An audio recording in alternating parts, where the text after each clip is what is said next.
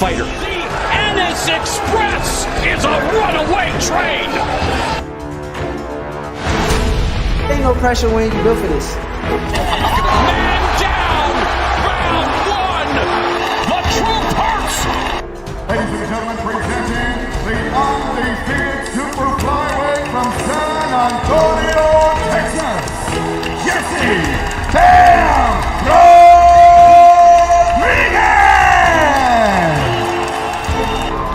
The universally recognized undisputed lightweight champion of the world, Devin the Dream Haney!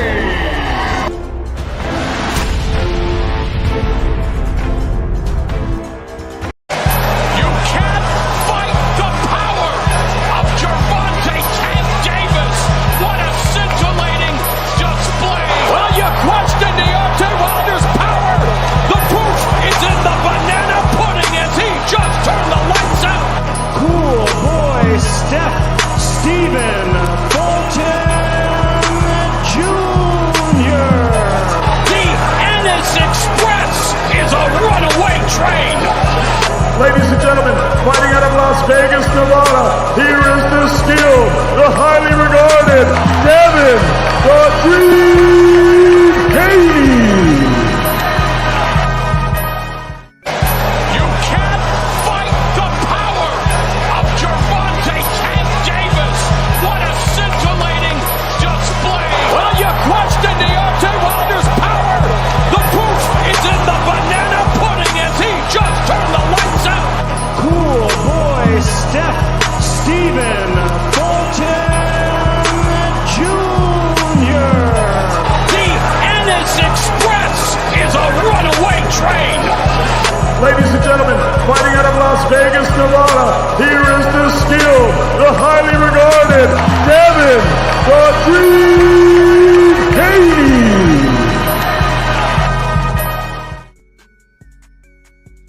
Shout out to the family, man. Much love to everybody. Man, we just had a hell of an announcement. I'm excited. I'm excited right now. We had the great brother Knockout Boston 86 TV. He just came out. He said that he's getting rid of the debate series, which he's not.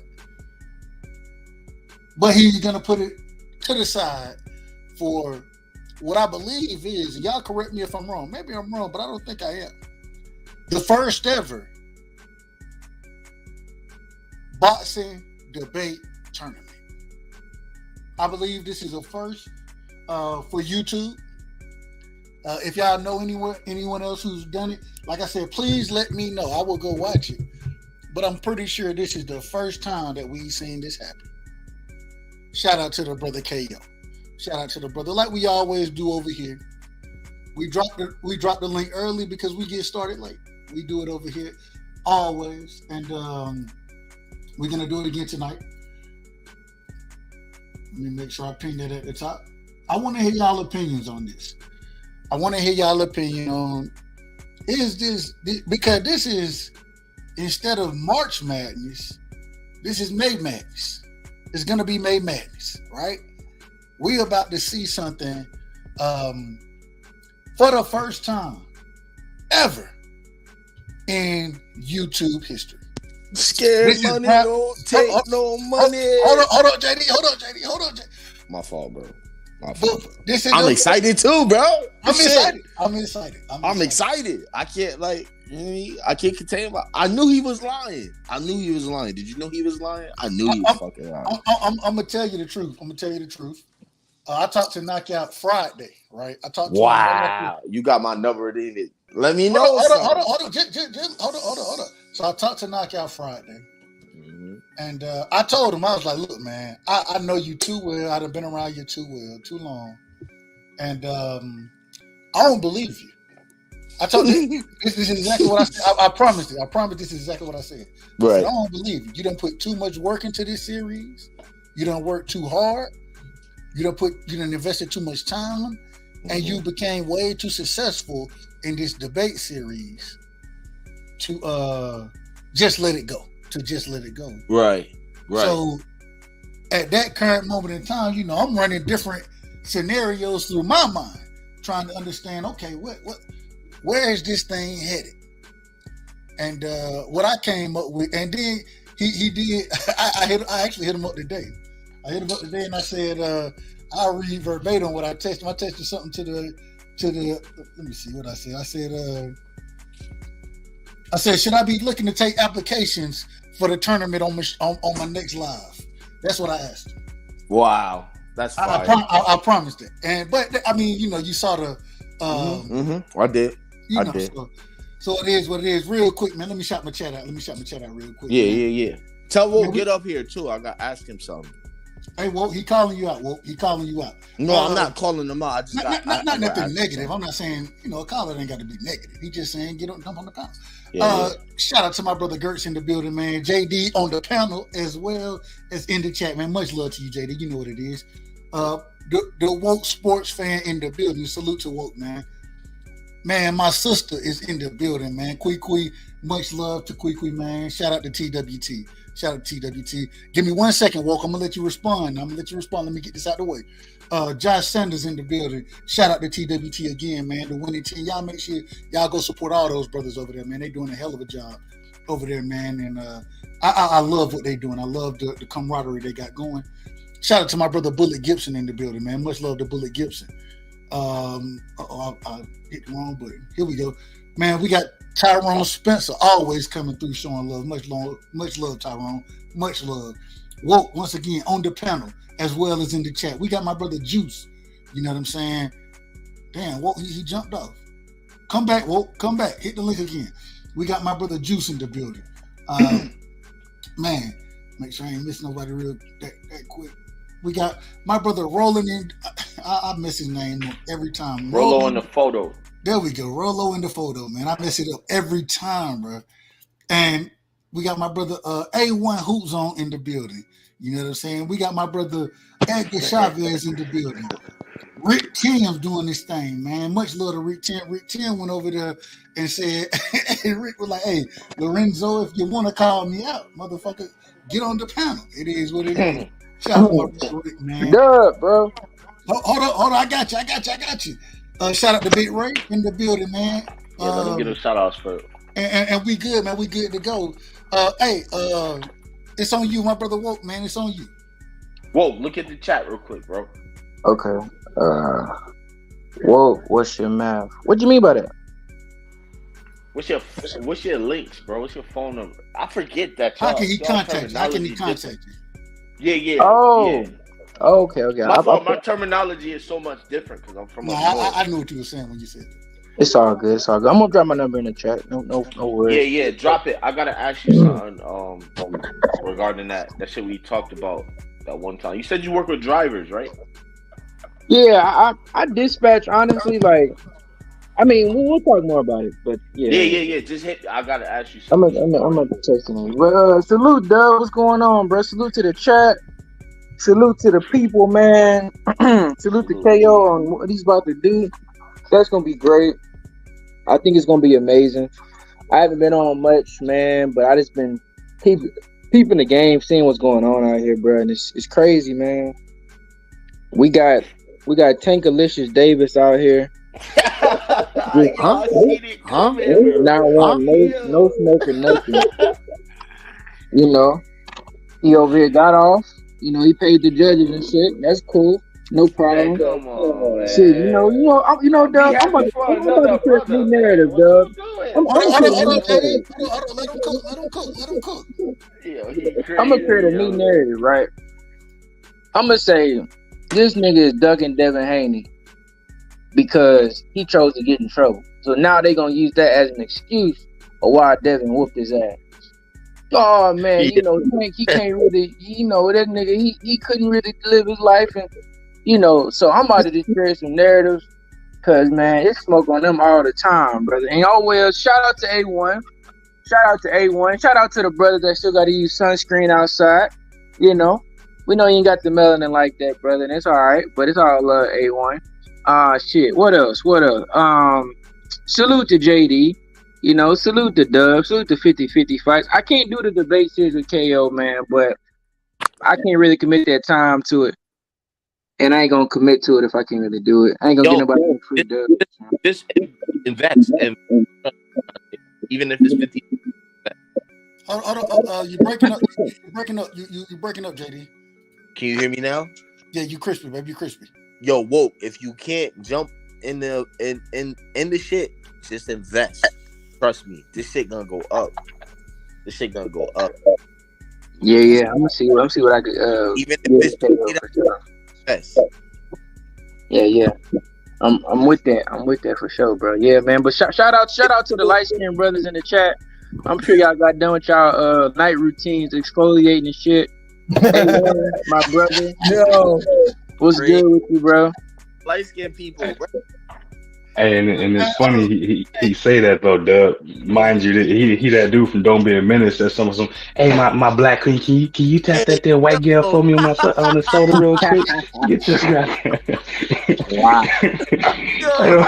I mean, how you gonna be pro-black but don't understand the black language? My man said, "What's your map?" I don't know what that means. Hey, that speaks for itself, man. Wow, that boy killed himself coming in, man. Oh my. Hey, it's cool, man.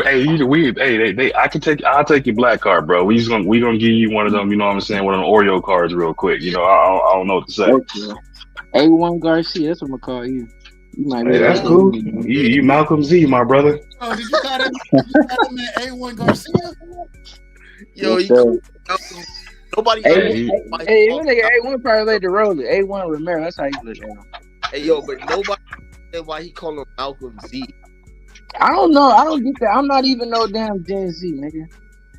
I don't know, bro. Well, you just said my man's asked for your math. You kind of confirmed it. What's that? I don't know what that is. Yo, oh my, bro, we don't talk like that in the South, man. I don't know. Do your math. I'm from the South, bro. You do not sound like you from the South, man. I'm from Georgia, bro. I'm from Georgia. You know what? I heard that plenty of times. That's because I'm from Houston. Like our accent, shit, it ain't as crazy. Easton, Georgia? Say that again? You say you from Easton, Georgia? No, I said Houston. I was born in Louisiana though, but you know. He was born in Bethlehem, bro. I don't know. That man want to be a prophet. Southwestern, y'all more city than y'all are southern, bro. Yeah, exactly. See, I was born in Louisiana though, shit. So, but I moved to Houston when I was young, so I don't really got no accent like that. But A1, you doing the debate, bro? Hold on, A1 jumped off. He probably hit the wrong button on the phone. Something happened. Probably. He'll be right back. Real quick, let me get my brother 50-50 in here, man. 50, what you got, man? Yeah, fam. Salute knockout, man. You know I've been riding for from the beginning, man. You get me longer than anyone else on this shit, man. You feel me? I do listen to your show when I can in it because you do it at different times. Like I said in it, I'm an electrician, so it's hard for me to get on time scales with you Americans and shit. You feel me? But I salute and support what you're doing also. You know what I'm saying, fam? You talking about me or knockout? You talking about me? Yeah. No, Dub Rat side. Yeah. No, I got you. No, I got you. Rat side. You're one of the first people when I ever came to this boxing shit or whatnot about this. That's what I'm saying. I didn't know nothing about no Via TV, this and all that. I just came to talk boxing with people that know about the sport. And I met you. You're one of the 3 people that I met first. Thanks. You know what I'm saying to you? So I salute what you're doing, Dubs, right side, man. You know what I'm saying? Man, you know, Cash, bro, you know I always got love for you, bro. I'll forever have respect for you on your own platform. You want me to shut up or whatever? I'm talking too much, and you want me to pipe that? Just let me know. That's easy. Hey, true story, man. Me and Cash, we used to rock. I mean, we rocked heavy, and it used to be late night for me. But we'll be on H Money panel, and we'd be going at it. You know what I'm saying? With against each other, with everybody. That dude there. I fuck with Cash. It's funny that nigga, man. He bring people out just like you do late night streams and motherfuckers be rocking with y'all. I don't know what it is, man. Yeah, hell no. I fuck, man. You know, and my thing here, bro. Anybody doing this YouTube shit, bro? Like at the end of the day, yeah, man. I ain't got no smoke with nobody. I ain't really no beef with nobody. Hey, real quick, and I'm gonna get you all positive. I just want to say one thing real quick, man. What up? Shout out to my sister in the building, man. Miss Knockout Boston 86 TV. Shout out to D Free. Shout out to everybody in the building, man. Much love to all y'all. Appreciate y'all coming through. All positive, man. What you got for me, bro? No, I'm just enjoying the conversation. I just came in. I don't know what y'all talking about, man. Salute all positive. What up, G? What's up, man? I'm living, man. You know what I'm saying? Doing the knowledge, man. Trying to get paid in full. X. I got a question. I got a question for you, all positive networks. It seems that is it you that has a problem with the Devin Haney? No, I don't have a problem with nobody. No. I'm saying to you that with this Tank and Devin Haney Shakur situation. No, I'm not on nobody's side. Look, me and Del Right side, we one of the few YouTubers that don't really take sides like that. Okay. You know what I'm saying? I like Tank, I like Haney, I like Tank. I'm not gonna talk bad about Haney to big up Tank. I'm not gonna talk bad about Tank to big up Haney. I think they both good fighters. Okay. I was just asking. I can pick a winner, but I don't have to shit on nobody. Yeah. Like just like the whole Spence and Crawford. I think both of them are good fighters, but like each of them has to make the other one fight their fight. Huh? Nah, my fault. I thought I was muted. My bad. Go ahead. I think both of them are good fighters. Like I don't have to. They call Crawford a bum and talk trash about him and his resume to big up Spence and then vice versa. So I like them both. So who's the best man to win? I mean, whoever wins, whoever loses, I'm not gonna crap on the loser. You know, if they fight. All facts. D3 is in the building, man. D3, what you got, bro? Respectfully to all of y'all, I'm beating y'all asses in this goddamn. Hey, I'm gonna tear your ass up, D3. I'm gonna tear your motherfucking ass up, bro. I'm beating all y'all asses in this goddamn tournament. You already know what it is, bro. I don't know what I've been doing. I've been sitting back listening to all this bullshit niggas been talking on YouTube for the last 2 months. I'm beating all y'all ass. Nah, but hey man, I just want to see all these guys fight each other. I like I told y'all before, I don't have no favorite fighter. I just want to see all these guys fight each other. I just want to see the best fights. I don't care how they got to make it happen. If you got to do a Ryan Garcia, if you got to do like Devin Haney, I don't care how you got to do it. I just want to see all these fights happen because I want to see the best fights. If I'm going to pay money to see them, I want to be paying money to see something that's worth watching. D3. You would mind if Errol Spence or Terence Crawford told Errol Spence you're going to have to fight me at catchweight, you would care about that. Huh? No, I'm saying if the Errol Spence and Crawford fight got made, or any of these other fights were to get made, and there was certain catchweights and other sort of stabilities next, and asterisks next to these fights, you would care. Well, if they're dumb enough to sign a contract, that's on them. So now, see, that's what I'm saying. You got boxing guys like Mr. D talking about he doesn't care, he just wants to see the fights, and then you got guys like yourself saying that they're dumb for taking the fight. So which one is it? You can't win. No, I'm not like most people. I don't care what they got to do to make the fight because I'm not getting no money from none of these fighters. Yeah. I only know 3 fighters in the sport of boxing. The rest of these guys, I don't know nothing. And the 3 fighters that I know, I don't get money from them. So I don't care. I don't care what you got to do. I just want to see the fight. Listen, Cash, this is the thing, right?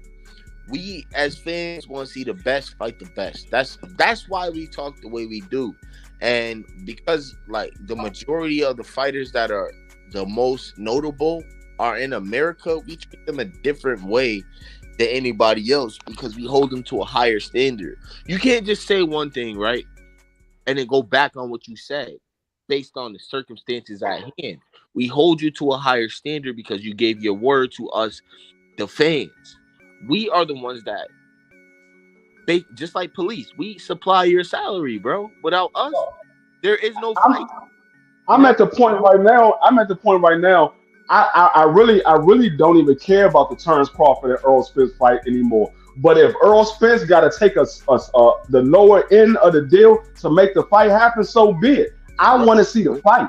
Right. But at this point, I could care less about what happened with that fight because I don't think we're going to see it.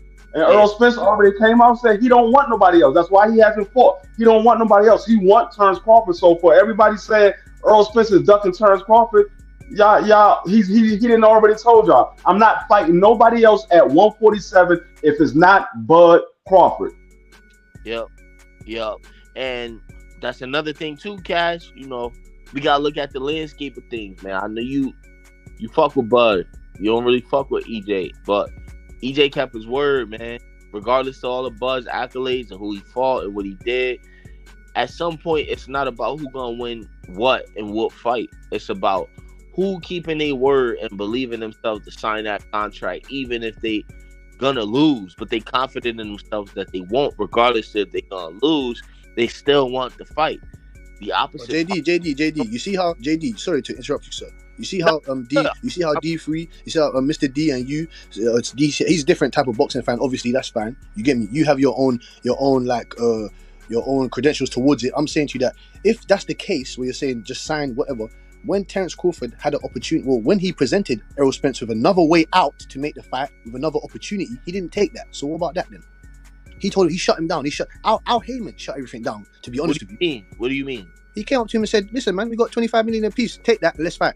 The guy said, "Nah, I don't want to do this. I don't want to limit myself." What are you talking about? Arguing that fact. Listen, I get you, but we have to understand its context to these type of things. When Errol asked him, "Where's that money coming from?" Did Bud provide a source? But CJD, I'm gonna go by what you lot are saying now. We don't give a shit where the money's coming from because we're not getting any of it. So why should he ask him that? See, we do care. We do care because that's we don't care on the line, but we don't care. D Free don't give a fuck. JD, what do you think? So JD, do you think Terence Crawford and D? So did you think JD and D, Mr. D? Do you think that Terence Crawford had some type of like fraudulent money or something, or he's a multi-millionaire now, right? I'm gonna keep it a buck with you. I don't think he had no money at all. Oh shit. I think he only had his money, bro. And even if so, that was his own money. What's the problem? But this is the problem. This is the problem. Wait. No, but let me answer real quick. Go ahead, JD. Listen, you got to look at it from this perspective, right? Bud Crawford he does not sell, right? So, if he says he has this money, and we know he don't sell, and we know that he's tethered to Daniel Kinahan, right? As a businessman, why would Al Heyman want to conduct business with a source that he's not familiar with? This is the same Al Heyman that was in showbiz. I mean, putting on shows for MJ, Jay-Z, Beyonce, like in hip hop culture, bro. And he came over to boxing, and look what he did with the BBC. Would you not want to be wary about the business decisions that you make with somebody that says they have a specific source, but when you ask them where that source is coming from, they not giving you anything of validity? You understand where I'm coming from? Does that make sense? Of course. I'm gonna go straight after Mr. Ratson. Real quick, I'm gonna let. I'm gonna let him respond real quick. I just want to say, man, shout out to No Evidence in the building, man. Shout out to Boxing Fan Talk in the building. Much love to you, brother. Shout out to my brother, man. Y'all make sure y'all go sub to Dr. Mark, man. Dr. Mark, flawless mentality over there. He be cooking, and he be cooking on real life shit that I believe damn near anybody can take advice from. So y'all make sure y'all go sub to him. Make sure y'all sub to Quick, man. Make sure y'all go sub to my brother G5. You know what I'm saying? D Free. You know what I'm saying? Woke. Man, y'all make sure y'all subbing to these people because they doing the people's work, man. They talking this good boxing talk. Shout out to my brother Crush as well, man. Much love to you, Crush. You know what I'm saying? Go ahead. Cass. Go ahead, Cass. Yes, man. I just wanted to bounce back off the point that you were saying, right, Sam. Like I said, man, I'm overseas, as in I'm over across the pond. I appreciate all the people that you get me have their channels and doing well. Even if you're not doing well, you keep pushing and you keep striving. You know what I'm saying to you? Like Dob Right Side said, just keep appreciating and supporting these guys. You get me? If it was easy to open up a channel or whatnot and keep it going and flowing, everybody would have their own channel, but they don't. You know what I'm saying to you? So, like I said, Right Side, I salute everybody that is trying to do their thing with the channels and shit. You need to like and subscribe and things like that, man, to the real stuff. You know what I'm saying? Real boxing shit is successful in this shit, bro. Anybody. I don't give a fuck who you are. You could be biased towards a certain fighter, right? But if you talking the core basis of your conversation, if it's real boxing talk, you're doing great because it's really not. You're gonna pull people from just having a perspective that's not something that they used to, bro. It's too easy for you to pull an audience, bro. That's what anybody. It don't matter what side of the pond you from. If you know your shit about boxing, bro, you talking real boxing shit, you gonna pull a certain type of audience, bro. It's a different type of audience, bro. It's real boxing, the core of boxing, bro. That's who you gonna pull. Right side, am I lying? Tell me the truth, bro. Let me know something. That's a fact. Hey man, this is from just being a content creator. I ain't been one that long, and what I realized is, you can have people who gonna rock with you. You can have people who not gonna rock with you. And so, as long as you get on there and you keeping it a buck and you feel comfortable doing what you do, then it is what it is. As long as you keep it a buck, from what I've seen, individual they're gonna show you love, and as long as you show them love, hey, it go both ways. So. That's why, hey, whenever when it comes down to it, that's why I say we gotta show these people love, man, because it's not easy to hold the channel down. It's not easy to hold the channel down, and right. Hey, I know Kui, Dr. Mark, you know what I'm saying, G5, I know, hell, all positive. Y'all go sub to my brother D Free. I'm looking forward to D Free. I'm looking forward for football to get back in here, so I can come over there and cook his ass over there on this football talk. I ain't gonna hold you. Hey, yo, real quick. I'm looking forward to that. Real quick. I just want to shout out G5. I know we had our differences, but I didn't realize you had a lot to do with a lot of shit when it comes to like boxing talk and presentation and a lot of like intros and shit like that. So, I'm a real nigga. I'm gonna keep it G. If I'm wrong, I'm wrong. I watched the live. I realized I jumped the gun a little bit, but regardless, salute to you, the whole TWT, because there's a lot of motherfuckers out here. I be seeing in the chat. That's what the TWT that be making some valid points, and the trolls don't like that shit, man. And I agree. So, salute to G5 and all of them. You feel me? Yep. I mean, when it comes to talking boxing and listen to the people, see, I only deal with credible people and people that's going to keep it 100 across the board. I don't care if you have a favorite fighter, even if it's a fighter that I don't really care for. If you keep it 100 with everybody, it's nothing but ain't nothing I can do but respect it, because you keep it 100. Even though I might not fuck with a certain fighter that you fuck with, but you keeping it 100 with everybody, you keeping it 100 with your own fighter, I can't do nothing but respect it. That's all that we ask for. As real boxing fans, that's all we ask for, is you to keep it 100 for every fighter. You keep it straight down the middle for every single fighter. And that's how I roll with it. That's why I said I don't have a favorite fighter, because I have a favorite fighter, I'm gonna be biased because I know how I am. So I don't knock nobody for having a favorite fighter, because you can have a favorite fighter and not be biased. I can't do that. That's why I said I have no problem with a person having a favorite fighter, as long as you can keep it 100. Yeah, one thing I can say,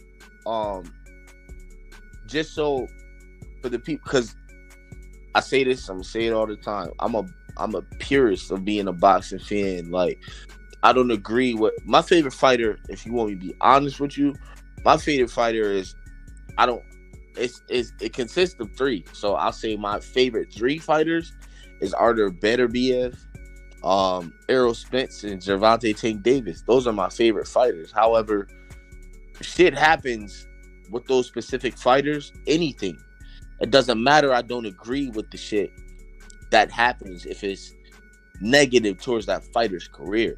So, as for instance, Tank Davis, Coach Calvin Ford going around pushing this Aesop Pitbull Cruz fight.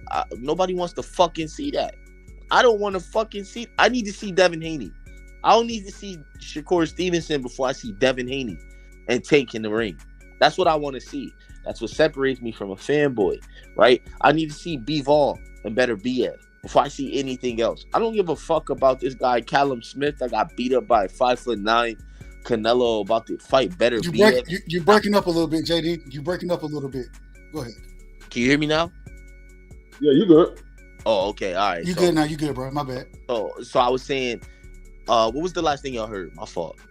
No, you said you don't want to see a Caleb Smith versus Beterbiev. Yeah. So I don't want to see a Caleb Smith versus a Beterbiev. I don't need to see that, because Caleb Smith got beat by a 5'9" Canelo who looked shit against a John Ryder, not the Canelo that people paint the narrative of, that we are supposed to just be used to. Like, we knew Canelo was. He was. Hey, JD, let me stop you right there because that's not Butterbeef's fault. It's Mauricio. No. I'm not saying it's his fault. No, I'm I'm not saying saying. it's Mauricio Suderman's fault. Yeah, and Butterbeef and that's what Bivol I'm want saying. to fight each other. They That's want to fight each other. yes, and you Facts. saw. So what I was gonna say is, like the thing that I don't agree with Better Biev is the situation with Mauricio Suleiman talking about due to the fact that Russia is going to war with somebody that's not even on the same side as the world as Mexico. Better Bivol doesn't have anything to do with that. You're gonna stagnate a man's career because he don't got shit to do with the fact that his people are making choices to conquer a specific land. That shit don't got nothing to do with him. He's not in politics. He's a fighter. Right? And then at the same time, you robbing somebody else that has nothing else to do with any of that shit. Who has all three of the belts? Keep politics and the sport of boxing that feeds us fans for the shit that we deal with in our personal lives. When we come to boxing, that's the decompress. This is something that we enjoy to see. Why would you stand in the middle of that? You understand what I'm saying? And as for Errol Spence, we got all this back and forth between Bud Crawford and Errol Spence. Hold on, wait a minute. We jumping topics too fast. We jumping topics too motherfucking fast. In the same realm. I'm talking about. We're gonna cook on. Go ahead. The fighters that I like and the reason why I do or don't agree with the positions that they're in. That's what I'm talking about. That's why I'm wrapping them all in. I know you're going to talk about this topic later, but I'm just touching on the fact that Errol Spence and the Crawford situation has nothing to do with one party in that situation. You understand what I'm saying, D Free? That's why I feel a certain way. And just to give a few examples, as to why certain shit I agree with and don't agree with. But even in that, I still support these fighters because of their backgrounds and how they fought their way up. So Better BF shows me it doesn't matter age for you to be great, right? Errol Spence shows me you can literally die or have your life stagnated twice or 3 times and you still are the best.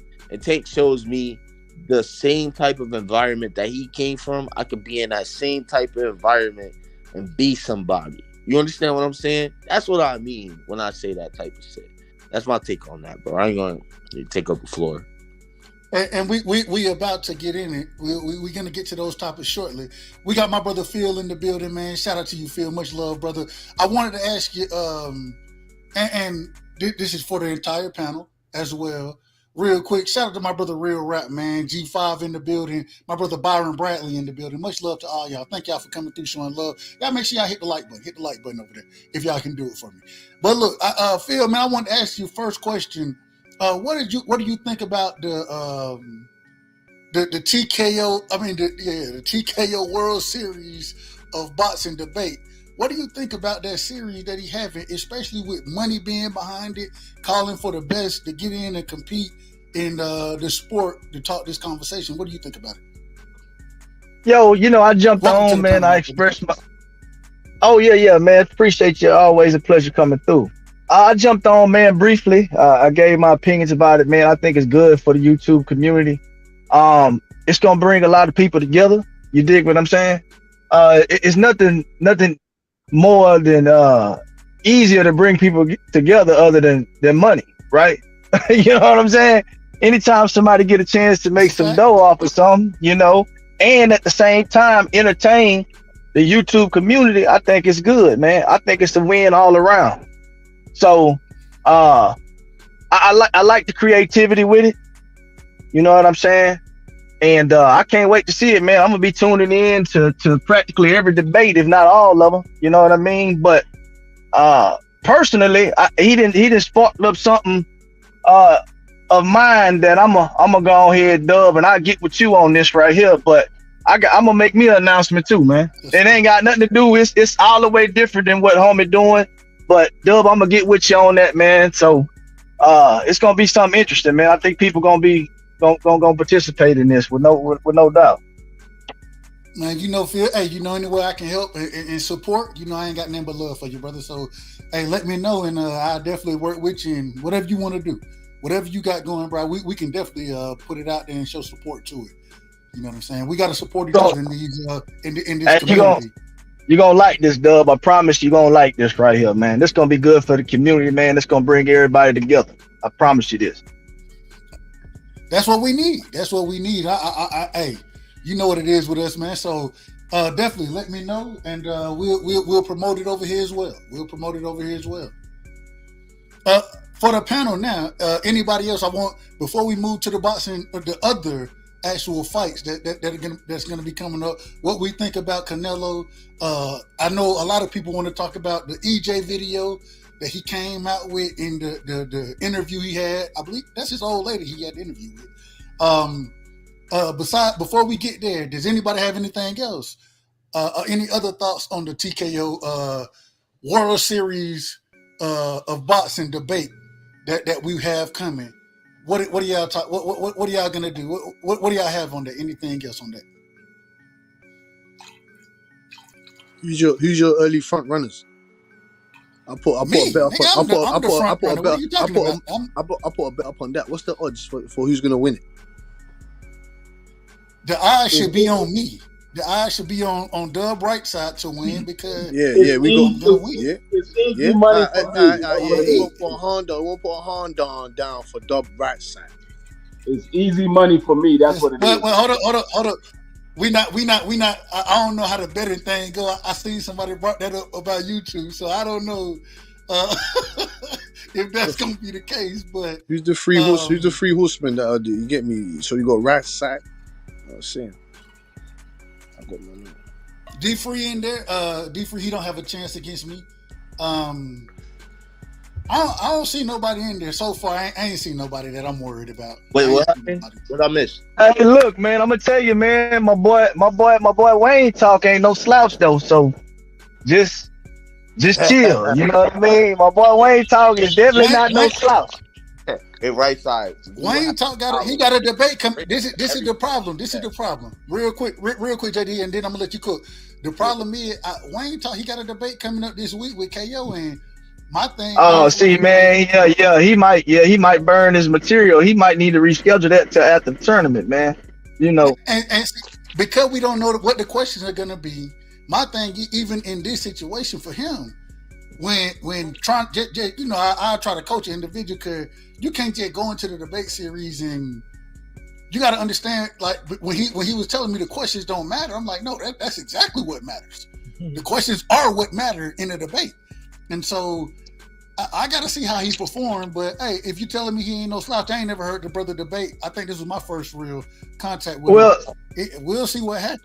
This is what I will tell you. This is what I will tell you about Wayne Talk, right? He's a very knowledgeable guy. I mean, his boxing knowledge goes back 100+ years. You know what I'm saying? Now in the debate format, I got to see how he gonna do in my man KO format. But I know the cat definitely know his shit. I just got to see if he's able to process that in a debate format. You dig what I'm saying? But as far as his knowledge, though, his shit is extensive. I can definitely vouch for that.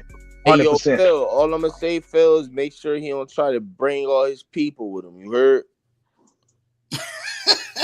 Say, man, look, man. You see how people do though. Hey, you see. Hey, man, that shit. Hey, bro, look. This is what I'm saying right here. Him and KO gonna set it up, right? You know what I'm saying?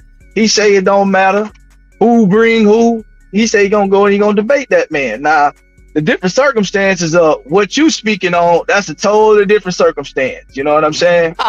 You know. Okay. Yeah, you know, but you know, homie was told to bring all his people. You know what I mean? But you know, I'm not even finna get into that, man. That's water under the bridge, man. We on to the World Series thing now. You see what I'm saying? Out, man. I ain't yeah. I'm just yeah. You know what I'm saying? Hey. Nah, I mean, if you was, it's cool. I can hold my own regardless. But and now you doing money. I'm just saying, you know, I tried to tell. Listen, man, it's a different realm when it's no help added to the. You know what I'm saying? Ain't no Calvary. It's a different realm. when it's a neutral playing field. I don't even think it's about the health. I think it's more when you have. No. It's a realm. It's about the realm. That's what it's about. It's not about. Yeah, I mean, I'm gonna be honest with you. You know, realms is different parts of the universe. You dig what I'm saying? Last I checked, we all on motherfucking YouTube together. You know what I'm saying? Talking boxing. So at the end of the day, my bad. Yeah. At the end of the day, it's a different atmosphere. A different atmosphere. I mean, it's a debate. Okay. Yeah, it's a debate. I mean, I don't know. I don't know what you want me to say. I think what JD is saying, and I have to agree. I have to agree that there's a difference. And I don't know the brother's debating history. I don't know, so I'm not trying to say he can't do it or anything like that. What I will say is there's a difference from being on a panel, going back and forth with an individual versus an actual structured debate. When there are time limits, when there are rebuttal. I mean, when you have 10 minutes just for yourself to speak, you know, a lot of people, it makes it's kind of difficult because they're so used to being on the panel. Shout out to King G, boxentologist in the building. We're going to get to you real quick, King. But when you have that 10 minutes, 5 minutes, however long, when the time is on you and you have to fill that time, not going back and forth, but just giving and presenting your facts. You know, the first time I did it was I was like, damn, like it wasn't. I held my own, but at the same time, it wasn't what I was expecting at first. And so I always say, you kind of got to get in there to get an understanding of what you're going to be presented with. When you go through a true structured debate, one thing I can always talk about is I'm a communication major. You know what I'm saying? I took a debate in college. And so I remember like the way my professor used to do it, he would get both teams 15 minutes. They would get the same information. You go out and you're pro, you're con. You go out, you try to study that information in the 15 minutes to make your points. Then you have to come back and you have to debate in front of the class. You know what I'm saying? And make your points, this, that, whatever. One thing I always said was, I always told my partner, and we will match with individuals. So your partner was your partner for the year or for the semester.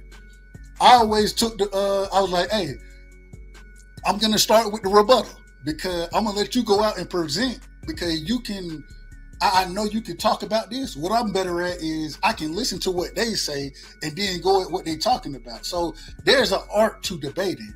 And I mean, it's interesting. It's interesting, but so let me say this real quick though. Let me say this real quick though, right? Go ahead, Phil, and then we got to get King G in the building. But go ahead. Phil. Yeah. We're gonna get him. Let me say this right here, right? So this the thing right here, right? You know, when it come to me, and I know you talking about the debating thing. For me personally, you know, this YouTube shit, you know, it's cool, but you know, I debate on the highest level. You know, I work with the city. You dig what I'm saying? So when I go in, I go in. You know, I'm a community activist. You dig what I'm saying? That's just something about myself, duh. We, like I say, me and you, we're gonna get behind the scenes. We're gonna rap. But what I'm saying is, you know, I debate in front of hundreds of people at a time. You dig what I'm saying? On the platform where you up there, you just by yourself, a panel debate. You dig what I'm saying? Against another person. So what I'm saying is this right here. I get what you're saying, but at the end of the day, everybody done watched enough of these things to know that, hey, look, you get in, you make your points. You ain't got to take the whole 10 minutes. This is what I tell cats. You ain't got to take the whole time. If you make your points solid and strong enough, you understand what I'm saying? And you let people know what your stance is, you can yield the floor all day long. You dig what I'm saying? And then you go in, you take good notes when the other person is giving their perspective, and then you have your rebuttals for that. You ain't got to take the whole 10 minutes or the whole 5 minutes. You know what I'm saying? Sometimes less is more. So at the end of the day, bro, we all watch enough of these debates on YouTube to know how the shit gonna end up unfolding. And my thing is this right here. If you ain't ready for this shit, I say don't sign up for it. The time to know if you ready ain't when the shit is going on. You dig what I'm saying? You got to be prepared for it. So, like I said, if my man Wayne say he wanna debate KO, I would expect him to be prepared for it. Win, lose, or draw. My man say he want the smoke. So let's see how that goes. That's all I'm saying. Real quick, man, we're gonna get my brother King in here. We're gonna get my brother Jimmy in here. But before we do, man, shout out to my brother, man, Knockout Boxing 86 TV on the panel. KO, man, you came out. You I told you I told you I had some shit that I had thought going on in my mind, you feel me? But at the same time, man, I think you came out with a hell of a series, a new format that we haven't seen yet, and you got hella monetary contributions, grassroots style from the people because they support what you're doing. Talk to me, KO. What do you think about it, brother? KO, hey man, first and foremost. Hold on, JD, let the brother cook, JD. First and foremost, man, salute to everybody that put money to see this first ever event happen, bro. Like I just, throwing 150 in there, see who gonna sign up, and that shit turned into what it turned into, man. So salute to everybody that love boxing talk, that want to see us, talk this boxing. So, we lit, we ready for it, man. I just, I want to extend the invitation again, bro. A lot of people act like they bout some shit, and then when rubber hit the road, you can't get them to do shit for free. We trying to get you to do shit for money. So let's see what's what, bro. Let's see what's what, and see who really about what they talking about. The putting niggas' name in titles and shit, and talking about niggas and all that shit, bro. We ain't gotta do that. We can get the shit set up. People can come up and see who really got that boxing knowledge, and may the best man win. Whoever win that motherfucker, you got $850 in your pocket. Wait, and if you don't win and you do good, you got $300 in your pocket. And if you get third place, shit, you still got $200 in your pocket. So it's like, come get this shit cracking, man. Shout out to everybody that's supporting this shit. And yeah, man, just let it, if anybody decide that they want to do something similar or anything like that, just make sure. I never claimed to originate the shit when it was the TKO debate series and we just hosted debates and shit, because I didn't create debates on YouTube. I created this shit though. So if anybody come with some shit trying to act like, it's something else, just know where the shit originated and know where it's going down at, man. That's all I can tell y'all. But we're gonna have fun with it. The last day for sign-ups is gonna be Thursday, right before my show. Everybody got till Thursday, 7:30 p.m. Central Time to sign up for the goddamn tournament. If you don't sign up for the tournament, you shouldn't be allowed to talk no more shit. I don't want to hear, if you ain't signed up for the tournament, bro, you just need to give people their flowers, stay in your lane, talk boxing. Because if you gonna talk shit from behind the fence, bro, you ain't really what you're talking about. So all that shit talking and I do this to that person, I got all this boxing knowledge, or this group over here don't know what they talking about, that group over there don't know what they talking about, and the motherfucker can't even get you to come compete for $850, bro, then you ain't really who you say you are, man. And that's what this shit is all about. Calling shit to the carpet, bringing everybody to the motherfucking stage, and let's see who really got these talking points. And whoever win that motherfucker, I debate you for free. I want the motherfucking winner of that goddamn tournament. And then anybody in the tournament, if you want it and you feel like you can get at me, then shit, get at me. Wayne Talks came up like a man. He said he wanted, so we getting it popping Thursday. He chose his question, and we already know what we gonna do to him. Same thing we do to everybody else. So I'm looking fucking forward to it. And just like before any crying go on, I am gonna make a video about the shit before it go down, like I always fucking do, talking my shit and letting everybody know what I'm gonna do to them. And then when we get in there on motherfucking Thursday night, I'm gonna do that shit to them. So hopefully ain't nobody got a problem with it. Woke, I see you in here, Woke. I need you to sign up, Woke. Good brother, Woke. I need you to sign up now. I need your ass to sign up. Woke say he can't sign up, man. He working on reparations. He working on reparations for the people, so he's not gonna be able to sign up. Let me explain. What up? What's going down? Well, come on now, shit. Look, man, you know I'm about it all, but bruh, it was hard to have a debate with JD, man. I can't make that time commitment right now for it, but I'm a support though. I have a member. No, you always support, bro. I was just talking shit to you. I know you ain't. No, I know you ain't. Congrats I saw your little Tank Davis video too today, man. Good little video you did, man. I'm watching this shit. I hit your like button. I ain't like what the fuck you said, but I still hit your like button. I appreciate your like button it, because I fucks with you now. That's that. But man, I'll let y'all get back to it right side, man.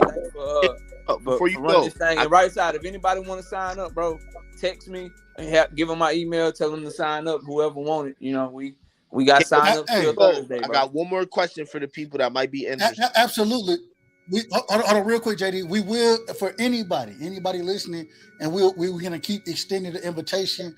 I think the more the merrier in this debate format.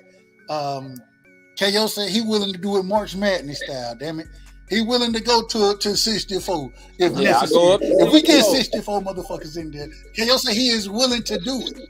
I'm just telling you what the brother said. I didn't say it. He said it. And so, hey man, the more the merrier. If you have the opportunity. If you want to get in there, if you want to talk this great boxing talk, and at the end of the day, I think the people are gonna love this. I think they're gonna love it. And yeah, man, y'all, hey, feel free. Anytime y'all over here, let me know, and I'll definitely. Me and Knockout, we talk on a regular basis.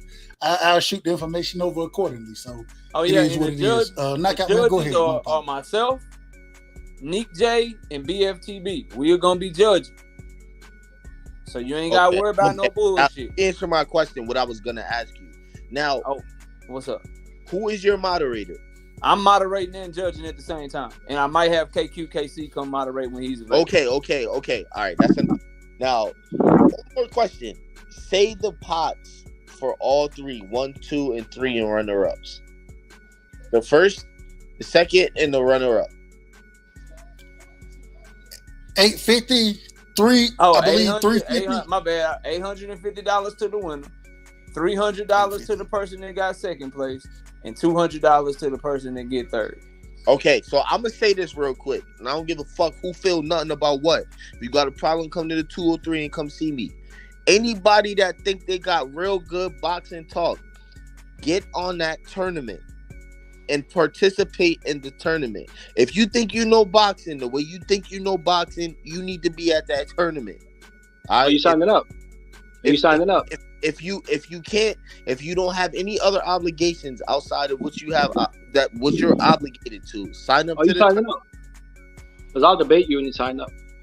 Bro, I'll kick your ass in the debate all I'm gonna let y'all have that shit. Hey, right side, bro. Salute to you, man. Y'all smashed my man's life. I'll humble you real quick, bro. And all that good stuff. I'll holler at y'all, man. TKO World Series, the debates. Y'all know what it is, bro. We working out here, man. Y'all can say, you can fucking hate me, bro. You ain't gotta like me. I hate you, knockout, man. You wanna fight, knockout? You can't deny the motherfucking work. Hold up, man. Let the brother get his bars off. We working around. Say it again, KO. Say it one more time, KO. I said. One more time, KO. Say it one more time. I said, bro, the TKO World Series of debates. Sign up for that motherfucker, and I don't give a fuck if you hate me, if you don't like me, if you make videos about me, if you talk bad about me. One thing you can't deny, I'm working around this motherfucker, and I'm working hard to try to get this content out to the people. So if you respect that shit, sign up, because I got some money for you. I don't give a fuck if I like you or not. If you win that motherfucker, you got $850 coming to you the moment that you win round 3 of that motherfucker. $850 right in your pocket. $300 to you if you get second place, right in your pocket. $200 if you get third place, right in your pocket. And I ain't holding on no money. Ain't no sucker shit going on around here. You will get your bread the moment that you win this motherfucker. So if you don't sign up, bro, you don't get, like, we literally said you don't get to talk no more shit, bro. Like, if you don't sign up for this motherfucker, you don't get to say shit about nobody else, bro. You looking like a whole hoe out here if you don't sign up for this motherfucker, because you talking all that shit for free when you could be talking shit for $850. So ain't nobody trying to hear that shit. That's all I got right side. Y'all boy be eating. One last question, K. I got a question. Hold up, real quick before you go, KO. I want to ask. I want to get you, and I know we ain't talked about. I want to get your genuine thoughts on this. Did you expect the love and the respect and the support that you got tonight from the people? This was a grassroots thing. What were your thoughts on the love and the support? Because it went from $150 to damn near $1,700 in a matter of damn near 20 minutes. Yeah, I felt overwhelmed, bro, to be real with y'all. Like, I didn't expect that shit. I didn't ask nobody to do that, and everybody just did that out of the kindness of their heart to make that shit big. So much love and much respect to everybody that was able to do it. I appreciate y'all. Your money will not get stolen. Your money will get paid out to the winners, and it will be spent to continue to provide great content for y'all. So I appreciate everybody that was able and willing to put something to the side so we can get this great boxing talk. Now, I just feel like we as content creators, we as people that talk about this shit and we got time to hop on panels. If you got time to hop on a panel for free, if you got time to make videos and shit for free, you should have time to compete and try to get to the bag and try to get the folks a great show on the platform where I can tell you right now, bro, I ain't gotta like you. If you cooking, you cooking. Nick J, I'm telling y'all, she ain't gotta agree with you. If you cooking, you cooking. BF, same thing. If you cook, motherfucker, bro, you the right person. I can tell you this: the right person will be announced the winner. I have full faith in the judges that I've chosen. That if you worried about any of that shit, the winner that most people feel won will be the person that's announced as the winner. Because we don't get the judges that we have, we don't get a lot of shit wrong, bro. We gonna make sure that the right person is moving on. Because we ain't trying to play with nobody's time, and we trying to make sure we pay out the right person. I'm so serious about it. Everybody know what I think about my motherfucking self. Y'all know I think I kick everybody's ass, but I didn't even put myself in it because it's my tournament. Because I don't want no fugay. I don't want to be accused of no bullshit. I don't want nobody thinking that I'm trying to do anything crazy, anything shaky. That's why I didn't even put myself in that motherfucker. So we doing everything we can to make it fair and make you feel like you're on the even playing field. I'm not giving you no losing ass topics where you ain't got no facts. Every topic that we give you is just gonna be about how you argue it. So, we'll see y'all soon, but shout out to all the people that donated, man. I appreciate y'all. Y'all made this shit bigger than I thought it would be, for sure. So we'll see how this shit go. And again, the first annual, when I say first annual, we'll have a second one next year. So, everybody tune in, man. We're going to get popping real soon, but that's all I got, man. Hey, much love to you, KO, man. Y'all make sure go show my brother KO love. Y'all sign up for the series, man. Sign up to the debate if you really think you on your shit.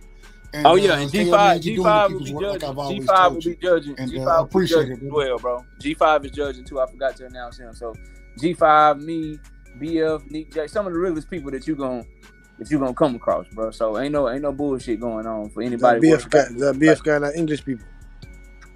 Yeah, he's a little bit of a chump, to be honest. BF TV. That's what I'm saying, man. So we're down 3 rounds already, man. Nah, bro. Y'all, no. If you cooking, bro. You just can't be on no bullshit. With all due respect, y'all be on a lot. Y'all don't be living off of facts sometimes, bro. Sometimes y'all go off with some bullshit, but that's a whole nother. What? Nah, bro, you do. I don't have hold on. Wait a minute, real quick. We're not gonna attack the judges before the damn shit. Yeah, before the goddamn debate. We're not gonna do that, bro. Why would we do that? I mean, come on. Everybody got an equal chance. Just don't sign up, Cass, if you're scared, bro. Just don't sign up. Hey, right side. Create narrative. Just don't sign up. Create narrative. Cookies for free, kill. All right. We gotta have some structure here. We gotta have structure. But I'm done. Right side. I'll let you get back to your panel. Y'all boy be easy, man. Much love, KO. Much love.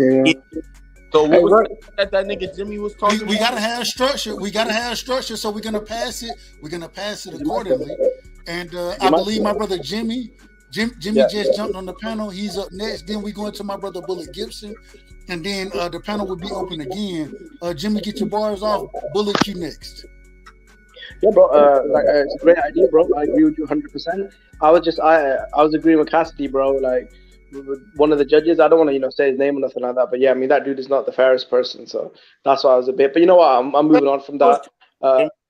You already heard KO's bias. He said, "Oh, you don't know what you're talking about." You want to debate, Jimmy? You don't know what you be talking about. Hold up. Wait a minute. So what y'all telling me is what y'all want to do, and if y'all want to do it, that's fine. Y'all can do it. I'm just saying we're gonna sit here before the debates have happened, right? Before anything has come out. The individual are judging everybody. So if you're gonna say that they're biased already, I don't understand it. I don't know, especially when we don't even know the topics. Me included, being a part of this debate here, we don't even know the topic we're gonna be debating. How can we already say that the judges are biased before? You know why, right side? Anything has been debated. Right side, because motherfuckers want to complain. When motherfuckers get a fair shake, they want to complain about getting. No, I'm not for neutral judges, bro. Don't worry, bro. I don't need the judges to take care of you. That they not even sure they gonna participate in. That's why, bro. They don't. No, bro, it's good to have 3 fair judges, bro. Cash, I That's what think I'm the saying, only bro. one that signed up. Jimmy ain't signed up for shit. My question to Jimmy is, No, Jimmy Oh, you don't Jimmy have the signed fuck I up. signed No, up no, for. no. Wait a You don't know minute. what Wait a the fuck I minute. signed Hold on, up for. JD. Jimmy did sign up. Jimmy signed up for it. He did. Exactly, okay, bro. that's Check cool. the I'm facts, man. telling you after That's why I the call you tournament, slow, I bro. don't think you're gonna make 3rd place, nigga. What's up? Bro, you're not gonna even make 5th Well, place. So do what the y'all fuck hold are you on? Do crying y'all about? want to debate? Hold on. Do y'all want to Yeah, debate I each other? want Jimmy. Since he running his fucking mouth, I'm gonna bury that nigga. You gonna be my second debate. No, you're gonna and do I'm shit, gonna man. you I'll up. put you back on champ status. I'm gonna put you Don't on make a me use my t-shirt. pimp hand. Don't make me use my pimp Put you on hand. a t-shirt. Don't make me use my pimp hand on you. Yeah. I said this after already. the I can debate, talk all this shit I after want. that I debate tournament, anyone I'ma right put you on now, a anywhere, motherfucking anytime. t-shirt, nigga. Fuck is you talking about? You know who I am? All right, I'ma bury you. all right. Before I'ma bury Make me before use I my let pimp y'all hand, before I man. let y'all I'ma cook each fucking before bury I you, let y'all nigga. cook each other. I All will right, bitch all slap right. you, I bro. got it. I'll do it if I have to. I don't want to do it. But I will do it. Y'all know how I am. Before I let y'all cook each other, I got to get my brother Bullet Gibson in here. I got to let Bullet get in here and give his opinion, spit his bars, and then we're gonna open the panel back up. If y'all want to cook each other in that setting, that's okay. I ain't got no problem with it. Poor butter knife ass nigga. Hold up. It ain't on nobody but Bullet right now. It ain't on no. You can ask all the questions after Bullet get his shit off. You can ask anything you want to after that, but we got to let everybody get their bars off. Yeah, I know I'm going to keep it fair all the way around, as fair as I can keep it. And so, Bullet, man, give me your words, man. Welcome to the panel. Thank you for joining. You know I got love for you, my brother. Give me your words tonight, man. What you got for me? Salute to everybody on the panel, man. Salute to Doug right side. Salute to KO for this monumental statement he making, man. It's just not a movement he doing. This a whole statement. You know, you think you can talk some boxing, get your ass in there.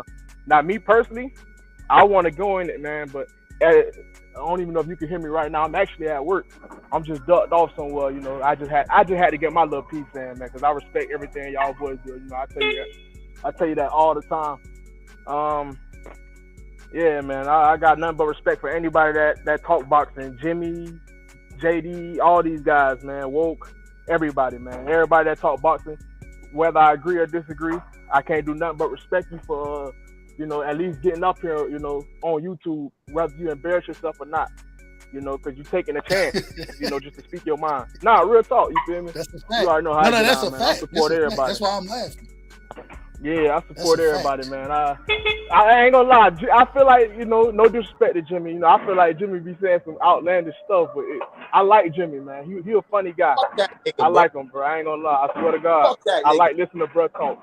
But he be saying some shit though, bro. I ain't gonna lie.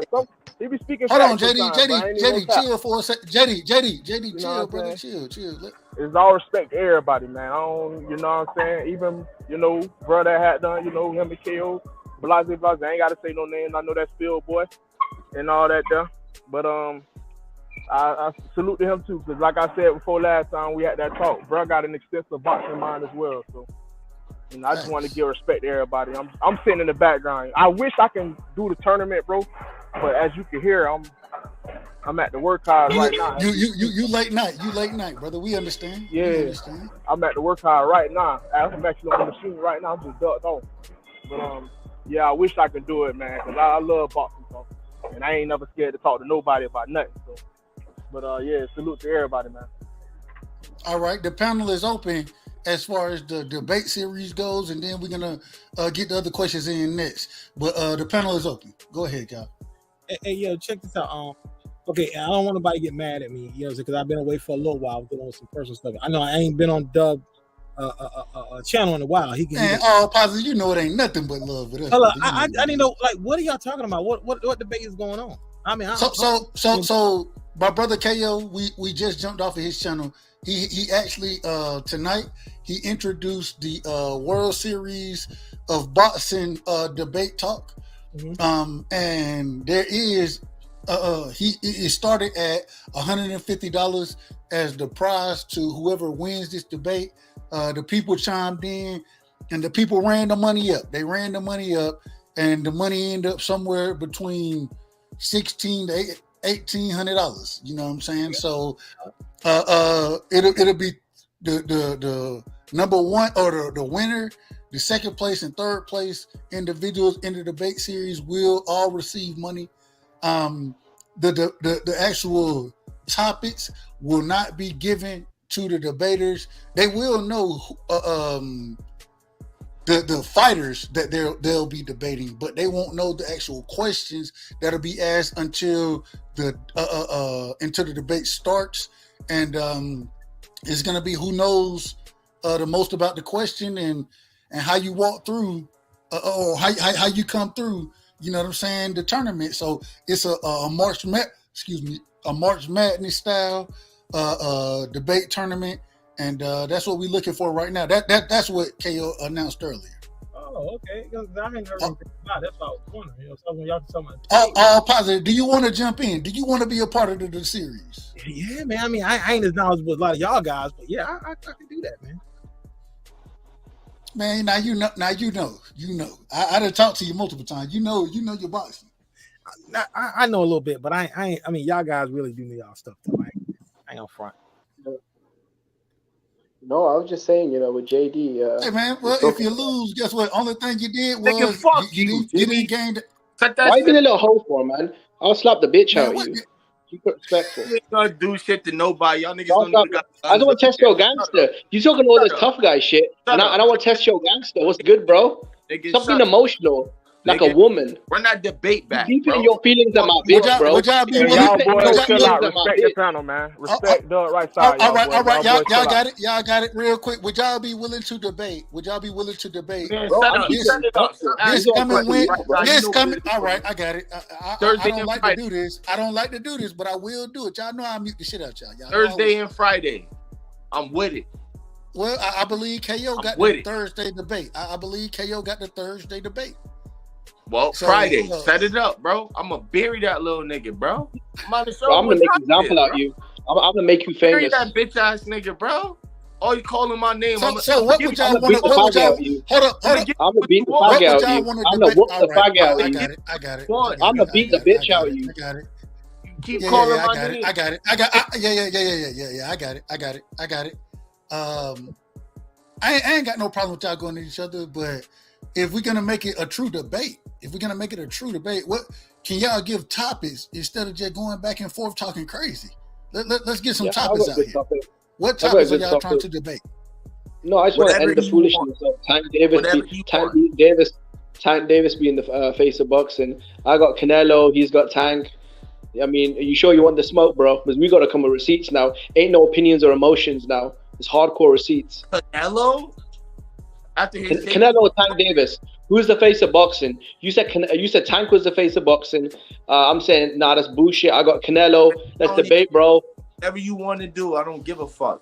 Let's do it, bro. We gotta bring receipts, though. Don't be bringing these emotions, bro. I'm not your bro. You gotta bring receipts, bitch ass nigga. Okay, my bitch. You wanna be my bitch instead? That's fine. Set it up. All that talk. You want to be my bitch instead? That's fine. I make you my hoe instead, man. You don't want to be my bro? I'll make you my hoe. No problem. Y'all funnier than a motherfucker. Don't want to be my bro? No problem. You can be my hoe. Man, fuck you, nigga. Set it up. All right. Hey, what we'll do? I'm gonna hit knockout. I'm gonna hit knockout up, and we'll see if we can make this debate happen. Would y'all be willing to do it this JD? What day did you say? Let me make sure. You said Thursday and Friday. Tell our bitch ass nigga be there. You're gonna be my tune-up. You're gonna be my warm-up before the tournament. Man, shut up. You ain't never been on a debate in your life, nigga. You gonna be my tune-up, nigga. I've been in many debates. Get ready for a 3-0, bitch ass nigga. I ain't gonna be ready for a chump. Put your back on bitch stats, man. Bitch ass nigga. It's easy work. You light work. You light work. You really are. No, you're a bitch. Bro. No, you're a bitch. No, you're a bitch. Got guns over there. Shut up, bro.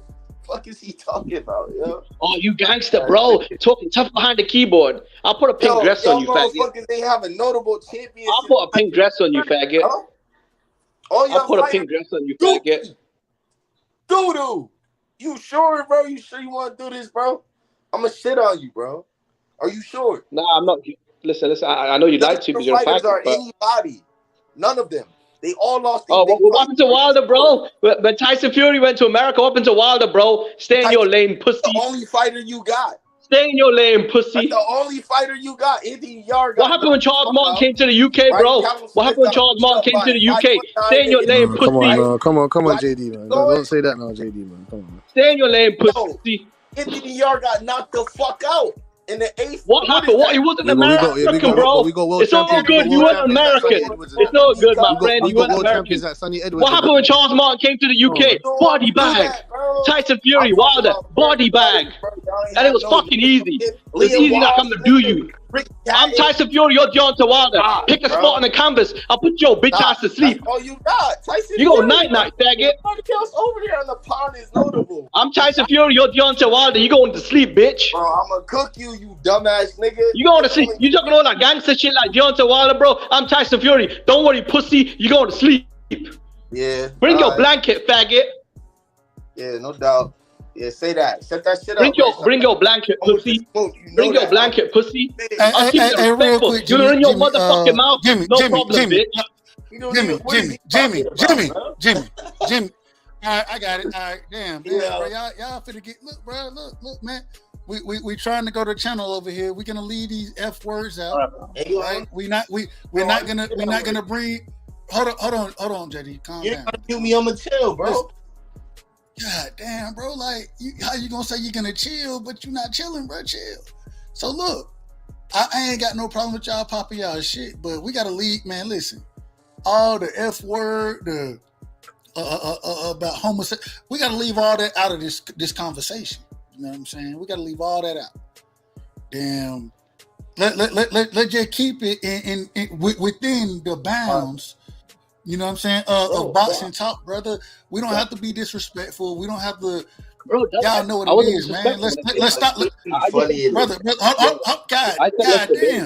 God damn, bro. Y'all gonna keep talking when I'm talking. Come on. All I'm saying, I ain't got no problem with y'all going off on each other, this, that, but the shit get childish after a while. It get childish. And I ain't gonna hold y'all, bro. All the name calling, once again, no problem. But at some point in time, if you're gonna get it in, you're gonna get it in. And so I hit my brother up. We'll see. I'll see. Let me see. Can y'all do it Wednesday, man? Can y'all do the debate Wednesday? I got time on Friday though. I got time on Friday. Can we set up for Friday? So Jimmy say Friday. Make sure you show up. Yeah, but I can hold down the job. Wait, hold on. I don't know about JD, but I gotta hold down the job, bro. I don't got no excuses. Yeah, bro. I mean, I got a job, bro, so I gotta work on schedule. Friday, set up the questions, man. Tank Davis versus Canelo. Who's the face of boxing? He was saying, Tank, I've got Canelo. It's time to bring the receipts and, you know, put someone in the body bag. We can't do it this Friday because isn't the tournament about to be next week? Yeah, the tournament, it should start. Well, we gotta see when the tournament starts. It should start next week though. I bet. So the following week we gonna see Canelo's pay-per-view numbers anyway. Are you sure you want to do Tank and Canelo? Are you sure? Oh, Canelo just did $1 million. Canelo just did $1 million with Triple G. Last pay-per-view was over $1 million. We talking about 90,000 buys of Barrios, bro. You talking about that chump shit? $5 million base persons. Canelo's on the fucking Forbes list, bro. Canelo's on the fucking Forbes list, and you bringing up $5 million base persons. Get the fuck out of it, bro. Canelo is not the face. Get the fuck out of it. You talking about that chump shit, bro? $5 million. Are you having a laugh? The face of boxing is on a $5 million base purse. Canelo wipes his ass, bro. Canelo tips the hookers at the bar more than that. When he goes to a strip club, he says, "Yo, what's Tank Davis's net worth? Let me tip you that." Tank mixed up Liam Walsh. Is that what it is, bro? Are you mad that nigga George can't fuck with Devin Haney and he don't even have power, but he beat that nigga up twice? Oh, you mad, man?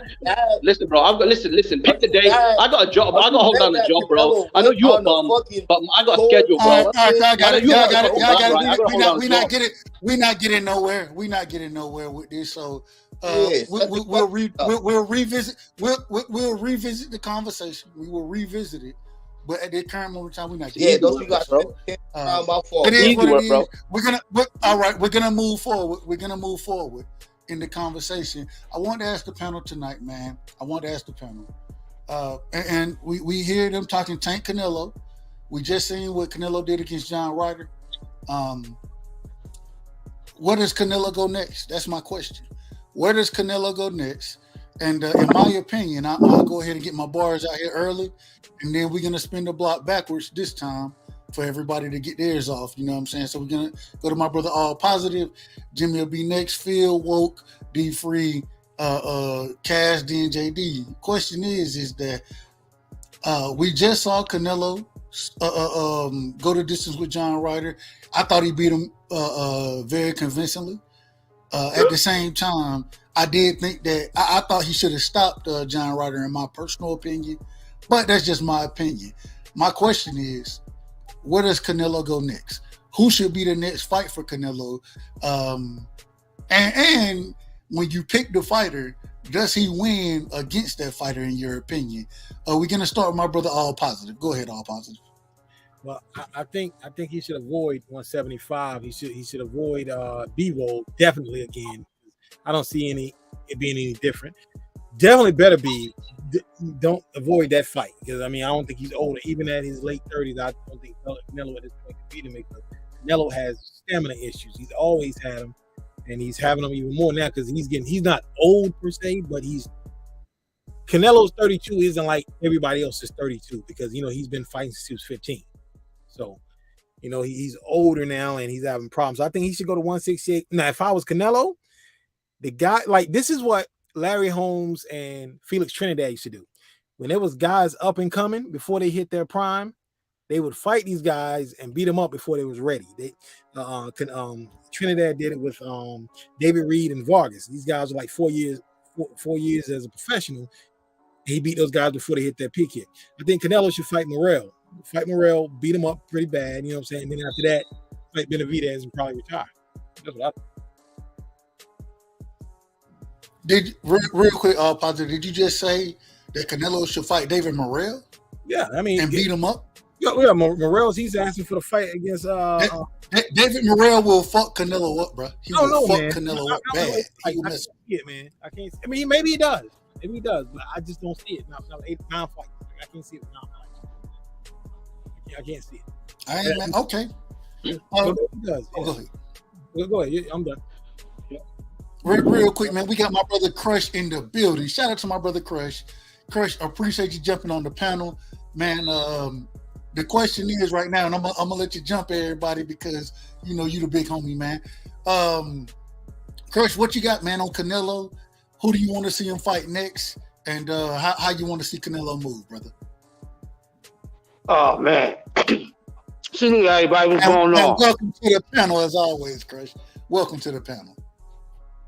Thank you, man. For me, real quick, man, I just watched the fight because I didn't see it fight night, so I watched it earlier today.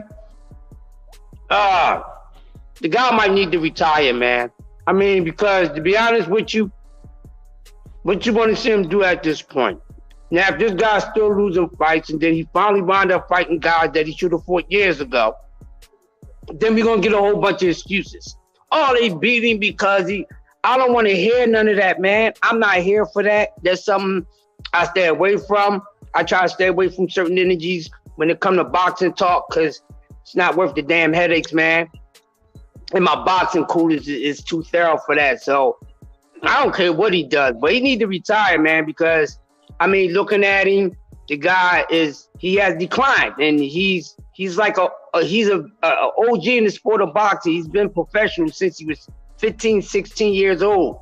Look, got a lot of mileage put on him. I don't see him doing any better than what he did. He hit his ceiling. He had his moment. He had a nice ride.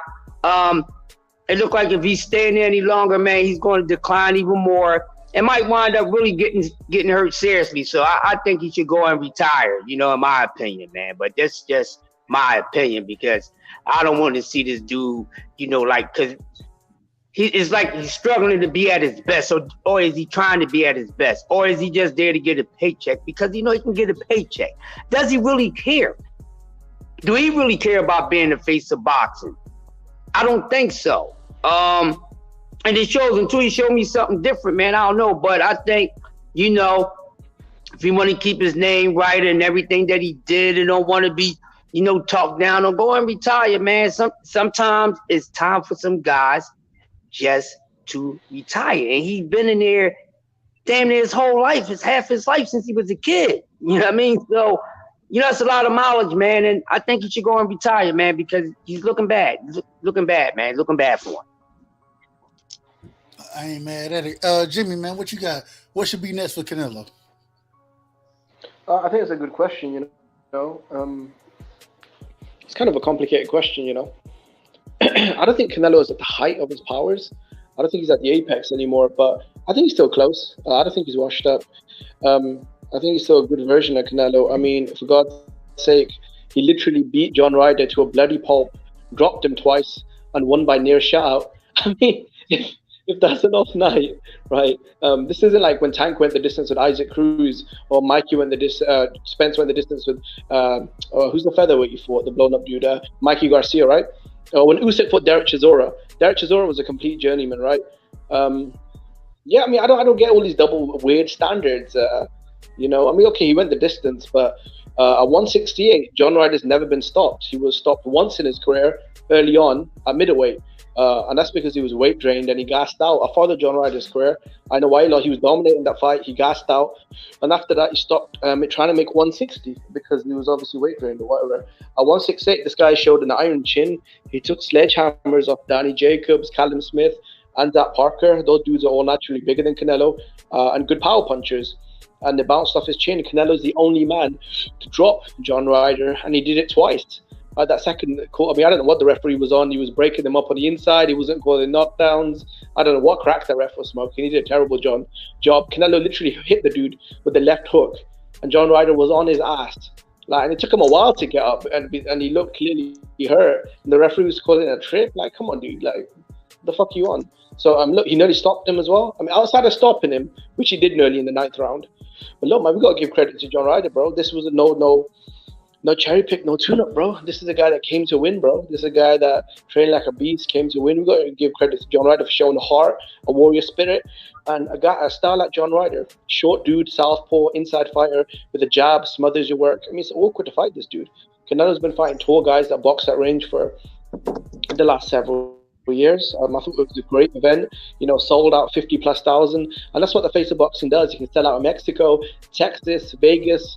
You can offer some Dubai, London. That's what the face of boxing does. I mean, bringing Baltimore out, I mean, that's great, man. Or help, holding Ryan Garcia's hand to sell out Vegas for the first time in your life.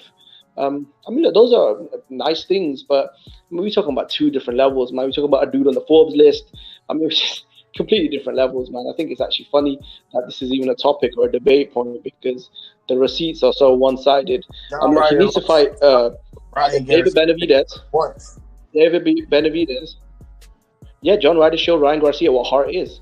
Ryder got his nose broken and his ribs busted. But what did he do, bro? He had that bulldog mentality. He kept coming. Ryan Garcia's a fairy. He took a little shot. Ooh, I've got a boo-boo, and he quit. Because he's not a dog, bro. That's what it is.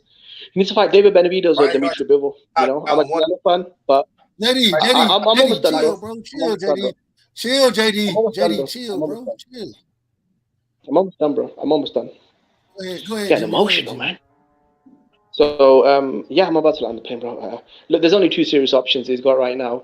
And as a Canelo fan, look, man, I expect the best. You've got the best resume in boxing. You need to keep that up, bro. You can't be dropping down to these other guys, like these champ levels, fighting for baby belts or prospects or whatever, right? You need to fight Dimitri Bivol, or you need to fight David Benavidez. Those are the fights that the fans want. I think the tougher fight is Bivol at 175. I think that's almost... at this stage, it's really going to be tough for him to win. I think the Benavidez fight is winnable because we have to remember that Benavidez' legacy signature win is Canelo's knockout victim, right? This guy didn't drop Caleb Plant. He couldn't stop Caleb Plant.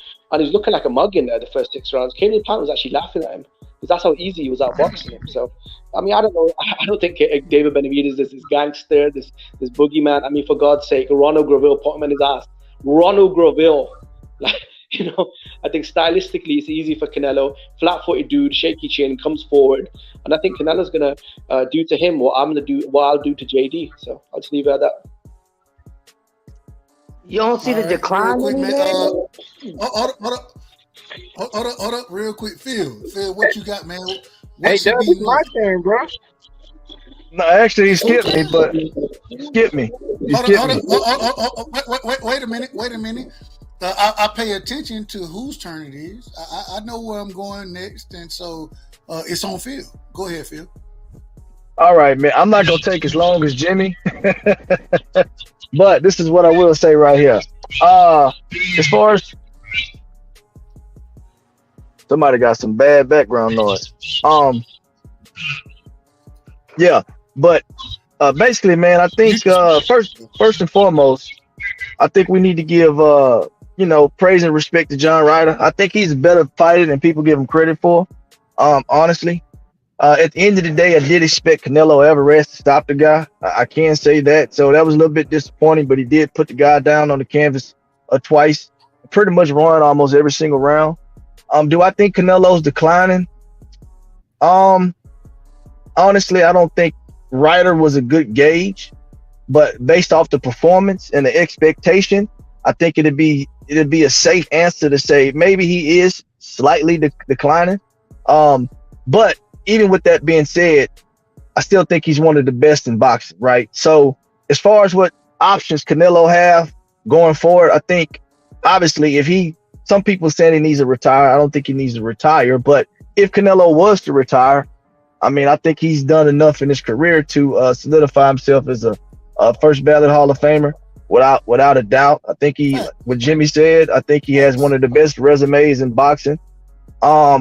And the truth of the matter is, man, everybody who doesn't like Canelo or thinks Canelo did a lot of ducking, is nobody he could fight now that's going to sway their opinion otherwise. Whatever people think about Canelo at this point, I think it's probably cemented. So if he does decide to retire, I don't think, it's going to alter his legacy at all, right? But I don't want him to retire. And if he does continue to box, obviously Canelo's a competitor. He wants to get his get back at Bivol.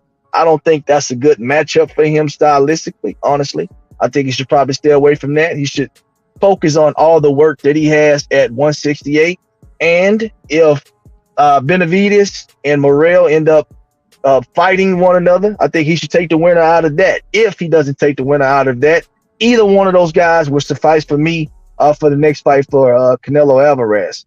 He's a guy, man. Honestly, he's had several injuries. Obviously, the hand, the knee.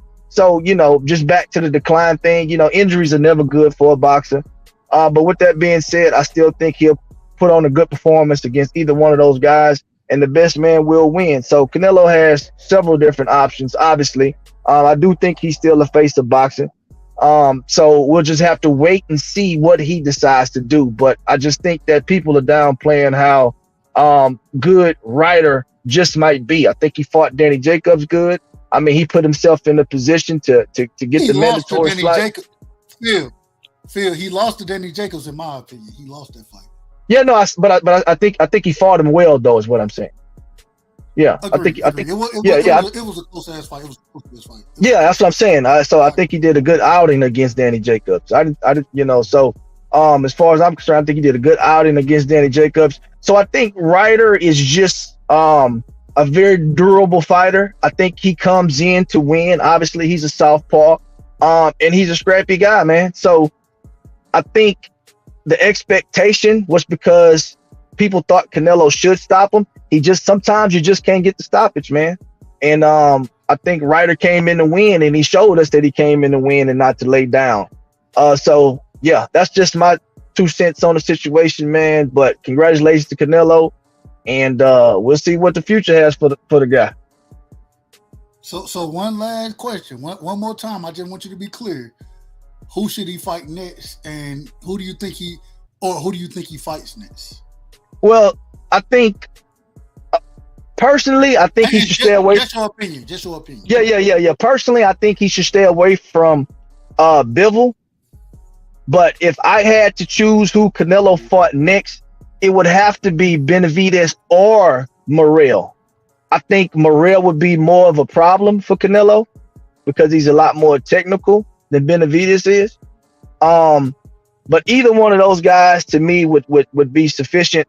I would lean more so towards Benavidez because, this guy literally lost his belt twice to just pure lack of professionalism. at the end of the day. So I think, you know, give him a shot to see if he can win that belt honestly off of Canelo. I ain't mad at it. Whoa, what you got on it, man? Who should Canelo? Who should he be going after next? We done heard people say he should retire. We done heard Bivol. Actually, I don't think nobody has said Bivol. Actually, we done heard Benavidez. What you got on it, man? Who you think Canelo should be fighting next? I think it's obvious what Canelo should do, and nobody said it. Canelo Alvarez and how he moves. Canelo Alvarez versus Badu Jack in Saudi Arabia. Five division world champion. Pay Badu Jack off a little bit. Collect the bag. And there we go. And you know what's crazy? As crazy as it sounds, this is a Canelo move. Because before Bivol, it was talking about McAvoy. Shit. Like now, Badu Jack is the way for Canelo. He not gonna beat Bivol. Suicide mission if he fight better beef. He don't want to fight Benavidez because he know if he loses to him, he gonna lose his entire fan base. That'll be a change in the guard. They don't want that. Boo Boo just too difficult. Charlo, I mean, hell, he should fight Charlo.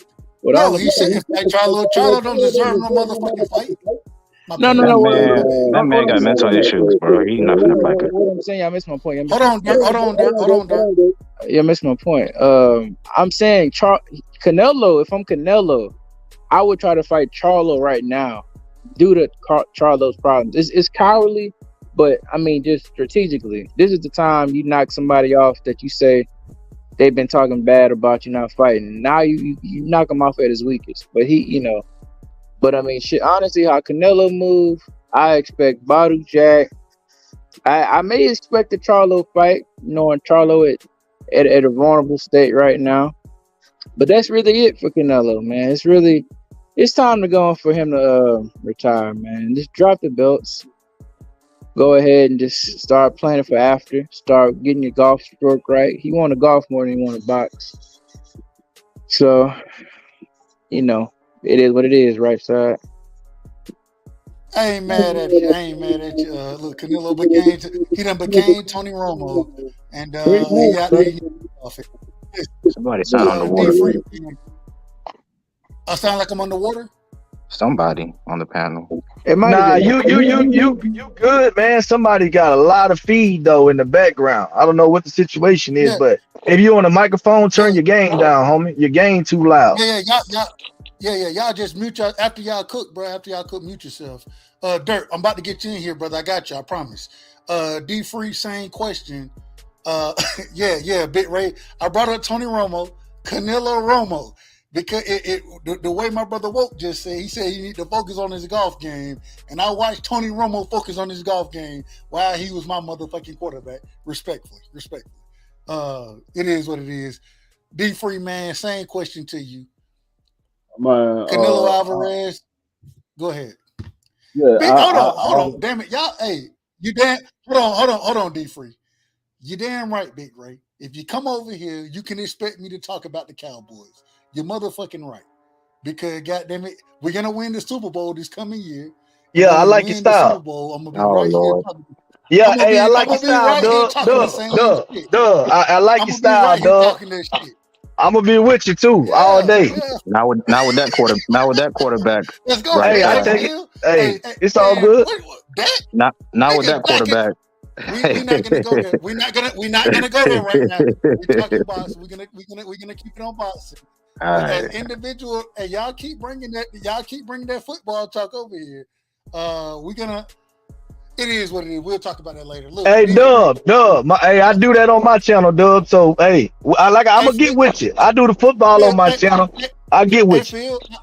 Phil, I put my email in the back chat, man. Hit me up, bro. Me and you will rock, bro. You know what it is. So we'll rock, bro. D Free, man. The question is on you. Dirk, respectfully, Dirk, you just jumped on, so we're gonna get you in here. I want to get everybody, and you're gonna answer the same question. I know you're gonna be hot on it. I already know what Dirk's gonna do, D Freeman, same question. Canelo Alvarez, what's next for him? What should be next for him? I don't know what nobody says, thinking that John Ryder is a decent fighter. John Ryder' biggest win was a shell of himself, Daniel Jacobs. Canelo Alvarez is at the end of his career. The man at this point right now, Canelo Alvarez, in my opinion, is just a name on somebody's resume. Canelo Alvarez, yeah, he's a good fighter or whatever, but he's not the Canelo Alvarez we a couple of years ago. This man is declining. We saw it when he fought Bivol. We saw it when he fought Triple G the third time, and we just seen it again last Saturday night. This man is declining in every single fight. And at this point in time, I mean, if he had to fight somebody, it should be the winner between David Benavidez and Morrell. That's who he should be fighting. But we know he's not going to go that route. He's going to pick somebody from Europe, because he didn't already said it. He want to fight in Europe again. So he's going to pick somebody over in Europe, and that's who he's going to fight. But like I said, at this point in time, he's just a name on somebody's resume. He need to go ahead and hang it up and move out the way, because this man is not he's not going to fight none of those top guys, because David Benavidez will beat him into a coma. David Morrell will embarrass him and send him in the hospital. And Jamal Charlo, he's probably not going to fight Jamal Charlo because he's a black fighter. So he's not going to fight none of those guys. I gotta be honest. We gotta stop this. We gotta stop this whole Charlo Jamal Charlo don't deserve no motherfucking fight. Andrade, whatever you want to call the brother last name, he don't deserve a fight. He could have had this fight that John Ryder just had. And we watched this. We watched this happen. We watched him pull out the fight with goddamn. What's the brother name? God, I can't even call his name right now. Right side. I'm just Zach Parker. Hold on. Zach Parker. Hold on. We watched. Hold on. I'm gonna let y'all. I'm gonna let y'all. 2 times, right side. He pulled down twice. Man, that's different, right side. All right. We're not gonna do that. We watched this man, and if you want to tell me Charlo deserve a fight, the man ain't fought in damn near in June. It'll be 2 years. If you want to tell me Andrade deserve a fight, the man could have had the fight, but he ducked Zach Parker with a quote unquote shoulder injury. Man, come on, that's BS. Hold up, brother. Hold up. Who took the fight? John Ryder took the fight. Right side. Canelo been ducking him in hold up. I watched this man. I watched Andrade have the opportunity to make the fight, duck the fight, right? Give a fight to John Ryder, and then John Ryder got the Canelo fight. So all I can say is Boo Boo should have fought that man. He should have fought Zach Parker. He would have been in position. Boo Boo would have been in position if he would have fought Zach Parker. But what he chose to do is he chose to not take the fight. Say he had a shoulder injury. Maybe he did. Fine. He had a shoulder injury. Okay, cool. The right side. As you can see, at the end of the day, I never brought up. Hold up. I ain't say you did. No, I'm just saying. I never brought up Boo Boo name, and I don't think Charlo deserve a fight. I said he should fight the winner of David Benavidez Morrell. But no, we agree. Why are y'all talking about deserve, bro? These bums he fight don't deserve shit. This is crazy. This is crazy. It's crazy. Y'all want to. I let y'all cook now. No, I'm trying to ask you. I'm trying to get a clear understanding real quick, bro. Real quick, because you ain't say nothing about deserve. You said who you want to see the people fight. You switching to deserve. Exactly. You ain't never say nothing about no deserve. So you moving the goalpost on that, Dub. You said who do you want to see Canelo fight? Ain't nothing about no deserve, bro. You so if people want to see Charlo about no deserve, when Charlo get Crash. Come on, dog. What I'm telling you, hell no. Hold up. What are you talking about? You ain't making sense. All right, hold up. Come on, dad. Nah, Dub won't take payroll. I understand. Now I'm on the motherfucking payroll. Here we go. If I Yo, was look, motherfucker, I'm on the payroll. Hey, let me cook I him. think, Let me cook him on that. bro. Let me cook him on that. He don't deserve I think it's shit. the He ain't same. cooked since 90. Look. I think it's the same answer for both, bro. Honestly, it's the same answer for both. Hold on. But this is the thing. Ain't no way you can bring up these fighters' name. Ain't no way I can bring up a Charlo. I can't bring up a Andrade. I can't bring their names up in this conversation. The reason being is because these individuals have not put themselves in position to make the fight. So They I ain't can't fighting, bring them man. up in this conversation. What? Don't you get? They ain't fought since 1984. They ain't fighting. What do you think this is? Hold up real quick, and we coming to you. You next. We coming to you next, Cass. We coming to you. Yeah, I thought this was an expectation of a realistic fight next. That's what I thought the question was. That's All right. realistic. Yeah, he switched it to the Hold on. Family. Everybody can't jump in. Everybody can't just keep jumping in. They cut double check. There you go. I got cut a check. I'll take the check. If they ever cut me one, I'm gonna take that motherfucker. But Hey, take that shit, dog. Take it, bro. Take it. I'll take the motherfucker. But they ain't cut shit. They ain't get a motherfucking thing for me. I'm just being honest, bro. Ain't no way I can sit here and give the individual credit, especially when we talk Charlo and Andrade. I can't give them motherfuckers credit for nothing. Y'all can't even tell me their last fights. Now they motherfuckers. Wow, dude. All right. We're gonna go to my brother Cass. Man, damn. Andre fought Demar This Nichols. is crazy. That's who Andre fought. This is crazy. Charlo fought. Hold up. Damn. Live. Come on, man. JD, chill, bro. You said I couldn't tell y'all. You said I couldn't tell you who they fought last. I'm telling you. Andre fought Demar Nicholson, and Charlo fought Juan Montiel. I'm not saying literally, brother. I'm not saying literally. I'm saying the individual that they fought don't have no name in the sport. That's all I'm saying. And we're gonna get to you. We're going to my brother Cass. We're going to JD. Then we going to Dirt. Then we back spinning the block as always, man. So go ahead. It's on you, Cass. The question is, who should Canelo fight next? In your opinion, who do you want to see him fight next? In my opinion, obviously just put him in the fight, man. You just get this Benavidez fight over and done with, man. Just beat him the fuck up, because Benavidez ain't shit. He ain't no monster to me anyway, in my opinion. He hasn't defeated anyone to be called a monster. You understand what I'm saying to you? No one cares about Angulo. No one cares about Graville. No one cares about Kyron Davis. No one cares about a fucking blown up fucking middleweight Lemieux. No one cares about that. Canelo Alvarez, he's coming off a fucking... that's what I'm saying to you. He's done enough. I heard someone say that, he's just going to be another name on someone's resume. Hold on. So that means that since he's done he's done most things more than anyone else. He got undisputed in under 365 days. No one's done that. I'm saying to you that he's done more than a lot of people. So if you think that his name is just a normal name, what does that count for everybody else then? That means that everybody's names is crumbs. If you're saying that his name is nothing, that don't make any sense. I'm just putting that out there. And I would like him to fight David Benavidez next to just get this all over and done with. It's as simple as that. Obviously, David Benavidez has unfinished business. You get me? I don't give a fuck about him, because he put himself in the position to not fight Canelo Alvarez, because he shouldn't have been sniffing that sugar, and he should have fucking made weight. And he's no monster, because if he was a real monster, he'll go up to 175 when he had the opportunity to and fucking take on Beterbiev. But he didn't do that. So I don't want to hear that shit. He needs to go fight Morrell. He needs to go and fight Morrell. He needs to go and fight. Hold up. No, I'm not done. Hold up, man. Let the brother finish, man. Let that man I had to wait my turn. I had to go around the merry-go-round. I had to wait my turn. I had to go around the merry-go-round. I had to wait. You understand what I'm saying to you? And I don't mind waiting, because you're going to hear my point. My point is that I'm not saying to you that he's the face of boxing. I don't think there is a face of boxing. And I don't believe that there's nothing wrong with having a Mount... What happened to having a Mount Rushmore of boxing? What's wrong with that?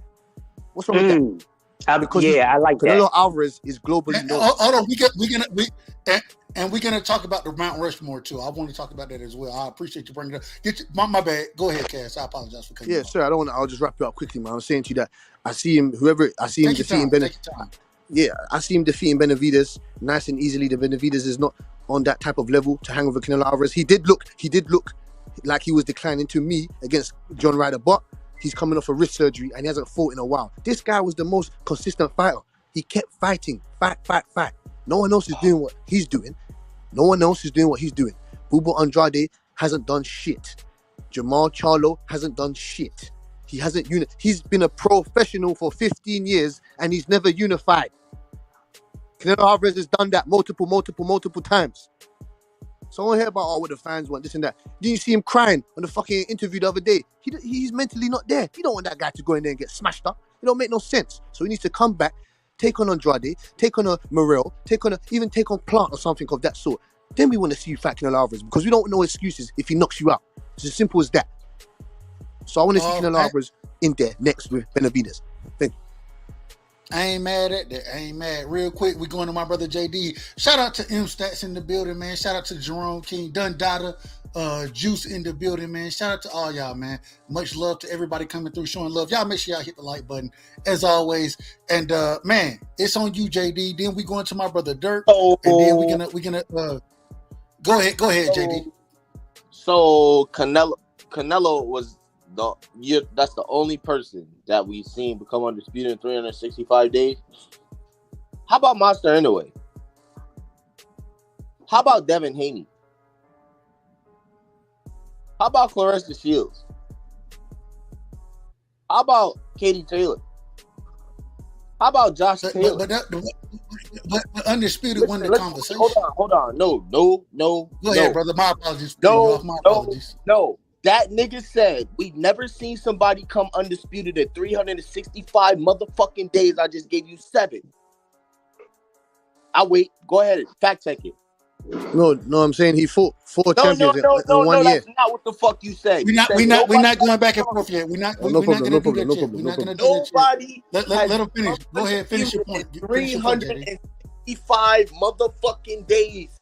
That's what he said. We all heard it. You could run it back. This is YouTube. You have the run by button. Stop the bullshit. Canelo unified against who? What happened when Jamal Charlo was Canelo's mandatory?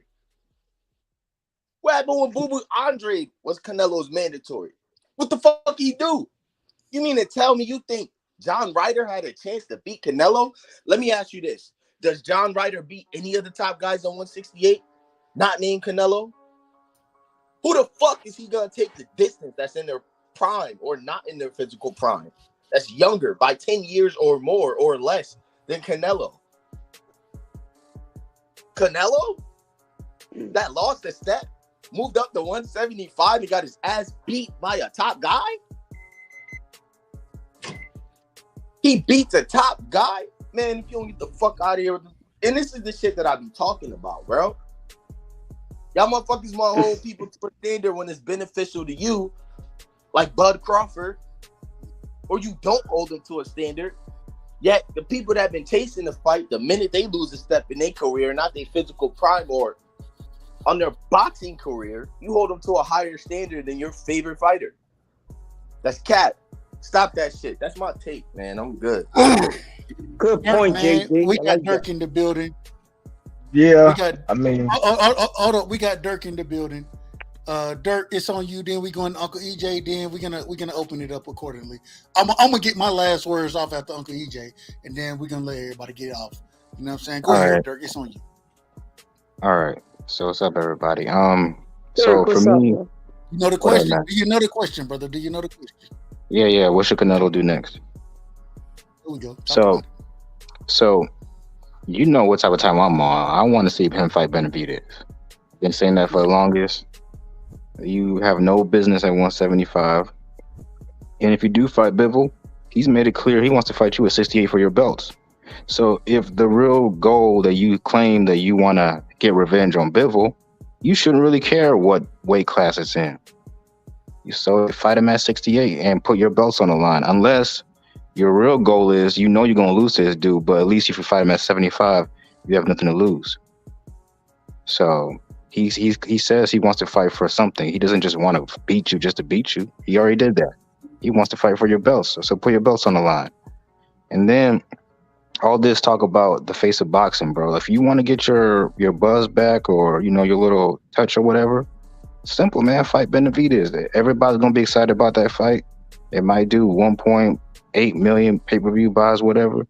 That's how you get to become the face of boxing again. So That's how I feel about it. And yeah, that's it. I ain't mad at it. Real quick, we coming to you, Uncle EJ. Shout out to my brother, Prize Fighter in the building, man. Shout That's out my to Prize guy. Fighter. That's my brother, man. I fuck with Prize Fighter the long ways, man. That's my guy, man. Hey, and I got love for him. Shout out to Mad Dog H in the building as well. Juice is in the building. Anthony Latham is in the building as well, man. Jerome King, much love to all y'all brothers for coming through showing love. Y'all make sure y'all smash the like button, man. Hey, Uncle EJ, the question is for the night, man. I know the First question. thing. I know the question. Trust me. Well, hold on. First things first. I know you're a competitor. I know you like to talk this boxing talk. I got to ask you. Shout out to Tony Boswell as well. I got to ask you. Knockout Boxing 86 TV has the debate series going on, or excuse me, the World Series, according to him, the TKO World Series of boxing debate going on. There is a prize. $850 to the winner. I believe it's $350 to second place and $200 to third place. Uncle EJ, would you be interested in getting into that debate series? And then the second question is what do you want to see from Canelo next? Go ahead, Uncle. The answer to the first question, oh yeah, I would love to get into a debate. I do that just on GP. It's not even for the money, but the money's nice. Don't get me wrong. Yeah. No, the money is nice. The money is nice, but I do it just on GP alone, because I'm about boxing. You know, I'm going to sit here and I'll talk all night about boxing. My wife has to look at me and say, "Are you ever going to get off the internet about boxing already?" He said, "Nope." What she say? Take your ass to sleep. Take your ass to sleep. Now, as far as Canelo. Okay, even though we did see a slower, older Canelo, he still matters, and he's still got all the belts. That being said, my energy, as you know, Dub, is since Benavidez beat Plant, my energy is going to go towards a Benavidez Canelo fight, and it should be so. It should be before a Canelo Bivol fight, even at 168, because Bivol don't got all the belts at 175. So since he doesn't have all the belts at 175, so he gets no love from me at 168. If he wants to fight at 168 with Canelo, then let him do it after the Benavidez fight. Now, if I see Benavidez and Canelo fight, even though I do think Canelo's slower and older, I still think I got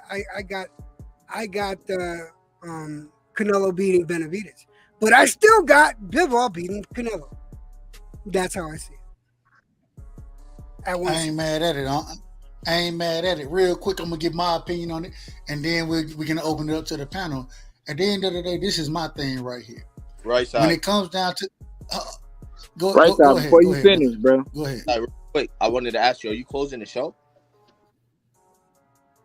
No, not at all.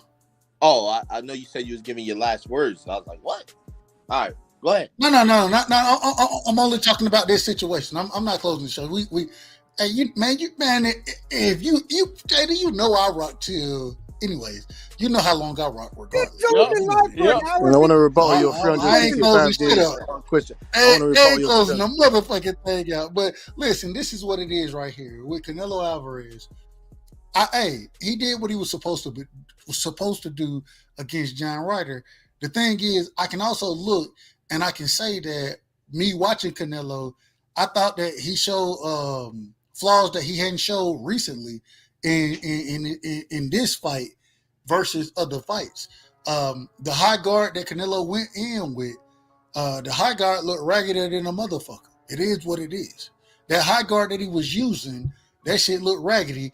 And so my thing is this: when we're talking about Canelo, I think, and I'm not mad when Canelo say individuals got to put themselves in position. You know what I'm saying? I ain't mad at that. Do I agree with it? No, I don't. But at the same time, I ain't mad at it. And this is why I'm looking forward to seeing a Benavidez Morrell fight. The reason I'm looking forward to that is because I think the winner of that fight, Canelo can't duck that individual no more. That's the dude in the division.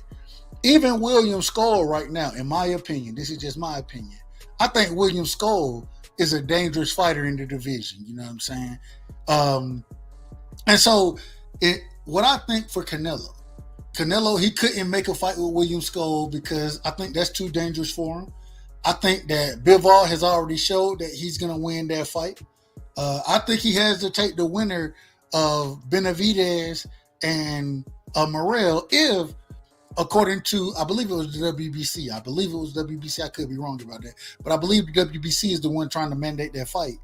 If he's going to take it, hey, all right, let them fight it out, and then you take the winner of that fight. The problem is if he take the winner of that fight, he going to lose. I think that Morrell wins that fight, but even if Benavidez win that fight, I think both of them got from the Canelo I saw this past weekend. I think both of them are going to be too much for him. I think that Morrell is he's the most dangerous individual in the division, in my opinion. At 168, right, David Morrell. Hold on, I'm gonna let you get off. On. David Morrell is the most dangerous individual in that division right now at 168. He don't need to fight Bivol because, according to Bivol and his team, they want to fight Canelo at 68 for undisputed. That's a loss. If he fight Morrell, that's a loss. If he fight Benavidez, I believe that's a loss. If he fight William Skull, once again, I'm gonna ask y'all in a second if y'all know who William Skull is, but I think if he fight William Skull, that's a loss. All these dudes can box, they can fight. And so I don't know where Canelo goes next. I think that his next fight, regardless of what he pick, is gonna be a loss unless knockout. If you mention William Skull, I'm not knockout. I'm not knockout. I'm right side. Sorry, right side. I got you. I'm gonna let you cook. All I'm saying is that at the end of the day, I think every fight for Canelo at this current moment in time will be dangerous ass fights. They'll all be dangerous. And so this is why, when I said earlier, Canelo put himself in a corner. Why am I saying that? Because even if he move up, I seen somebody talking about him moving up. If he move up, and who he gonna fight up? No, hell no. He ain't moving up. What's gonna happen? He gonna have to fight one of these dudes. I ain't gonna hold you. I'm not a Canelo fan, but to be honest, Canelo, he probably need to retire because anybody that he fights next that's qualified, he's gonna get the shit beat out of him. In my opinion, the panel is open. Anybody want to cook on it? All I ask is one thing. I ask one thing. Please be respectful of the channel. Be respectful of the panel and individuals. And everybody, y'all get your bars off, but be respectful of everybody. That's all I ask. Hey, we gotta put right side on the carpet because you start talking about that deserved right side. That ain't right, great brother. And you keep forgetting the very important people. Hold up. I said that's why I asked to be respectful. Go ahead. Woke. Go ahead. The only reason I say that right side, the only reason I'm saying this to you is because, for one, you said what should Canelo do? We never really got into like who deserves it and all that kind of stuff. And secondly, your point about Andre, bro, I would feel you, but it's a history of Canelo ducking him.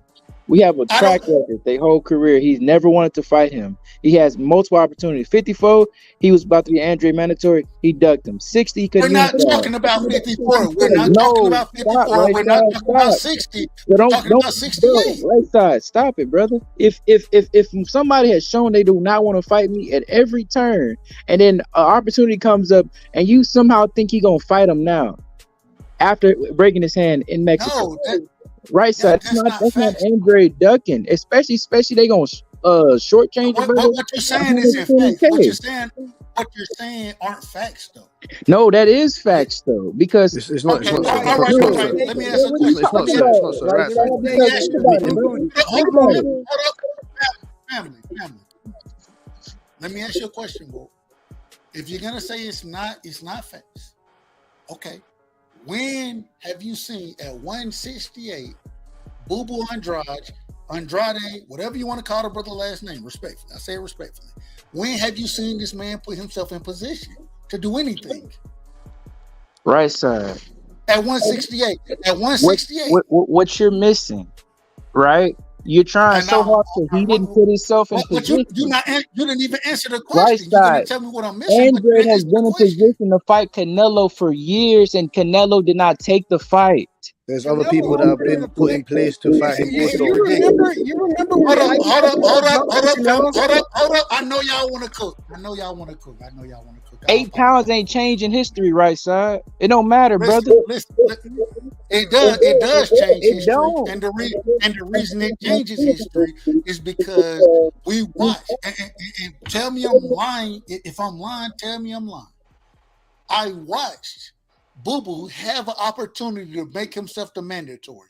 I watched that happen and him not make that fight. I watched it happen. Right side, baby. And then, hold up, and I want you to respond to it. I'm gonna let you respond. I watched him do that, and then I also watched the individual, John Ryder, go fight the person that Boo Boo was supposed to fight, win that fight, even though when we talk about how he won that, that's a whole nother conversation. But he won that fight. He won the fight. And then he was able to make the fight with Canelo. If Boo Boo would have took the fight with Ryder, not Ryder, excuse me, with Zach Parker, then Ryder would have never been in position. So how can we just seen the fight happen between Ryder and Canelo? We just seen it happen. You're working off the premise that Canelo would do something. How can we not say that that's not directly because Boo Boo didn't take the fight with Zach Parker? Right side is easy, brother, because you're working off a fact of, okay, if he was mandated, Canelo would do it because that's the right thing to do. Right side, what I'm telling you, brother, context. I can call Canelo a duck. I can call Canelo a duck if he didn't make the fight. Bruh. We've had chances for him to make a fight. He didn't want it. What about that? Why do you think it changes now? Right side. Eddie Reynoso. Canelo made an offer to Boo Boo didn't take it. Hold on. Bro, stop. Do you remember the whole incident with the IBF belt and he got stripped? Let me get my point out. Uncle EJ. I want to hear it. Uncle EJ. I got you. Bro, stop it, great brother. What happened is I just got to call it where I see it, man. No, man, no. Eddie Reynoso came out right now. I'm smelling cacao. Okay, brother, look, listen to me. Go ahead. Eddie Reynoso just came out and said that black fighters, all they do is jab and run, right? Bro, we're not talking about Eddie Reynoso. Let me right there. I ain't gonna lie to you, brother. I love it. Where did you get that from? Where did you get that? Where did you get that from? Did you hear him? No, he did say that. No, I'm saying where did you get that from? Bro, go look it up. No, I don't need to look nothing up. Where did you get that? No. Go look at his interview. I believe the interview was. It was an interview. He had an interview with what's the brother name, man? God damn. Yeah, that's what I want to know. He said it, a hell of a boxer. No, he did say it. Eddie Reynoso said that in an interview. He did. Okay, that's what. Yeah, that's what I was asking. Where did he say that? Like, where did he? Okay. Hey, but real quick though, I got a quick question. And didn't Canelo didn't he offer Andrade and Marcelo a fight? No, IBF didn't get the paperwork in. No, they turned it down. Jamal Charlo's brother said he turned down the fight. So that's that's what I thought.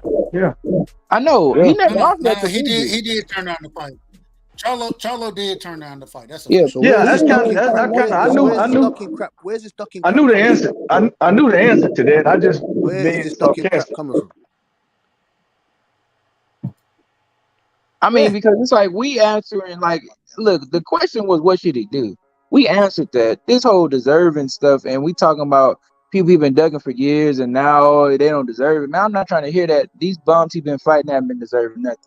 What bums though? Why'd you say bum? What bums? What bums? I don't get it. What are you talking about? Bruh, I'm Yeah, not about to bro. go through the whole Bums. history. It's too much. I'm gonna stop I'm wasting just my asking breath on you these a question. panels if What people about to just bums? be That's all I asking these asked. type of I things. just asked what bums. Because there's been plenty of If you want to fighters talk that about have Yildirim accomplished and that, yeah, more. that's fine. Yeah, cool. Okay, you're talking. Who's You're you? talking while I'm talking. Hold I'm gonna answer that. on. Everybody can't talk at once. Everybody can't talk. Won't finish your point. Then we going. Go ahead. I'll let my brother Cash respond to it. Go ahead. Finish your My point. whole point is stop the deserve stuff, okay? Because we sit there, we can use the same type of criteria. Does this one deserve it? Does it, bro? If you think they're the best fighters, fight. I don't want to hear deserve. Okay, that's first and foremost because that's the same shit Tank fans gonna start. Oh, did they deserve? Bro, you're a professional fighter. You're undefeated. You've been calling for the fight for years. If you got smoke with somebody, speak, bro. Let me stop. Brother, let the man finish. Bro, let him finish. Y'all can cook. I'm I ain't about got to no problem with y'all cooking. I ain't got no problem with nobody cook. Hold on, whoa. Hold on, real quick. No, it's just I audio. ain't got This is no audio. problem This is with audio. nobody cooking. The thing is at least the brother Woke, he getting his point off, man. Let him get it off, and then y'all respond to it, but let him finish. That's all I'm asking. Yeah, I mean, shit. All I was gonna say is the deserve talk. I feel like as fight fans, we get into the wrong territory when we start that because that's now we starting to be accountants and we starting to look at different shit. Well, look, people been calling for the fight. They've been calling you out. We talk about smoke with Haney and Tank and Shakur. And them niggas been calling him out for years. So I don't want to get into deserve and all that kind of stuff. Especially we know the backhand politics of boxing, how people get manipulated into positions and all that kind of shit. So, that's my only thing, right side. But I agree with your overall point. That was the only reason I was pushing back a little bit. But it's Yo, all can anyone hear me? Yes. Hey, what's up? What's up, We can right hear you, side? Freeze. Hold on. Hold up. We can hear you, Freeze. How's it Appreciate you going, jumping man? on. We're gonna get to you. Hey, much love to you, my brother. Much love. Real quick, Woke, finish your point.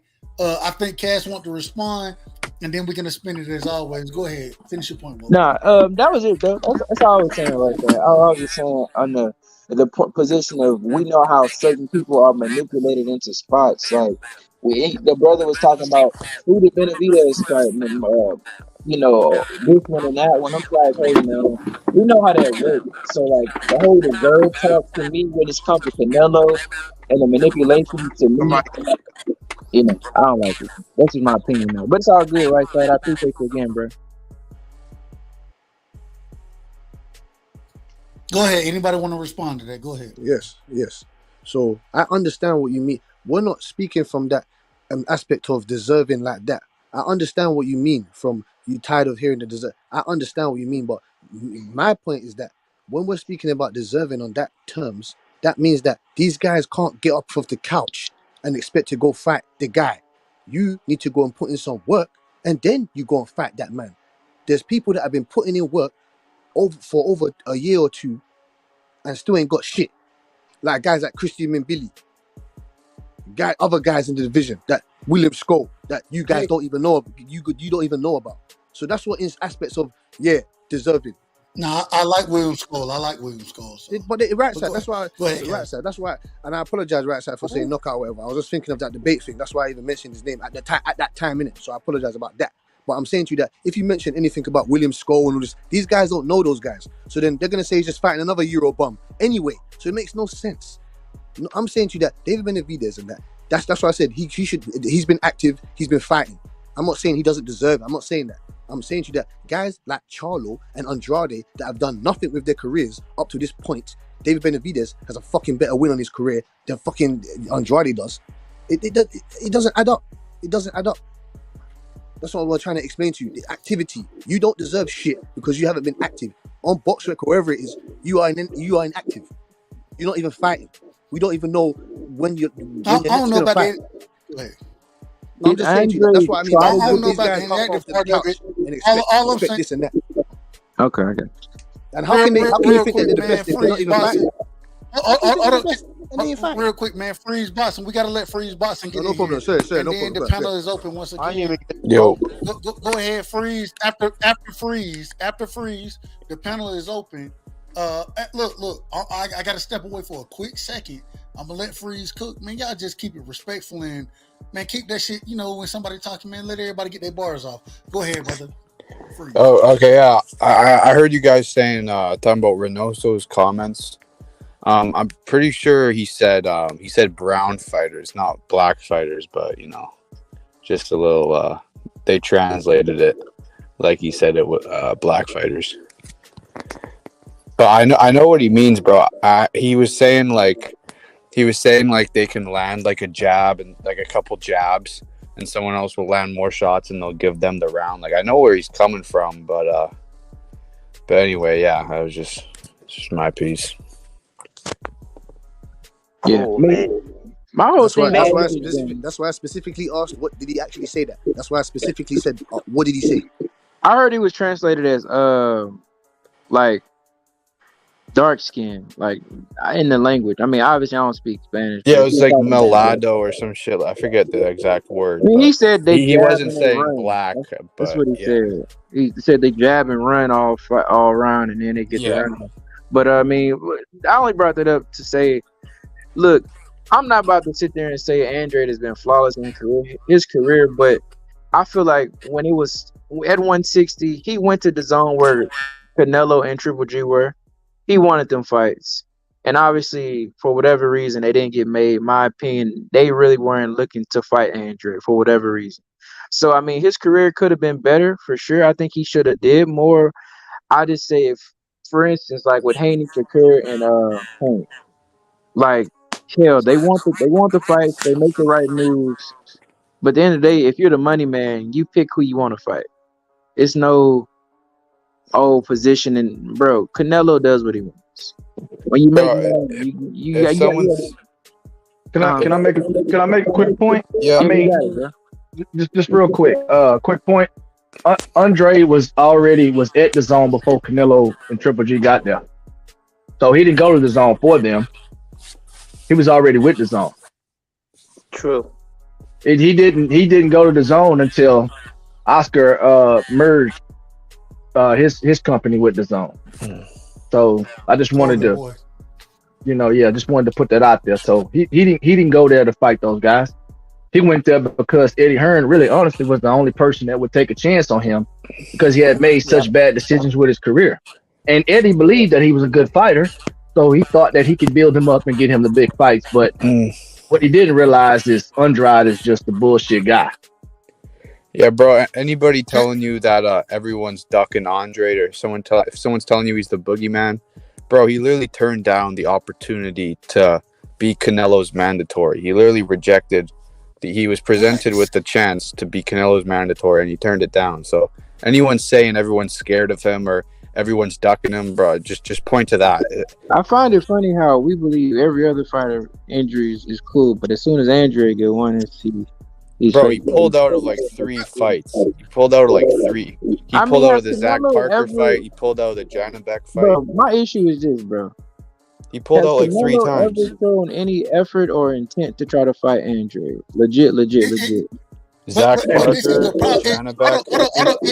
not about Canelo showing it's about you putting yourself, because the only problem I have with all this conversation is when we talk about Charlo, when we talk about Andrade, when we talk about Benavidez, who are they talking about fighting? They talking about fighting Canelo. And so when I listen to the individual talk, and then I look at how they're moving, I'm gonna make a true assessment of what I see happening. And when you had the opportunity, we just saw John Ryder get the fight. The only reason John Ryder got the fight, once again, I can't stress this enough. The only reason he got it because he fought Zach Parker. And okay, fine. If you want to say Boo Boo was hurt, okay, fine. And even then, he didn't put himself in position. Was it because of injury? Maybe.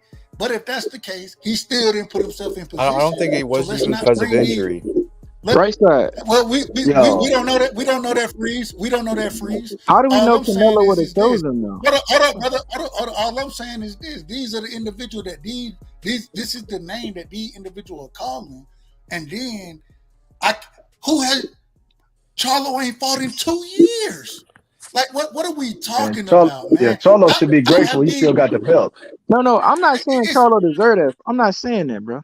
I'm just saying it's ridiculous. It's ridiculous for us to do this mental gymnastics and try to make these individuals. Canelo duck. Maybe at a different weight class. Okay, fine, maybe. But at the same time, the thing is at the current weight class, 168, he could have been John Ryder. He could have been that dude.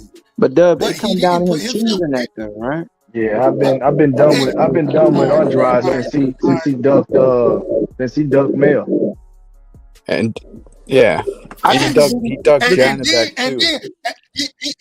He pulled out the fight with Mel the same week, and then said, and then didn't make a fight with Maul. And I mean, to me, bro, all of that's the business of boxing. Like boxers not about to step in the ring. The business ain't right, so I'm not about to really put that. And this is the problem. Now all of a sudden it's the business, but the Dub. Yeah, now it's about money. Shakur said it himself. Look, I'll fight anybody as long as the business right. I'll step in the ring with anybody. Look, I don't care about. Let me finish my thing. All I'm saying is this. I don't give a damn about no politics. Athletes get paid too much damn money already, so I don't care about their money. But from what they said, if the business, whatever. Andre said they was gonna pay him 120, 180 versus Zach Parker, and that's way below what he made. I'm not saying that's what he's worth. That's what he's worth.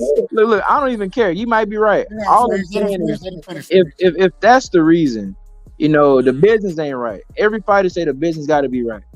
I get it, and especially because Canelo has said, okay, he gets a position. Another BS. Look, bro, when you got money like Canelo, you can pull strings. It ain't no guarantee he would have chosen. That's my thing. Even if he's in position, because there's been other times he was in position or in a good spot, it didn't happen. So it's not. You would have had to fight him. He would have been his mandatory. He would have got stripped if he didn't fight him. He got 3 other belts, and the sanctioning body didn't even have to mandate it at that time. He did, bro. Let me ask you this. Hold on. Let me ask this question. I want to ask this question. I gotta pass it around. I gotta get everybody. No problem. My question is, I ain't mad at you when you say maybe Canelo didn't choose that fight, right? Maybe he didn't. My thing is, if it would have been, if Boo Boo put himself in that position, right? It wasn't John Ryder. It would have been Boo Boo. It would have been Benavidez. It would have been William Skoll. It would have been Morrell at 168. And then the only other fight that he would be the Bivol fight. I think all of those guys are, and this is just my opinion. Mm-hmm. I think those all would be good fights for Canelo, better than what we saw from. And no slight on John Ryder, no slight on him. He came in, he did what he could do, but I don't think anybody picked John Ryder to win the fight. Right. And so all I'm saying is if you had that opportunity to put yourself in position, you didn't do it. Why are we talking about you now? Why should this brother name be brought up? Right. Doug, let me say this. I agree with what you're saying. If I was Andre, right, I'm not no boxer, but I would have took the opportunity, right, just to apply that pressure. So I get what you're saying. So I'm not disagreeing that he should have done it. My only thing is, given the history, it's no saying that he would have got the fight regardless. And I think that was Andre's standpoint. I'm gonna be shortchanged on my business, and there's no proof that this dude would even fight me because history shows he won. So that's a double. So he should turn it down just because he wasn't guaranteed the fight. No, what I'm saying is you can't sit there and say I'm gonna be shortchanged a lot. If Andre I think he make $1 million. Not shortchanged. Brother, they're paying what he's worth. That's what he's worth. Bro, that was I don't care what you think. Andre makes a certain amount every fight that he's used to getting. He has to pay for training camp, and that was the purse bid. He already turned down like 3 fights. He already turned down like 3 different fights before the purse bid. That's why he's not worth anything. People aren't willing to pay someone who hasn't been fighting anyone. He's not a draw. If he's not a draw, he's not a draw. Like, bro, the first time it was the injury. I mean, look, bro, I wish he would have took the fight, so we wouldn't even have this conversation. I'm just saying, it's no guarantee. I wish you would have applied that pressure though, right side. You know, I love to apply that pressure. There was no out. You know what I'm saying? Is being the mandatory not enough of a guarantee though? I mean, shit, bro. In boxing, it's ways around everything, dude. I mean, let's just be honest. Come on, bro. I'm just saying, bro. Hold on, real quick. All right, what? The thing is, it's about putting yourself in position. If somebody don't take that fight, then I can shit on them. I can be critical of that individual, right? For not taking the fight, for you being the mandatory and you not making that fight happen. I can be critical of you or the individual who didn't make the fight. In this situation, I can't be critical of Canelo for fighting John Ryder because it should have been Andrade who was in position and he didn't put himself there. We got to pass it around real quick. Crush, man, go ahead. What you got on the Crush? What you got? Do you think Demetrius Andrade? Do you think Charlo? Either one of those individuals should be next. Do you think they have put themselves in position to fight Canelo next? To be honest with you, no. They haven't, to be honest with you, because they haven't done a goddamn thing. And I'm not going to go down, repeat road and put everything on loop like we making a damn sample that, they had chances and ducked and did this, that. No, they don't deserve it. But see, the main thing is what Canelo really needs to do, really, besides these guys right here, because let's be honest. I'm gonna be honest, and I'm not gonna say you guys not gonna be honest. Canelo is not going to take a fight in his career right now, people, that he got more than a 50% chance or more than losing. It's not going to happen. What about Bivol? You see what I'm saying? So what about Bivol? Right. So I mean, the fight to see, and it should be a Benavidez. He not getting in there with that dude because he know that guy has a good chance of beating him. And we won't see it. We won't see it. Who he should fight, who should he fight? We not going to see it because most likely those few gentlemen have a big chance of beating him. And that's what it is, man. So, and I get, Charlo and Doo Doo Boo Boo, they took themselves out of position, man. I'm not going to sit here and I ain't getting paid to defend any of these jokers any damn way. I'm just here to have a great discussion about the sport of boxing, and some of it's going to be opinionated, most of it's going to be factual. But yeah, they haven't done nothing. They need to do something. They need to jump in the doo-doo bowl of fighters that ain't did nothing in order to fight each other to wind up doing something. So yeah, they have to miss out. But if anything, that's why I say the best thing for him to do, because he did enough. You know what I mean? The goddamn got 60 fights in total. I lost count with Canelo. The fuck I need to see this man keep on fighting for, man. He in there taking those punches, not me. So it's easy for me to sit back and, it's like, a piece of ass you don't want to see go too soon. But shit, sometimes you gotta let shit go when shit is done. When it's done, it's done. When that thing can't get wet no goddamn more, what you do? Pack it up. It's time to go. You done knocked all the juice out the motherfucker. And that's what it is with Canelo, people. Ain't no more juice in this dude. It's time for him to pack it up. This guy's gonna be a Hall of Famer. You know what I mean? He has a great career. He had people praise his resume. He did shit. This man ain't got nothing to prove to no goddamn body. And I know we ain't gonna sit here and like he did with the Triple G fight, if we sit here and still fight the fight, then we can't say he robbing us. We giving it to him. So it's time for this man to pack it up because he's not not daring to be great anymore, people.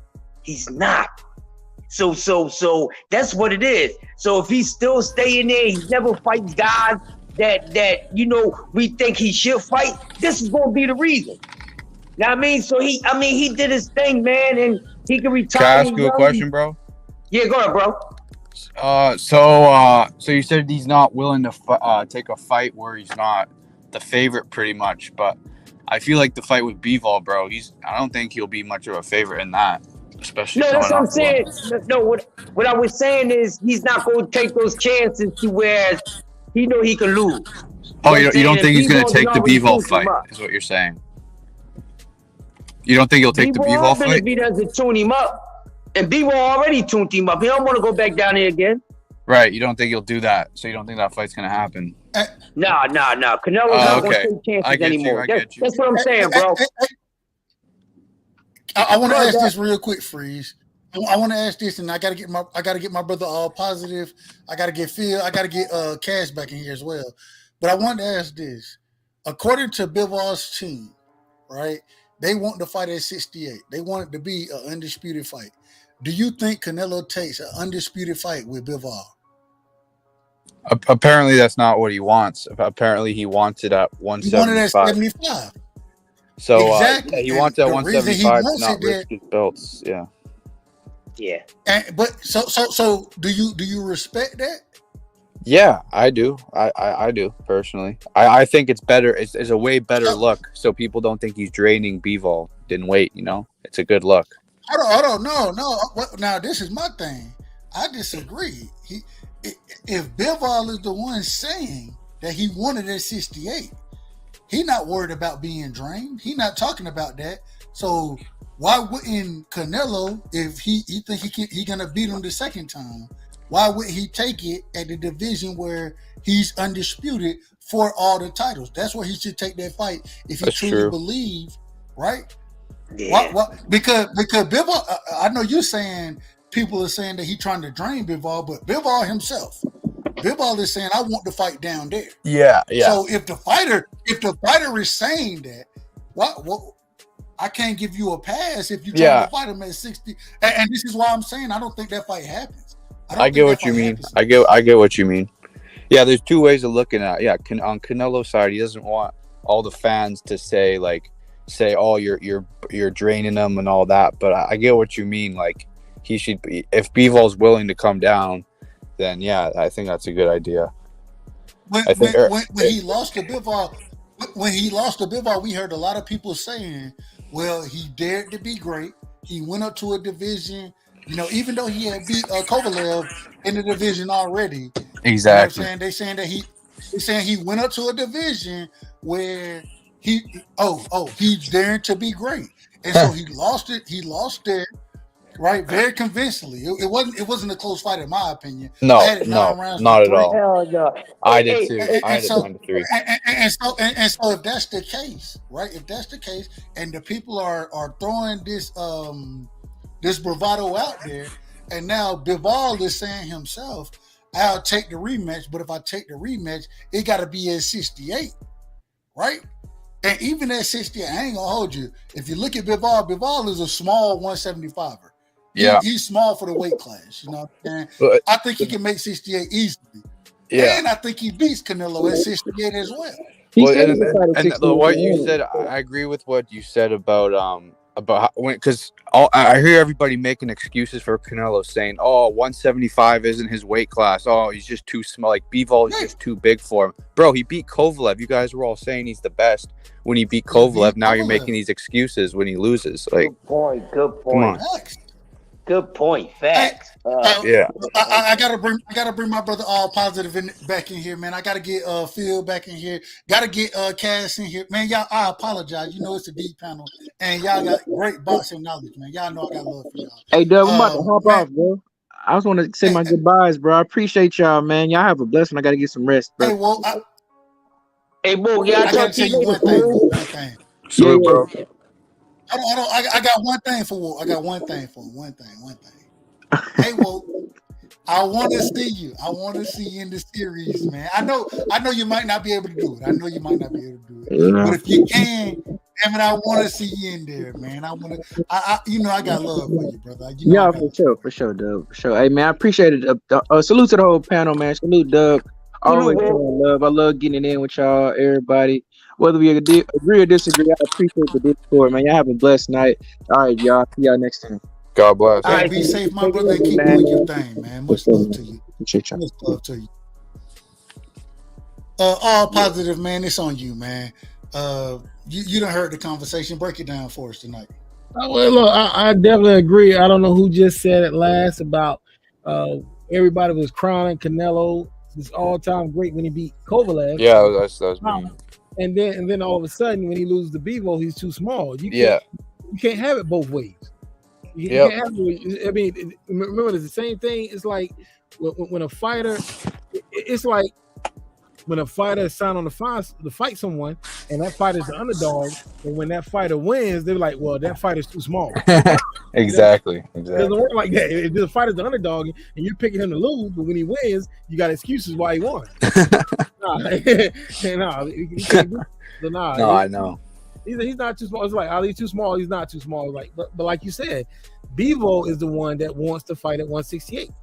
He said that, not Canelo. Canelo said he wants 175. Bivol wants to that 165. I was surprised by that. I was surprised he was willing to do that. So, I mean, But no, I wasn't surprised because Bivol, he's not a huge, like when you look at him, you can tell easily. He makes the weight easy. You know what I'm saying? If he need to cut the weight because of his fighting style, I don't think he loses damn near anything cutting weight. You know what I'm saying? To 68 because of the way he fights. You know what I mean? And because like I just think it's a bad. Once again, it's a bad style for Canelo. A lot of people want to say, quote unquote, slick fighters. No, what we noticed from Bivol is if you want to consider him a slick fighter, I ain't got no problem. No, that was fundamental, bro. Exactly, and he has great footwork. He's able to utilize his jab. He can maintain range. He does everything that's going to give Canelo problems, bro. Exactly. Like everything he does. He's tailor-made. He's tailor-made for Canelo, bro. Like the way he moves in and out of range so fast, like with his footwork, bro, and like he lets off those straight shots so quickly, bro. He's tailor-made for Canelo. Like, but to Canelo's advantage, he's gonna have a 3-round lead before the fight starts. Exactly. And he was still exactly. He had a 3-round. They got it 7-5. They had it 7-5, bro. That shit was nuts. 10-2. 10. I gave him 2 rounds at the max. Yeah, I gave him 3 max. Yeah. I gave him 3. I gave him 3. I gave him 2. I think but think about how crazy this is, bro. If the 12th round, if Canelo won the 12th round, they would have called that a draw. They would have called it a draw. That's because they crazy. gave Canelo the first 4 rounds. How do you give him the first 4 rounds? Yeah, bro. It's home cooking, man. It's home cooking. It's funny because I could see if Bivol was just a slow starter or something like that. No, he came out. He was controlled the ring from the beginning of the fight. Yep. He controlled the ring the entire time. You put it on him right away. Yeah, he controlled the tempo and everything, man. Honestly, bro, this is how I scored the fight. First round I gave to Bivol. Round 2 and 3, I had it going either way, and then the rest of all the rounds I gave to Bivol. Because I actually thought he was about to knock Canelo out in the 5th round. He had him on the ropes hitting him. Like Canelo was and Canelo was like staring at his corner, like confused as fuck. And this is the thing. I think that Bivol in that situation, and this is just my opinion. Once again, my opinion. I felt like he was like, I'm gonna be a little cautious. I don't want to be too like I want to make sure I don't get caught with nothing. So he was extra cautious, but still was able to let his hands go. From what I watched in that fight, and we got to get my brother Phil in here. We got to get Cash in here. From what I watched from the fight, if Bivol would have let his hands go, Canelo was out of there, bro. Like he beat the shit out of Canelo anyways, but I think he could have stopped him if he really had that confidence. And I agree. When you fight a fighter one time, you understand what they bring to the table. When you get back in the ring with them, 9 times out of 10, what I like to do, I look at the last 4 rounds of the previous fight. If I look at the last 4 rounds of the previous fight, that's what I expect from Bivol this next fight. Oh no, he gonna stop Canelo, bro. He might stop him. You know what we might see? We might see what happened in the Rum B-side Chocolatito fight. Remember, he beat him up the first time, and the second time he stopped him. Facts. Facts. That's a fact. And real quick, I got to get my brother Phil back in here. Phil, you still in the building with us? Indeed. All right, we're gonna come back to Phil. Go ahead, Cass. It's on you, Cass. Go ahead. Go whatever. Oh, go ahead, Phil. Oh, go ahead, Phil. You in the building? Go ahead, Phil. All right, so look, this is my deal right here, right? So as far as Canelo is concerned, um, I personally think, man, as far as with him going up to 75 and fighting against Bivol, I thought it was an okay look at the time. You know what I'm saying? Obviously, it definitely backfired on him. But my deal is this right here, man. Canelo never really had no business up there, man. When he went up there and he fought Kovalev, kudos to him for getting the win, but I don't think Kovalev was, Pete Kovalev. Let me just say that, right? But he did go up there and he beat the guys. You gotta give him for that. When he went up again to fight Bivol, I think again it was a situation where he thought we knew he wasn't gonna go better beat, right? So the only other guy came around that level. I think he just underestimated how good it was. The truth of the matter is when I think about Bivol is I could see him getting better. I see his progression, right? I see him each fight. He's getting better, and better. I think he's going to be even better if these guys fight again. So the thing that Canelo is running into is like Dimitri Bivol was a very technical and fundamental guy. And when you have and you pair that with size versus Canelo Alvarez, it's just not a good matchup for him. This is why I think Morrell may give him more problems than Benavidez, because obviously Benavidez is not as technical and has good fundamentals as Morrell does. But with that being said, that's a totally different other conversation. What you about to say? Real quick, Phil. I want to ask you. I want your and I think you got great boxing. All of y'all, everybody on the panel got great boxing knowledge, to be honest. So, I want to ask this though. So when we talk about Morrell, not Morrell. I apologize. Bivol talking about he want to fight against Canelo if Canelo is gonna make that fight happen at 68 for the undisputed titles. Damn, my brother Phil, he hopped off. He'll be back. It sounded like he was having. Was it me? I thought he was having trouble with the mic anyway. So yeah, he was cutting in and out a bit. No, Look, you talking about 168? I'm a purist, man. I'm tired of all of these weight classes, man. We got to start getting rid of some of these weight classes. Yeah, you say that again, bro. No. No, man, we got to. That's how it used to be, man. We got to go to UFC route like it used to be in boxing back in the 40s and 50s, man. I'm tired of all these weight classes going up 3 and 4 pounds and all this stuff. And one belt in each division, bro. Man, I'm like, wait a minute. You got hold on. Wait a minute. But it all positive. And you're my brother. You're my family. Yeah. If we're gonna go there, I'm gonna let you go there. I'm finna let you go there. I want to let Phil get his shit off. I want to let him finish. He's back in the building. I'm gonna let him finish. But I want you to go here. I want you to go here all positive because when you talk about weight classes are very important. And I'm gonna reserve my comments until you get off. I want you to get your shit off. I want to let Phil finish though. I do want to let Phil finish. Mm-hmm. And Phil, once again, the question when we're talking about Bivol, right? We saw him. We saw what he did to Canelo at 75. Now Bivol is talking about having to fight at 68. Do you think Canelo should fight Bivol at 68 and break it all the way down? Then we got to go to my brother All Positive because All Positive got a question for everybody on this motherfucker, and I like that question. All right. So do I think Canelo should fight him at 68? Real quick, real quick, Phil. I'm gonna mute y'all because I got some feedback, and so it ain't nothing personal. I'm gonna let my brother Phil cook though. Go ahead, Phil.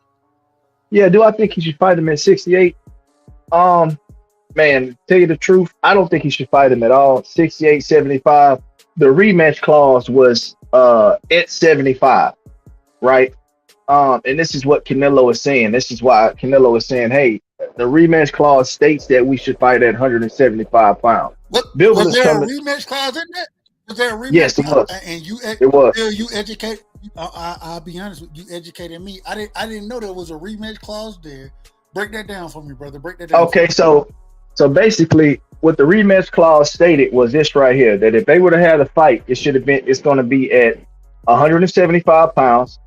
And also a part of the rematch clause, it said that if the financial gain is significant enough, then they will have the rematch. So basically what they're saying is if the fight is not going to generate a certain amount of money, then Canelo does not have to rematch him.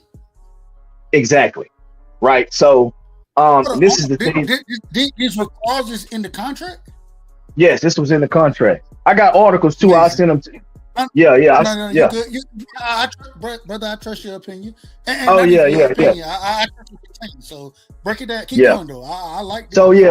So in the rematch clause, it stated that if the financial gain wasn't substantial, that Canelo didn't have to rematch him, and it says that the rematch had to be at 175. So what Bivol is doing is saying, hey, dude, if you really want your get back, this is pretty much a one-sided kind of deal. I beat you. I feel as though I should have some say-so if you want to fight me again. And this is when Bivol decided to say, no, I'll come down to 68, okay, and I will fight you for undisputed. The thing about it is Bivol say he's going right back up to 75. So he's not going to sit there. He's not going to stay. But he's saying that, hey, if I have an opportunity to gain something by moving down and fighting you, then that's what I'll do, because the contract that stands now is extremely lopsided. And technically speaking, I beat you. I should have some say-so in this, right? So that's the situation on that. But I think as far as Bivol, I think Bivol actually can make the weight pretty easy, honestly. I think he's one of those fighters that actually fights at a true 68, right? 68. 68. He can make 68 easily.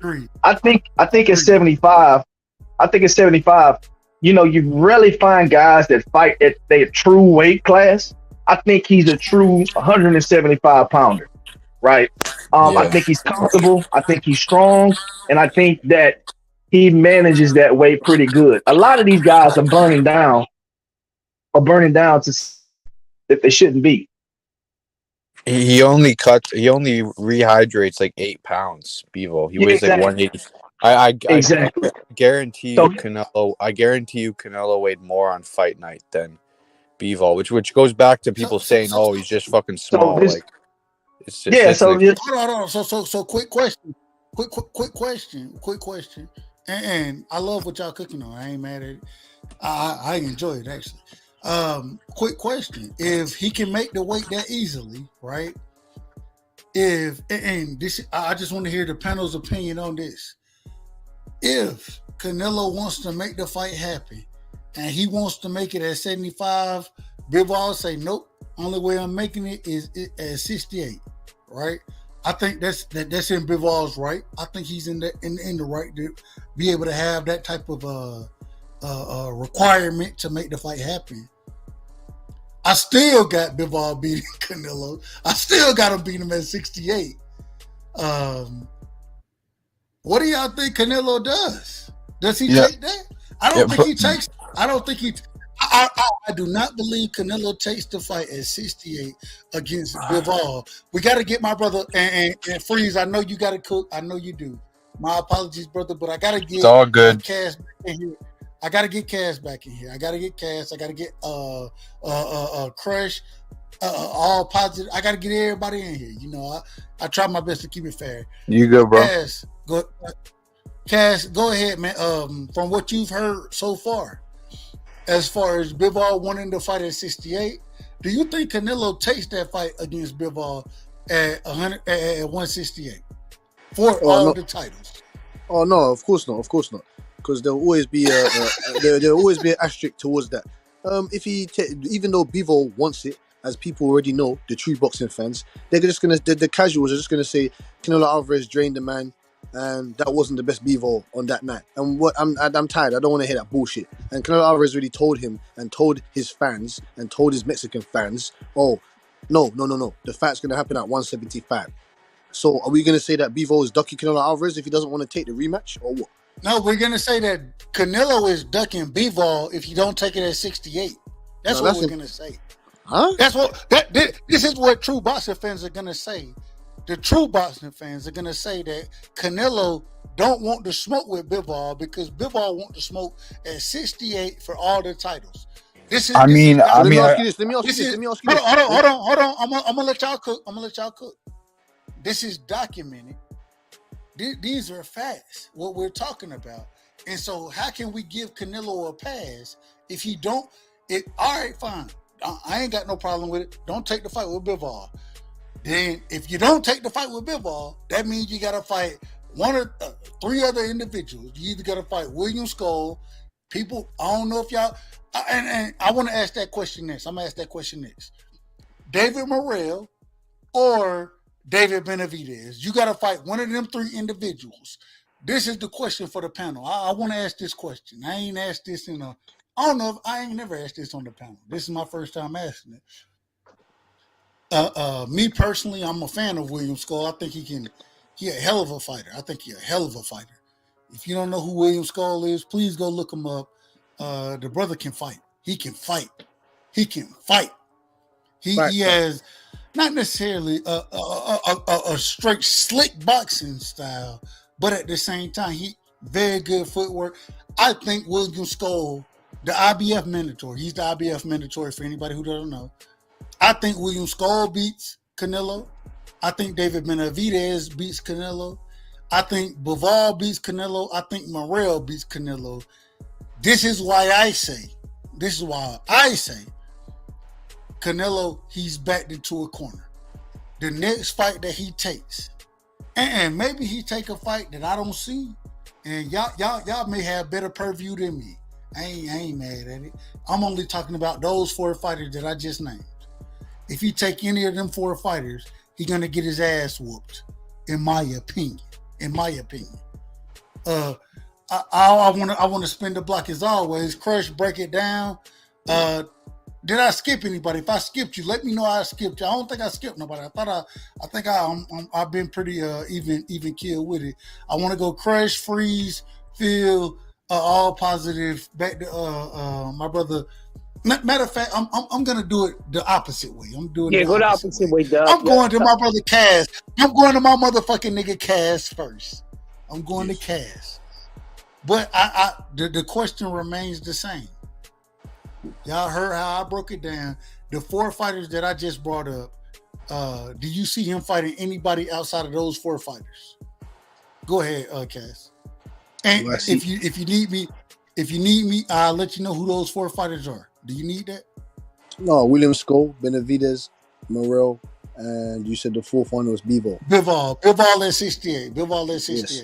You see now, I'm gonna ask you this right side when I wanted to ask you from before is what is a tougher fight, 168 Bivol or 168 Benavidez? Bivol. Why would you say that? 160 because this is just my opinion. I think I think Bivol, the skill set that Bivol brings to the table, if 168 happened, or if there was a 168 fight with Bivol and David Benavidez, I'm putting my money on Bivol. I think Bivol's skill set, I think he's one of the more skilled fighters in the sport of boxing. You know what I'm saying? And the footwork he has, the way he's able to control range, distance, utilize his jab, understand how to let his hands go and be out of range from like Bivol. I just think that Bivol is a better fighter, in my opinion, than David Benavidez. I think the best fight right now. I think Bivol and Benavidez beat Canelo. I think the best fight we could see is Bivol versus Morrell. I think Morrell and Bivol beat the shit out of David Benavidez as well. I think Morrell, his skill set is on the level of Bivol, and I think that would be a fight that I would really be interested in, because I couldn't tell you who wins that fight. All these other fights, I can tell you who's going to win them, in my opinion. This is just my opinion. Hey, I don't think Bivol would come to 68 for a guy like Morrell, though. Oh, sorry. It's not my turn? No. I agree with it. I don't think he would fight Morrell at 68. I'm just saying, when we're talking about who Canelo should fight, and I'm looking at the fighters out there that have that opportunity, right? I think Bivol, I think Morrell, I think both of them beat Benavidez and Canelo. I think both of them beat him. And so that's why I'm saying I think that would be the most interesting fight, because I wouldn't be able to pick a winner in that fight. But at the same time, in the other fights, I don't see Benavidez beating either one of them. Benavidez might beat Canelo. He might beat Canelo, right? But at the same time, he's going to get fucked up by Bivol. He's going to get fucked up by Morrell. I think that, hell, Canelo might beat Benavidez. At the same time, he's going to get fucked up by Bivol. He's going to get fucked up by Morrell. Morrell and Bivol are the two dudes that I'm looking at right now. Even William Skull. People, once again, and I want to bring the conversation into William Skull as well, because a lot of people, they don't understand William Skull. This man, the boxing ability that he has, the footwork that he carries, you know what I'm saying? He's not the most polished boxer yet, but I think that he can put himself in position to be up there with, to be the quote unquote goods. He ain't had no real, what's the word I want to use here? He had no defining fight, but at the same time, William Skull, the brother can box. He can box. But I don't think he can right I now. always found myself leaning toward the boxer over the puncher. And I think that William Skull will outbox the shit out of Canelo. I think William Skull will outbox the shit out of Benavidez as well. I've honestly never heard of this guy. Listen, that guy will fuck everyone up. The fact to me right side is, at the end of the day, at the end of the rainbow, is William Skull and David Morrell.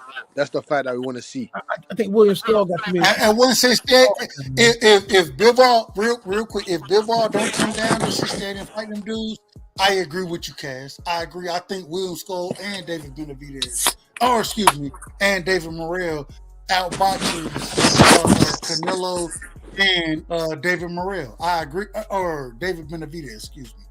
I agree with you. I agree with 100% with you. I never heard of this William Skull guy before. That's what I'm saying. You need to go look up these guys, man. There's serious guys in the 168 division. I'm tired of people saying, "Oh, that division's rushed, man." There's no one there. There's people there. You just don't know them.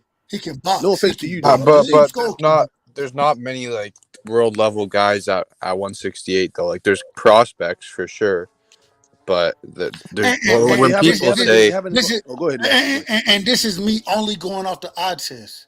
Only the eye test. When I'm talking about William Skull, it's just I watch him fight, and when I watch the brother fight, I'm like, man, the skill set that he brings to the table, William Skull can fight, bro. Like he can fight. Right side. Let me ask him this. He got some flaws that I don't like. I don't think he beat Canelo right now. Maybe in another year, William Skull. I've seen him fight. William Skull. He has some flaws that I don't like right now.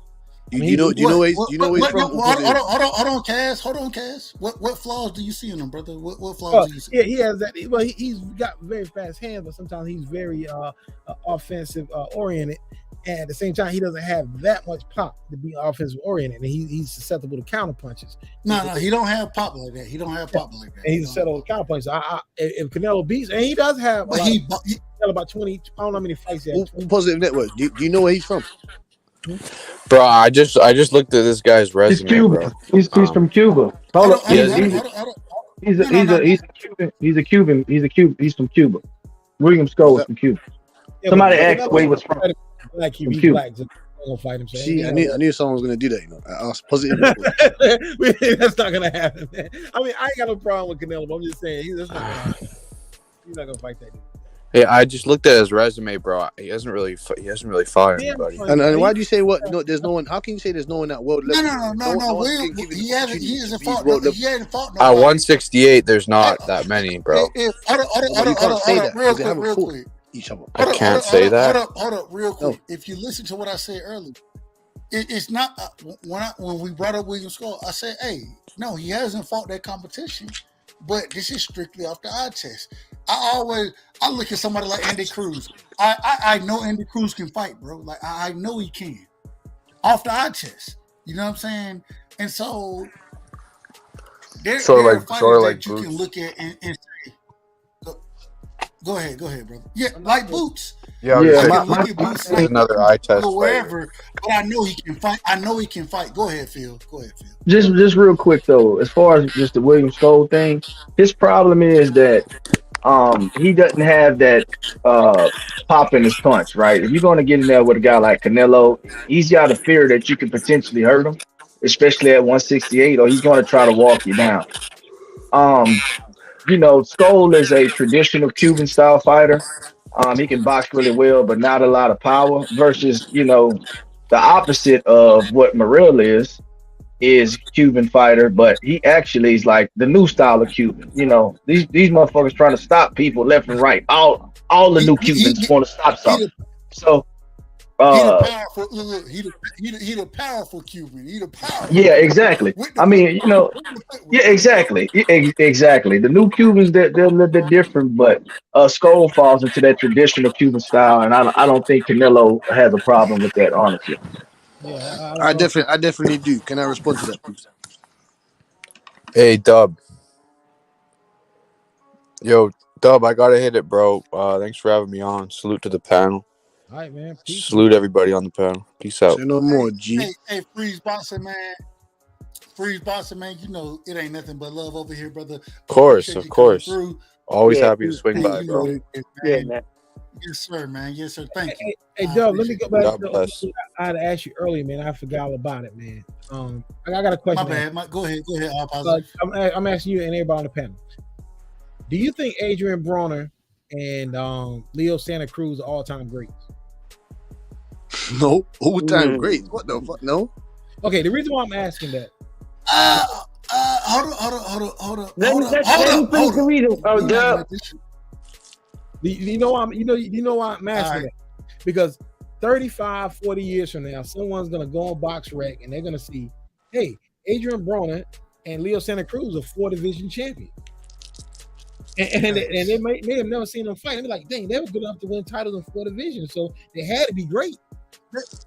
But they third ballot Hall of Famers. Yes, that's what I'm saying to you. You said all-time great. They're not up there with all-time greats. They are 4-division champions. But they third ballot Hall of Famers, bro. Like, yeah, but what else did he do? Yes, 4-time champion. Okay, I agree what with else you. They're not. I'm saying they're not all-time greats. But the point I'm trying to make is this goes back to there's too many weight classes and too many belts. Because if you can't win one belt, one of the 5, it's 5 belts right now. You know, WBA has 2 belts. I don't think there's so many belts. So you have 5 belts and 17 weight classes. If you can't win one belt in this era, that says a lot about you. You should be able to win one. But that's where it comes in. That's why I don't think. I think there should be 4 belts. That's it. 4 belts. I don't think there should be 1 belt. No. I think there should be. The only reason why you think that is because we're not getting the fights for the belts that we need. If everyone was fighting how it should be done, then there wouldn't be too many belts. All right. Hey, we can get into the belt conversation. The only thing is shit. It's gonna be belts out from what we've noticed, or not even noticed, from what we've seen from the sport of boxing.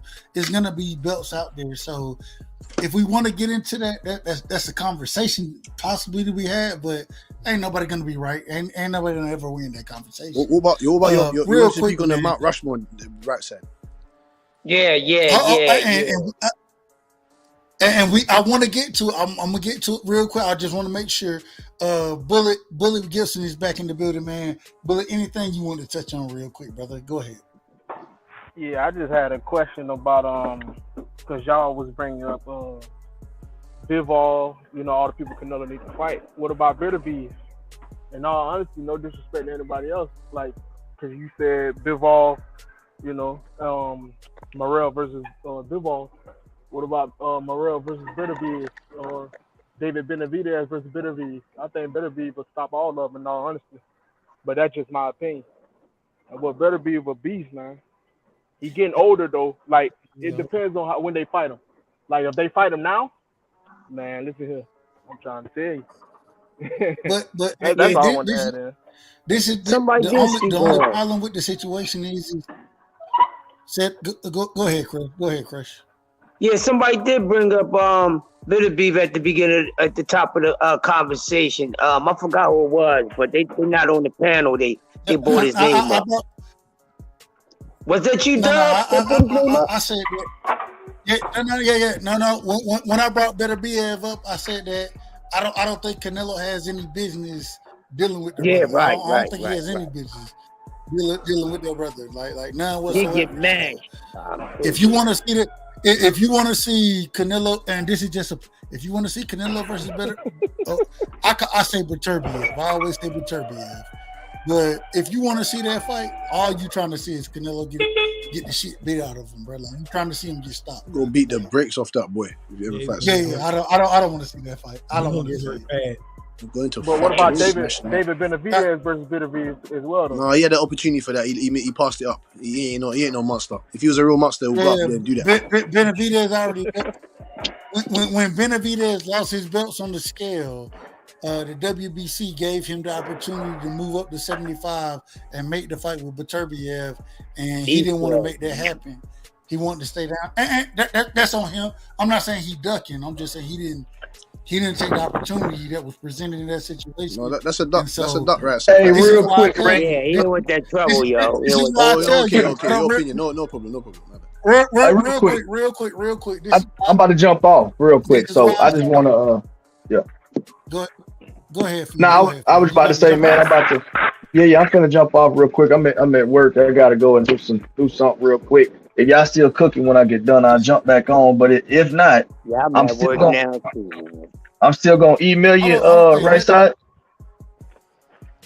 Please do. Yeah. I'm still gonna. I ain't gonna hold you, bro. Ask anybody on the panel, man. Hey, you know I love to chop it up and talk the conversation, and I want to hear what you got going, brother. I want to hear what you got going.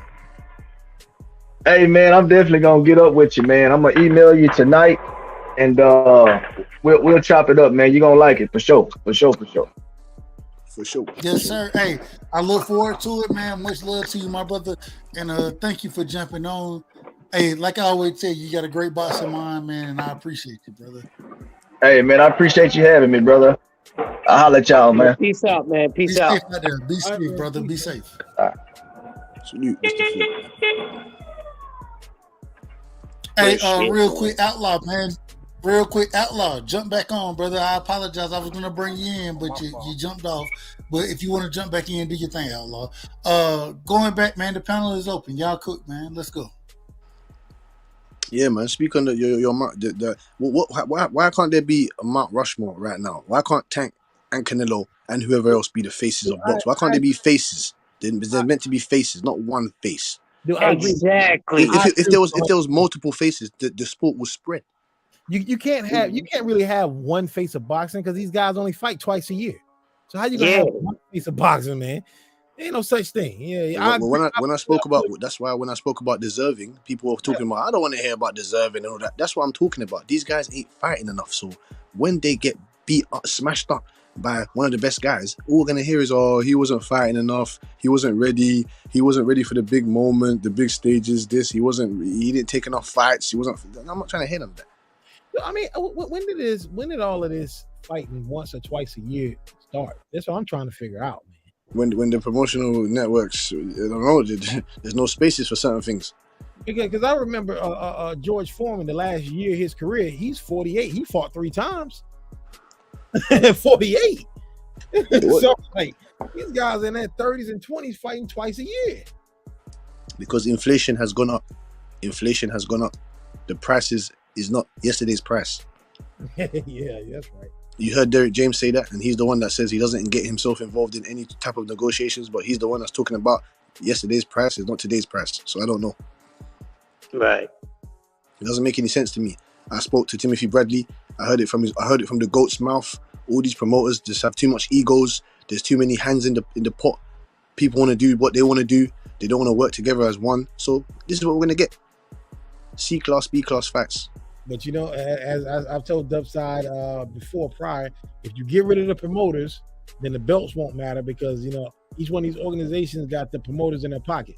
You get rid of the promoters, and the belts won't matter. Then we'll start seeing a lot of the big fights. But I really wouldn't want a one commission over boxing because that would be still crooked as well. It can be bought off. So I don't know how to. I think getting rid of the promoters and the belts will probably. Well, this is the thing though. As OG Mr. Right Side says, the boxing politicians, we actually need them because they're the ones with the money, with the bag, and we need them to make the fights. I've already said this. When I first ever started actually getting into boxing, I was questioning myself as well. Why don't the fighters or another representative just go and take out some money and make these fights? Like, why can't, like, for example, this is what I'm talking about. For example, you got NBA players, you got NFL players, you got NHL players, you got NBL players that are making over hundreds of millions. You're telling me one of them can't say, oh, let me try and get a look into boxing and put 5-10 million into this and see where this goes? Why can't that happen? I don't understand. I think I understand it. I think boxing is right now is big. It's a lot of unseen hands behind the scenes that's not allowing a lot of things to take place. Because you can look at like why we see so many robberies is like when you have fights scheduled, like a big robbery that a lot of people don't talk about is De La Hoya against Stern, because everybody they already had Oscar De La Hoya versus Bernard Hopkins playing. So if De La Hoya beat Stern, that fight happened. So we saw Stern beat De La Hoya for 9 rounds. He won at least 9 rounds, and he loses the decision because all of his money was already placed into the Vegas fight between De La Hoya and Hopkins. It's bigger than boxing. We talking about money for millions of dollars coming to a city. So it's bigger than boxing. And you got mad guys over there like Michael B. Jordan that owns. That's what I'm saying. You got guys over there, big influences, big entities over there that own stuff over here. Michael B. Jordan owns part of a football club, a Premier League football club over here. LeBron James has part of stake in Liverpool FC over here. There's multiple guys. Michael Jordan owns an NBA team. He wants to sell it. You're telling me that one of these guys can't say, "Oh, boxing needs to come alive again," and put some money into it? Well, man, you know what? One thing that will make boxing come back is we got to get rid of all these pay-per-views, man. Because I think Caleb Plant versus Benavidez was a big fight, but that is not a $75 pay-per-view in no era. how did they put that on paper? How did they put that on paper? I don't know how that was. Wait. But they put Keith Thurman and Barrios on pay-per-view. They put King Kong Ortiz versus Charles.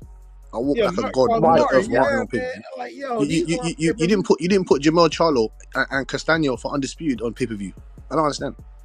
Yo, it's like at best, a lot of these fights will be boxing after dark specials 25 years ago. At best, like these are not pay. That ain't never coming back. No way.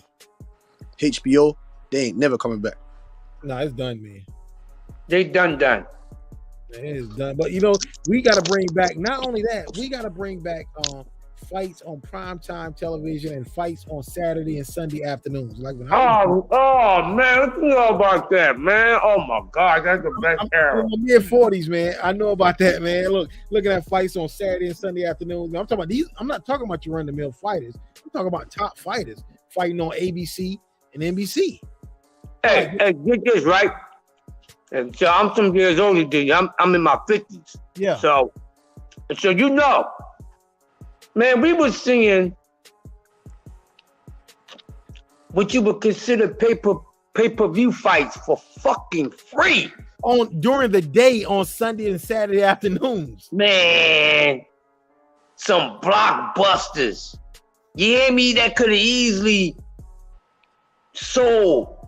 They're successful in pay-per-views, man. These guys is fighting on national television Saturday or Sunday. Then it was these twice out of the year you would get a Saturday and a Sunday because there was some good shit going on. Man, the only thing is the cost of living has gone up, so they wasn't demanding they wasn't demanding what they're demanding now. Right, because they're not giving it to them. Fighters are sitting on the shelves. But NBC is a $1 billion corporation. They have the money. People will pay for you got big fights on NBC. People will pay for spots, for television spots between rounds. They will pay for these spots, man. I'm telling you.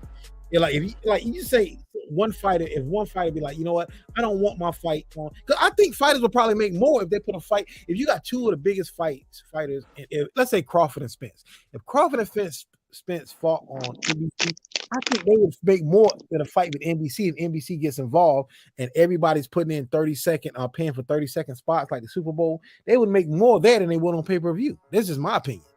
Mm-hmm. Because NBC is a $1 billion corporation. So they have the money. Mm-hmm. Or why don't they start putting shit on Netflix, Amazon? Why don't you go and do that? That's another point. It's a good point too. Yeah. Put boxing on. Why don't you go and put boxing on Netflix? Why don't you do this type of thing? I don't understand. So Prime does have MMA fights. They have the yeah, one. Yeah. MMA. Yeah. You don't know. That was MMA. That's what I'm saying. I was MMA on Prime. Boxing ain't. It don't make no sense. Man, boxing, man. I'm telling you, man, the greed, man, but it got in the way of boxing. I mean, when you take away Tuesday night fights, Friday night fights, when you take those things away, man, because that's how fighters get known. Because I remember when Floyd Mayweather, he was turned pro. He was fighting every 2 weeks on Tuesday night fights. He turned pro. Like, you gotta get people used. Look, it will start. You will start on regular TV. You will move to HBO. Even if you had a name, then you will move to undercards on pay-per-view. Then you'll be headlining pay-per-view if the fight was big enough. But man, these guys are coming out, man, like these guys ain't fought nobody, 20 fights in, and they fighting on pay-per-view for $50. Like, come on, man. That's ridiculous. Highway robbery. That is ridiculous, man. But it's like, yo, it's like we're at the point now that it's gonna get worse. And it's crazy. Go ahead. Go ahead, All Positive. Go ahead. No, go ahead. I didn't say I was done. Well, I'm just saying it's wild when we had these situations, and when we have a Canelo Alvarez, regardless of who the fighter is, when we talk about pay-per-view, we talk about the money. It's about the fight, right?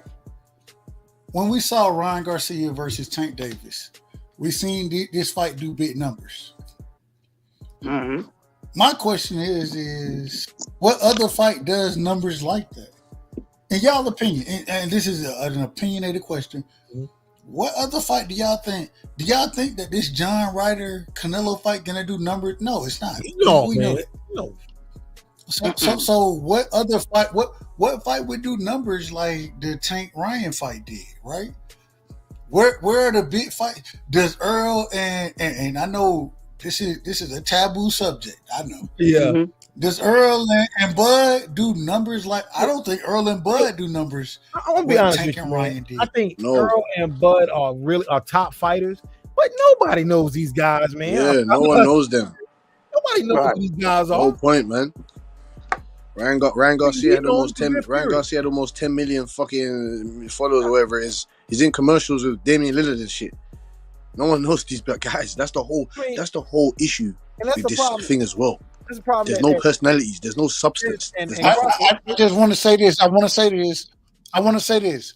I'm one of the individuals you should blame because what I said, I said this from the beginning. I was like, man, all them damn subscribers, and they ain't buying pay-per-views for Ryan Garcia. I lied. I was wrong. I had no clue what I was talking about because these people clearly came out and bought those pay-per-views for this fight to do the numbers that it did. So I was wrong. I was capping. I didn't know I was capping, but damn it, I was capping when I said that Ryan, his Twitter following went buying. No, them motherfuckers buying fights, bro. And another thing too, Doug, Ryan and Tank, they sold the fight. And that's a lot of things. A lot of these guys aren't really selling the fight. These guys really sold that fight. I had people coming up to me and don't even watch boxing. It's like, what do you think about this Tank Garcia fight? I'm like, how do you know about them? Like they was really looking at YouTube and they sold the fight. Yeah, that's true. A lot of casuals was talking about that fight, man. It was a lot in my neighborhood, in my city. They was talking about. I'm like, get the fuck out of here. I'm like, even female. I'm like, what? Oh yeah, that's yeah. You know, if the females know, then you know they go and chase a bag. They know somebody throwing a fight party, somebody gonna be betting some money. She on the right end. She gonna get a brand new bag. You know what I'm saying? So they was even talking about it. You know what I'm saying? It kind of took it back to when pay-per-view was pay-per-view in the Mayweather, Oscar, and Pacquiao era, you know, when everybody would go and check those out, you know, fight parties and things like that. And that's how you got a nice amount of casuals of people who just come in and just watch any sport and all sports when, you know, it's postseason. You see what I'm saying? So when it's the talk of the town, everybody's checking it out, no matter if they're a big fan of it or not. And that's how it was with boxing, and that's what happened with Ryan and Tank. You know, everybody was checking this fight out, man. And like Dub said, right now, I can't even think. And Dub, no, I don't really like to get into the numbers or anything like that. Just give me the fucking fight. We gonna find out who's the better man, and that's all I need to know. I ain't getting none of the money, so it's a waste of time for me to talk about it. But you know, and speaking in that capacity of it, it's hard to see what fight right now would do those type of numbers, man. I think Terrence and Bud could have those numbers could have been like that if the fight would have, you know, took place, you know, but I don't even think about that fight, so I'm done with that. But it's a good example. Maybe a couple other matchups that probably would. I mean, they did great, man. They did real good. So, hey, man, they set the bar with that. It's woo, man. You gotta see. Go ahead, my fault. Do you know what the biggest fight coming up that nobody knows about? That the casuals don't know about? You know, the biggest fight coming up in a few months that is not gonna get any exposure. Cool Boy Steph and NOA. Yeah. And it's gonna probably be like 9:00 in the morning because it's in Japan. Yep. Damn. On a weekday in Japan. I love those fights, man. Like that. Yeah, yep. Yeah, man. And that's a fight that should get that notoriety and attention, because you have a Cool Boy Steph who's not, you know, we speak about him, you know, but should be spoken about just as much as these other guys. I mean, he's did a lot in the sport. And guess what, man? They're both on separate networks, man. Yeah. Yeah, how about that? What do you know about that, man? They both wanted to fight. Tank and Ryan were both on separate networks. Inoue and Fulton, both on separate networks. So that side of the street shit, I don't want to fucking hear it. I don't want to hear it. I don't want to hear that crap. Yeah, I was never with the size of the street shit. I don't know what these guys been talking about, man. I'm 53 years old, so I've been watching the sports since 75, so I don't know what the fuck they was talking about. I seen jokers get it in with no damn problem. Oh, so-and-so rumbling. Oh, damn. You know, come maybe a Saturday or Sunday, you know, even a hot Tuesday, because, you know, sometimes you got a good fight on a Tuesday or even Thursday night fights. You know, Thursday night fights was the warm up to the weekend. You see what I'm saying? And you'll get a mean ass fight, man. You know, oh man, boxing needs to go back to that. It can go back to that. You know, but only they do the right thing. Hold up. I got my brother in the building, man. The homie, you know what I'm saying? The individual I rock with, strong. IB, who IB is in the building. IB, man, I believe this is your first time on the panel. IB, welcome, my brother. You know you got a home over here. I like that. Man, give me your opening statements, IB, man. Welcome to the panel, brother. Thank you, brother. I appreciate it, man. What's up with all the players, man? All the fellas in the chat and on the panel, man. Much respect, much love always, man. I ain't got too much, man. What's up, buddy? Man, I'm trying to see those push-ups, man. Yeah. I wanted to. So those push-ups, bro. No. Let me say my piece. So basically, if you don't want to do push-ups, you can always cash at me too. You feel me? You know. Hold on.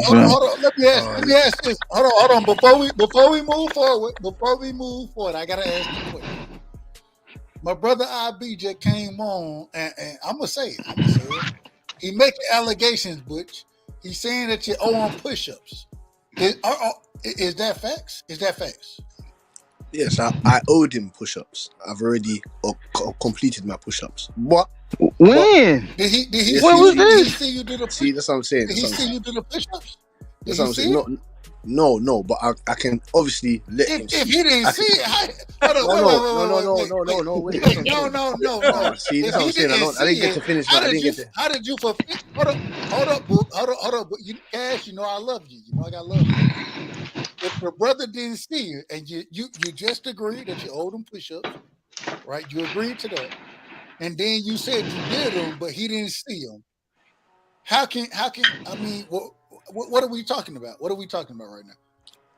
So, if I have credible sources, is that fair to say I did them? And if I can show him that I did them, No, but if I could, but if I can, if I can show him that I did them, then what? No. You could. Well, he said if he didn't see them, You could have been. You could have been doing push-ups in your daily routine for whatever you got going on in life. You could have been doing that. What I'm talking hold on. about What do is you mean? hold up. People witness me do them. Hold up. I don't mind doing them. Hold on. I don't mind doing them. I'm just saying to him that I did do them, but that's why I wanted to speak to him. All right, I'll mute you. I don't want to mute you, brother. I don't want to. I believe you did 50 push-ups, but then wasn't for me. Like every time people owe push-ups, we make sure we get to that. Like even knockout, we all do shit different ways, bro. We make sure that person sees in person on the panel that they did the push-ups, bro. I don't know what you did. You was just doing a workout to me. Hold on. The question is this.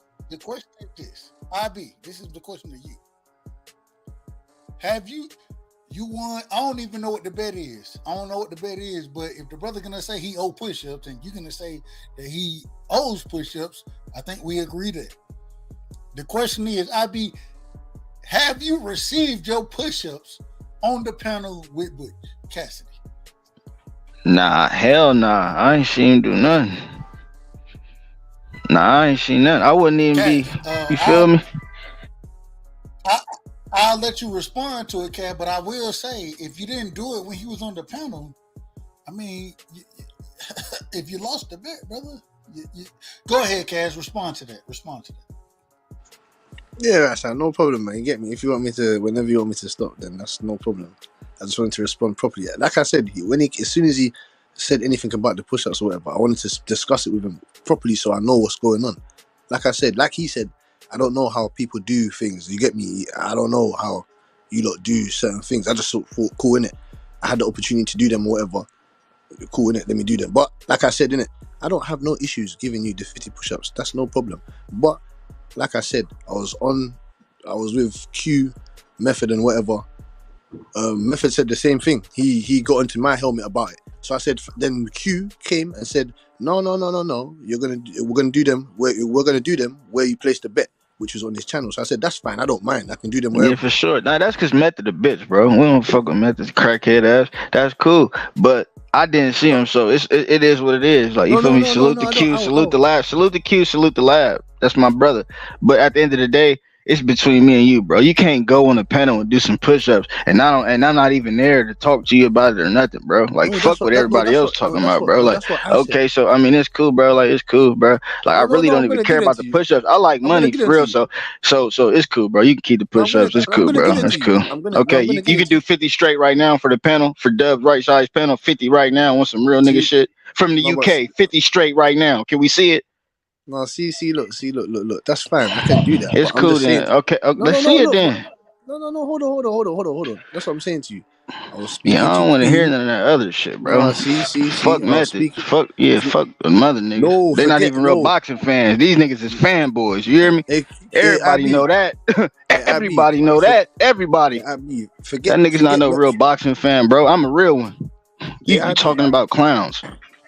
I said this. I was saying the same thing. I said, no, I'm not gonna do them now. IB's not here. Let me do them on Q's channel when he's there and when he can see or whatever. Cool. Q agreed or whatever. He said, no, you're gonna do that. And I still said, no, wait. Let me do them or whatever. So I can say that I did it or whatever. Or I'll do it on your channel again. I don't mind. That's why I just wanted you to get the point across that I don't have no issues doing push-ups, bro. I'm just saying to you that I wanted to get the confirmation of what's actually going on. Because I did do them. It's cool. Nah, it's cool. It's cool, bro. Like I ain't, I didn't know nothing about that, bro. But that's what I said. It's But up to this you. is the If you want me to do question. them, I'll do them right now. Cash. Let's make sure we I'm keep going this off topic, because bro. I we don't even gotta want to move fuck forward. up the channel, Dub. My fault, bro. You can do whatever you want to do, bro. I was just like, Man, damn, bro. Like, cause I haven't seen, hold Butch up, since the bet. That's why I haven't seen him since the bet. Hold up. Man, I be you know what it is, bro. Everybody on the panel, y'all know I fuck with y'all. Everybody on the panel.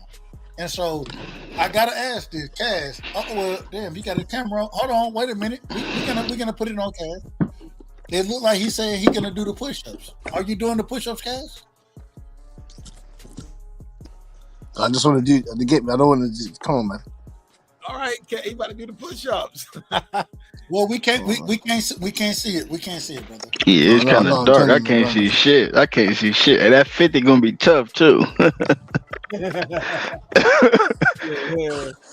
50 straight, low key tough, man. Let's see what you got though. I guarantee you don't hit 50 straight. Hey, I'll be right back, fam. Hey, do your push-ups, brother. I'll be right back.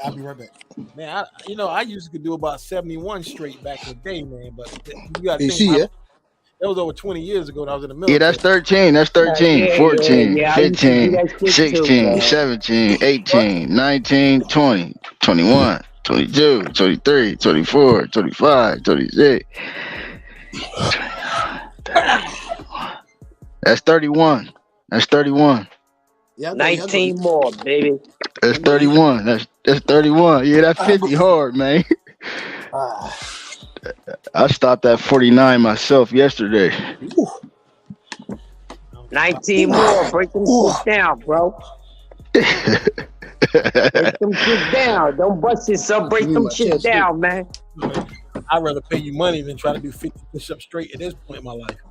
Hey, listen. Yeah, I would have paid that money too. I ain't that dude no more. I'm gonna have to give you money. You know what I mean? I ain't that dude no more. Homie, I can do it, man. You know, I'm more at this age. I'm gonna keep it real with you. I can give you a strong 30 straight after that. I ain't got that in me no more. You know what I'm saying? I ain't in my 30s and none of that shit no more, man. Hey, but this more respect though than money. You know, like I respect this camming up, doing push-ups. I respect this more than the Cash App. I can't even lie to you, brothers. Pull-ups is worse. I don't think and he benefit from the push-ups also. Shit. So you know what I mean? 10. That's 10. Okay, all right. Okay, so now we got 41. You got 9 more.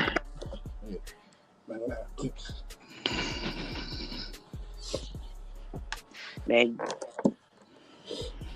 All right, my bad. I'm back, brother. I'm back. No, you good, Where we at, man? Where we at? Now more. He got 9 more to go. Yeah, he got 9 more to go. Yeah, 41. 9 more. Let's go, Cass. Hey, much respect to him. Though. You on 3, man. 6 more. 6 more, baby. Hey, man. 6 more. You got a half a dirty dozen left, man. Hey, you know, hey. Half a Hey, dirty nah, it's dozen cool. left, baby. Nah, it's cool. Nah, you good, bud. You good. We even. We good. You good. Yeah, Get up, man. good money, good money. You good, bro. That's good money, bro. Nah, you good, bro. Nope. Oh, he say he going for it. Go ahead, knock him off then. He say he gonna clear it out. Hold on. Real quick. IB, let me know. Is Cash good, bro? Is he good, or do you need to finish those? What he got?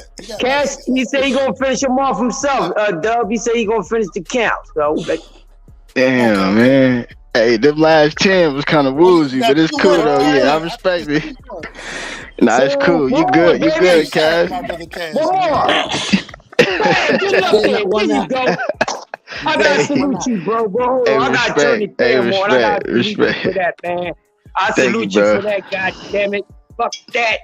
Cause my ass ain't getting down to give you no more than 30. You heard me? Salute to you for that, man. You know what I'm saying? Yeah, salute the bus, bro. Salute the bus, man. I appreciate you, bro. Yes, sir. If I didn't fuck with you, bro, as a brother, I wouldn't even have came on this channel and then, you know, and seen you and said nothing, bro. But I knew you was good for it, but I haven't seen you since the bet, bro. How can you do push-ups and I wasn't there, bro, and said you did them for me? And you never even talked to me that whole day. Ain't got the honor system going. Right. Good shit, man. That's like saying you sent me a cash app, but you sent it to somebody else. I never got it, bro. Oh yeah. No, like I said. But I appreciate you. I But like I said, appreciate you, bro. I appreciate you. No. What I was saying is, I was doing it regardless.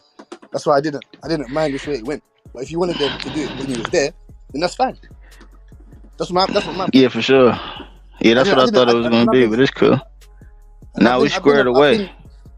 I've been there, innit? I haven't seen you anywhere, innit? So Nah, you good, Butch. I appreciate you, brother. Much respect. A lot of people run off. You a man of your word, bro. I appreciate you. I don't want to hold y'all off, bro. I appreciate you, Butch. Much love, much respect to everybody on the panel. Crush, OG Dub, All Positive Network. Butch, y'all take it easy, players. All right, bro. Take it easy. Hey, man, you know what it is. I'll be much love to you, my brother. Much love. For sure. Hey man, I ain't gonna hold y'all, bro. I got a long day tomorrow. Normally, I would keep cooking. Y'all know how I like to get down, but I do have some things I have to get accomplished tomorrow, unfortunately. But I ain't gonna say unfortunately. I'm not gonna say unfortunately. But man, we're gonna pass it around, man. I want everybody to give me their last words. Man, Butch, we're going with you first, Cass. What you got for me, Cass? Give me your last words. And shout out to you. It ain't there. Everybody ain't gonna stand on their word. Everybody not gonna allow somebody to get on the panel and be like, "Bro, you owe me this," and then respond to it. You responded. You did. Hey man, you kept it respectful, and you made a move that most men would make. And you can't say that about everybody. Give me your last words, Cass. What you got for me, bro? thank you, Mr. Outside, man. You get me for even allowing me on your platform to make that. Just take care of that situation. You get me? I did on that. Man, you know you the family. You know you the family, brother. You know you the family. Thank you, man. Thank you. Like I appreciate you. Get me? I appreciate everybody else on the panel. You get me? And then Mr. Ratside's community. You get me? Our community for the best of boxing. You know what I'm saying to you? All you want to see is the best fights, man. You get me? Yeah. I'm very logical when it comes to these type of situations. You get me? It's because of money and other people just want their bits and pieces. People just want what they want. So, like I said, man, we just want to see the best fights possible before we leave this planet. You know what I'm saying to you? So we can remember these type of things. Like back in the day, that's what I said. Back in the day, you lot of the older generation used to see the best fight the best, and used to enjoy it.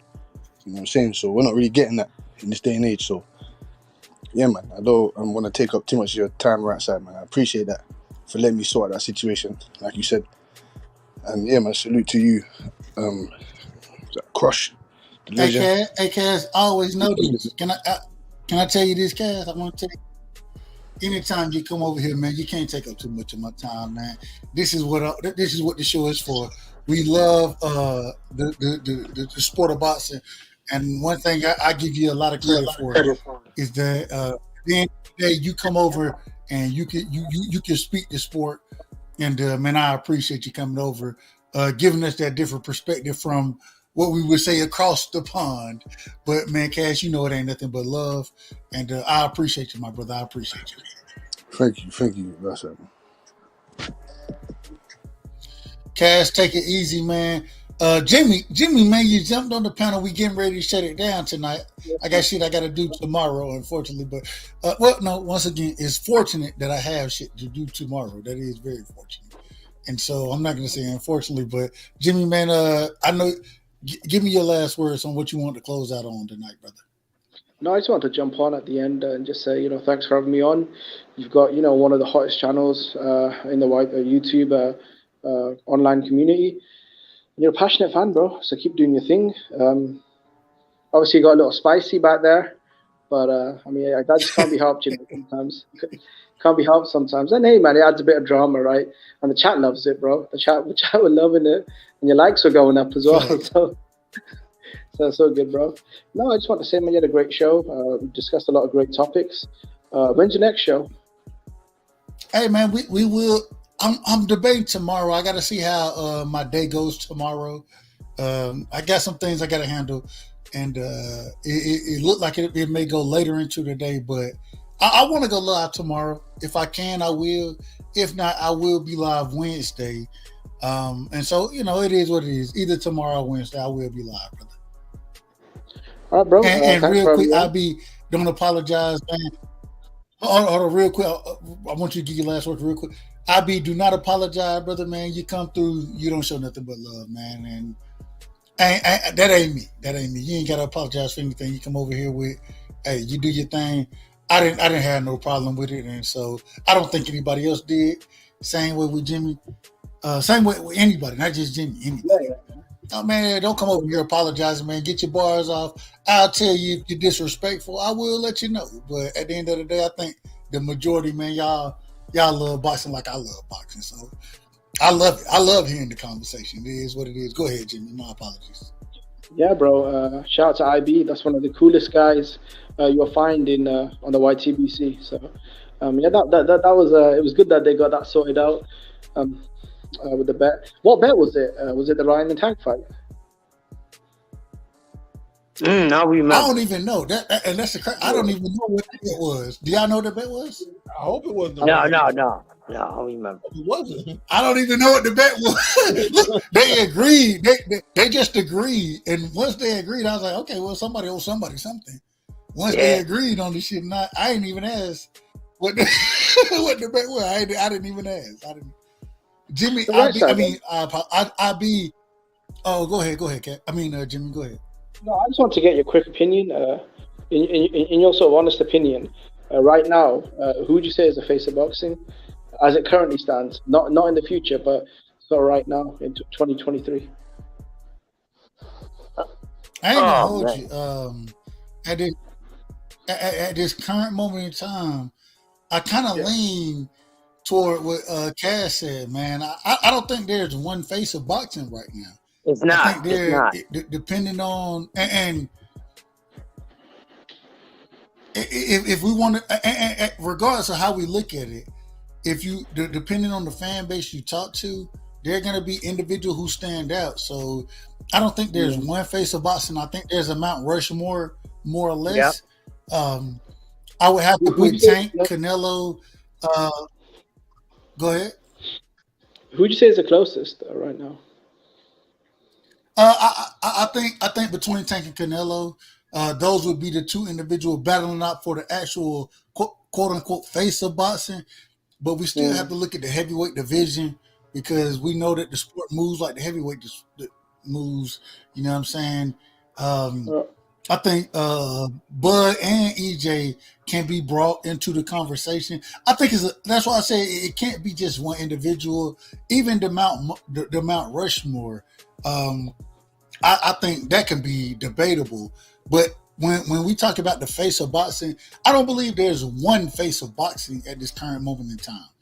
I don't believe it. I think there are multiple individuals that are putting on for the sport, and they're when they do, we know when they make the fights happen, they usually do big numbers. Whether you want to look at pay-per-view, whether you want to look at live gate, whatever you want to look at, they're doing numbers, and it's about 5 or 6 motherfuckers doing it. Yeah. See, for me, the reason why go ahead, Jimmy. Say it again. No, I said the reason why I have trouble putting Tank in the same league as guys like Canelo, and to a lesser extent, guys like Joshua and Fury, is because those guys have been doing that for nearly 10 years. You know, a guy like Tyson Fury can go to Las Vegas, sell that out, go to the UK, sell out Wembley Stadium, and then go to Dubai and sell that out. Same with Joshua, did it at Madison Square Garden. Canelo can fight in Mexico, America, and get turned down offers from Dubai. These guys have been making 30, 40, 50 million. But Tank Davis, the numbers just aren't there. I mean, this guy's never put on a big event outside of Ryan Garcia, and he's never kind of made the number. I mean, I don't see him on the Forbes list. I don't see him on, Super Bowl commercials, billboards, the way Joshua, Canelo, Fury a little bit, but not at that level, No, I understand where you're coming from. I think you have to bring Tank in there. And this is just me, and this goes into me being boots on the ground. A lot of motherfuckers that I know, that I talk to, they don't know shit about boxing. They don't have a clue about boxing. No clue. No clue whatsoever. If I say Tyson Fury, they be like, he bucks, right? Yeah. If I say Deontay Wilder, they're like no, this is honestly, this is the truth. And so because I'm only doing it from my perspective. This is why I say when I bring up, I had individuals who don't know shit about boxing. They don't know shit about boxing, and I had them reaching out to me asking about Tank and Ryan. You know what I'm saying? So it's when if I talk to y'all, I know I can bring these names up, and y'all know these names. I know that. But then when I look at the outside world of outside of YouTube, I have to be honest about it, and I understand that a lot of these motherfuckers they don't know shit, bro. They don't have a clue. And when Ryan in this situation, when Ryan and Tank fought, I seen motherfuckers buying the fight, calling me asking, should I buy it on Showtime or the Zone? Mm-hmm. This is what friends of mine are calling me asking, and I'm sitting here like, but how many before? Shit. So before he fought Ryan, like when he fought guys like Isaac Cruz and Barrios, were those same guys calling you up and saying? Nobody called me and asked me shit about it. They didn't call me and ask me shit about it. Nobody. That's a fact. That's a fact. Okay. Do you think maybe this was a one-off for Tank? I don't really know how big he is. And this is the thing. But then, Jimmy, then I look at it from the opposite side of it. Ain't nobody called me about Canelo John Ryder. You know what I'm saying? Oh, so definitely not. This is why I say. But this is why I say when it comes from me, it comes from. This is only the perspective that I can build from it off the individual I talk to. How you know what I'm saying? Like this is why I get a perspective that I give, and so it is what it is. But at the end of the day, man. At the end of the day, my thing is. Oh, go ahead, Jimmy. My apologies. No, but I think on a global level, like whenever Canelo fights in the UK, it's either on pay-per-view or you have to watch it through the Zone or Sky Sports. I've talked to people in Australia. It's the same. Obviously, in Latin America, it's huge, and in North America, he's put on some of the biggest events over the last 10 years. With Tank, he's kind of big in America, but I think that's about it. On a global level, I mean, no one really knows him. I don't see guys from Saudi or Dubai. They're talking about this heavyweight tournament where Eddie Hearn was saying there might be $500 million on the line for Wilder, Fury, Joshua, and Usyk, right? That sort of mini tournament. $500 million.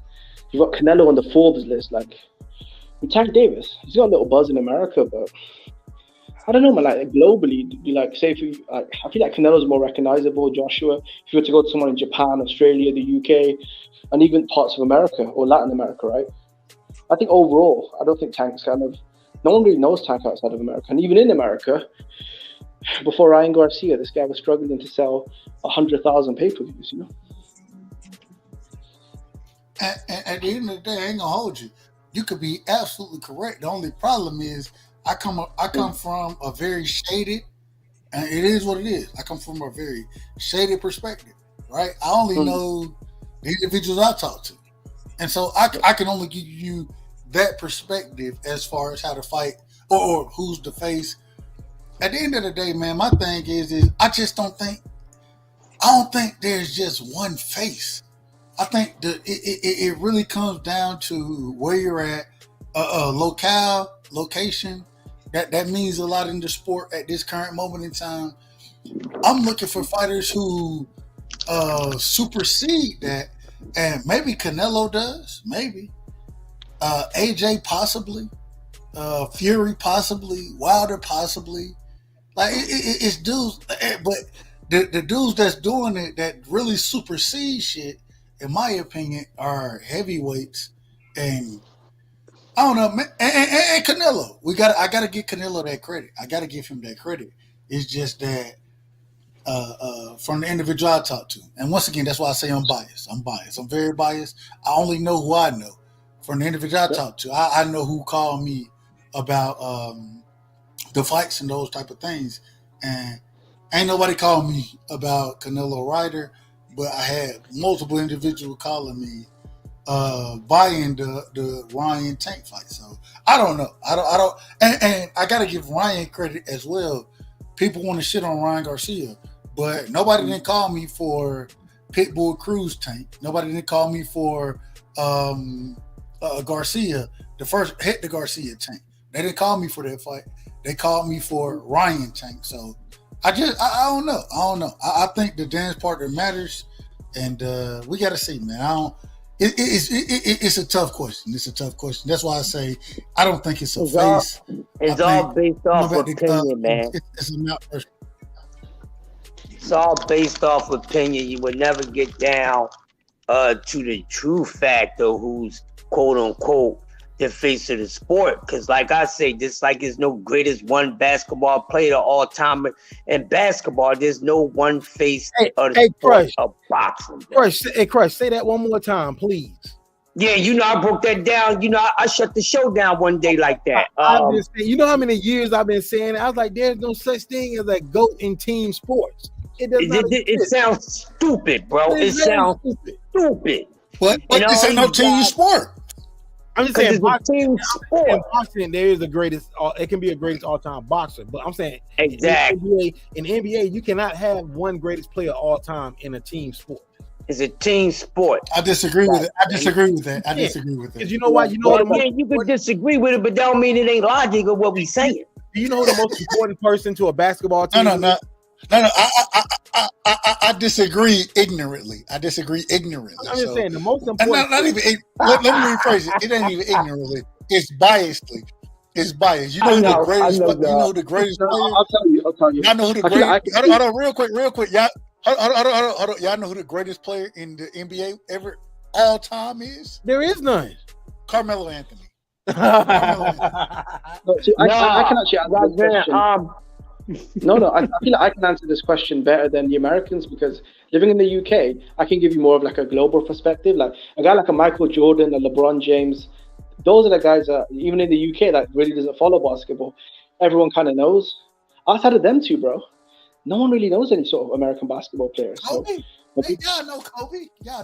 A little bit, but not at the level of like a Michael Jordan or Kobe. Yeah, a little bit. You can put that Kobe up there as well. LeBron James. But the other guys that are still elite guys, I don't think they kind of transcend the sport. Y'all don't know shit about basketball, so. That's true, but we know the stars though, bro. Yeah. Y'all suck on the basketball, man. Lakers. There you go. We know the Lakers. The Lakers is the only team. Man, fuck the Lakers. Fuck the Lakers. Well, there you go, bro. There you go. The Lakers is the only American gold, man. I'm gonna get beat up in the morning talking about purple and gold. But the most important person to a basketball team is the GM. The GM is the most important person because they got to put that team together. Oh, Lord. Yeah. So look, I don't want to dwell more than no, that's not. I disagree. It is. The GM is the most important person on the basketball team. Because look, if Michael Jordan would have if you got the right, so let me. GM picks the team. They're the one that picks the drafts the players. Go ahead. Yeah, I'm just saying, if Michael Jordan would have had his way, and because the teammates he wanted, he would have never won with them. But Michael Jordan didn't want Horace Grant and Scottie Pippen. He wanted his college teammate Joe Wolf, who played at Carolina with him. That's what he wanted in that '87 draft.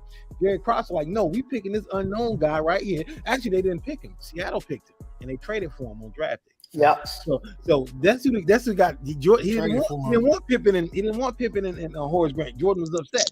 He wanted Joe Wolf. But if Jordan had his way, he also didn't want Bill Cartwright. He wanted to keep Charles. So let me ask this. All positive. Let me ask you this. If Scottie Pippen goes to a different team than the Bulls, right? He don't have Mike on his.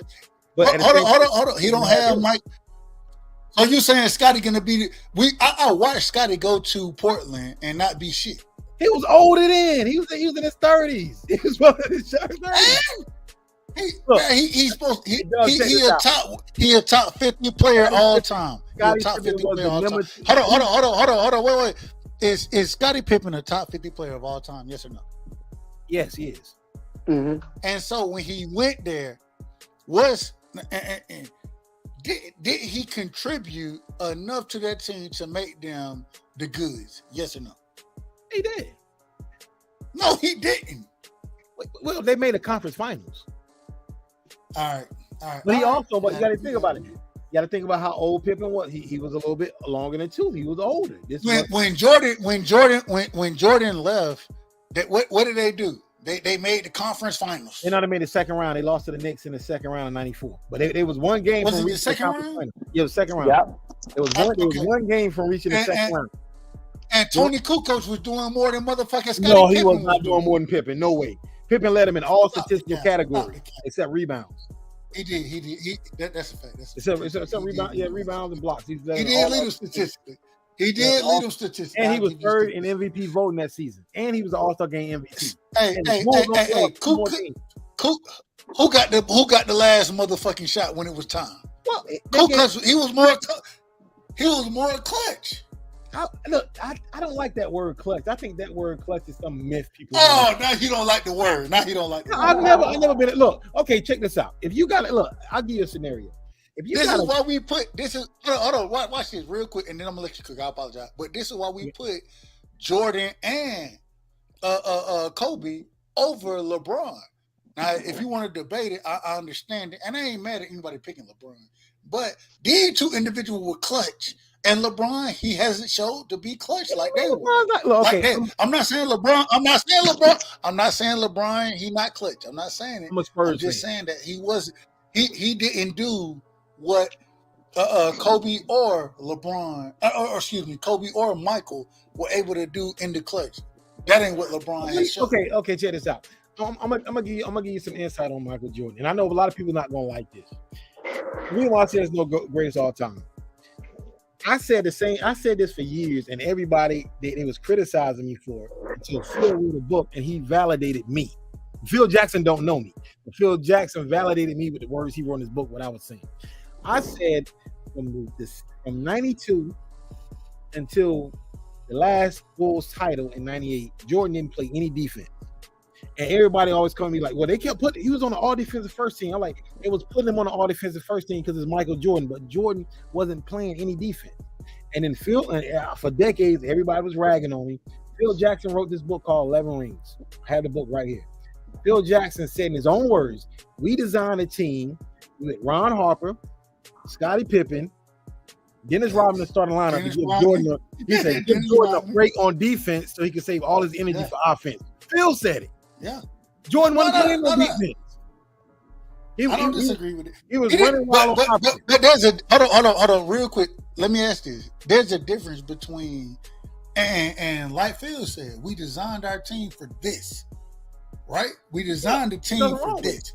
When we talk about Ron Harper, when we talk about Scottie, when we talk about D-Rod, all these individuals are what I would consider top 10 defensive players in their position. Only reason I go 10 is because of Ron Harper. Yeah. That's the only reason I go 10. Right? Because if you look at Scottie and you look at D-Rod, in my personal opinion, may be possibly the greatest defender ever in the sport of basketball. I wouldn't disagree with that. I wouldn't disagree with it. And then Scottie would be top 5. You know what I'm saying? As far as being able to guard every position on the floor. So when we're talking about the individual, Ron Harper, once again, I ain't gonna hold you. I think Ron Harper, he may be a top 10 defensive guard, possibly, maybe. But I think I can name 10 guards better than him, respectfully. But at the time, that were better than him defensively. Even though that wasn't the same Ron Harper that was in Cleveland, because he tore his knee with the Clippers. There was, he wasn't nearly the same Ron Harper. He wasn't nearly the same, but he was still serviceable. They used him. There was a lot of length. That's why they got rid of B.J. Armstrong in the expansion draft. They didn't protect him because B.J. wasn't the defender that Ron Harper is. But the thing about Michael Jordan, and I'm not saying Michael Jordan isn't the greatest two guard ever. I'm not saying Michael Jordan isn't a great player, but Michael Jordan. And I'm not saying Kawhi's better than Michael Jordan, but I've seen Kawhi do things that Michael Jordan hasn't done in his prime. What are you seeing them not do? Well, Michael Jordan has not had to carry an offensive load and then guard the best player on the other team. He did not do that during the Bulls championship runs. Because yes, he did. He did. Michael Jordan. Hold on. real quick. I gotta say this. My brother Phil said, "Damn it, they talking basketball now." I gotta jump in and get on this shit. I'm gonna break it down. This shit runs. Hey, real quick.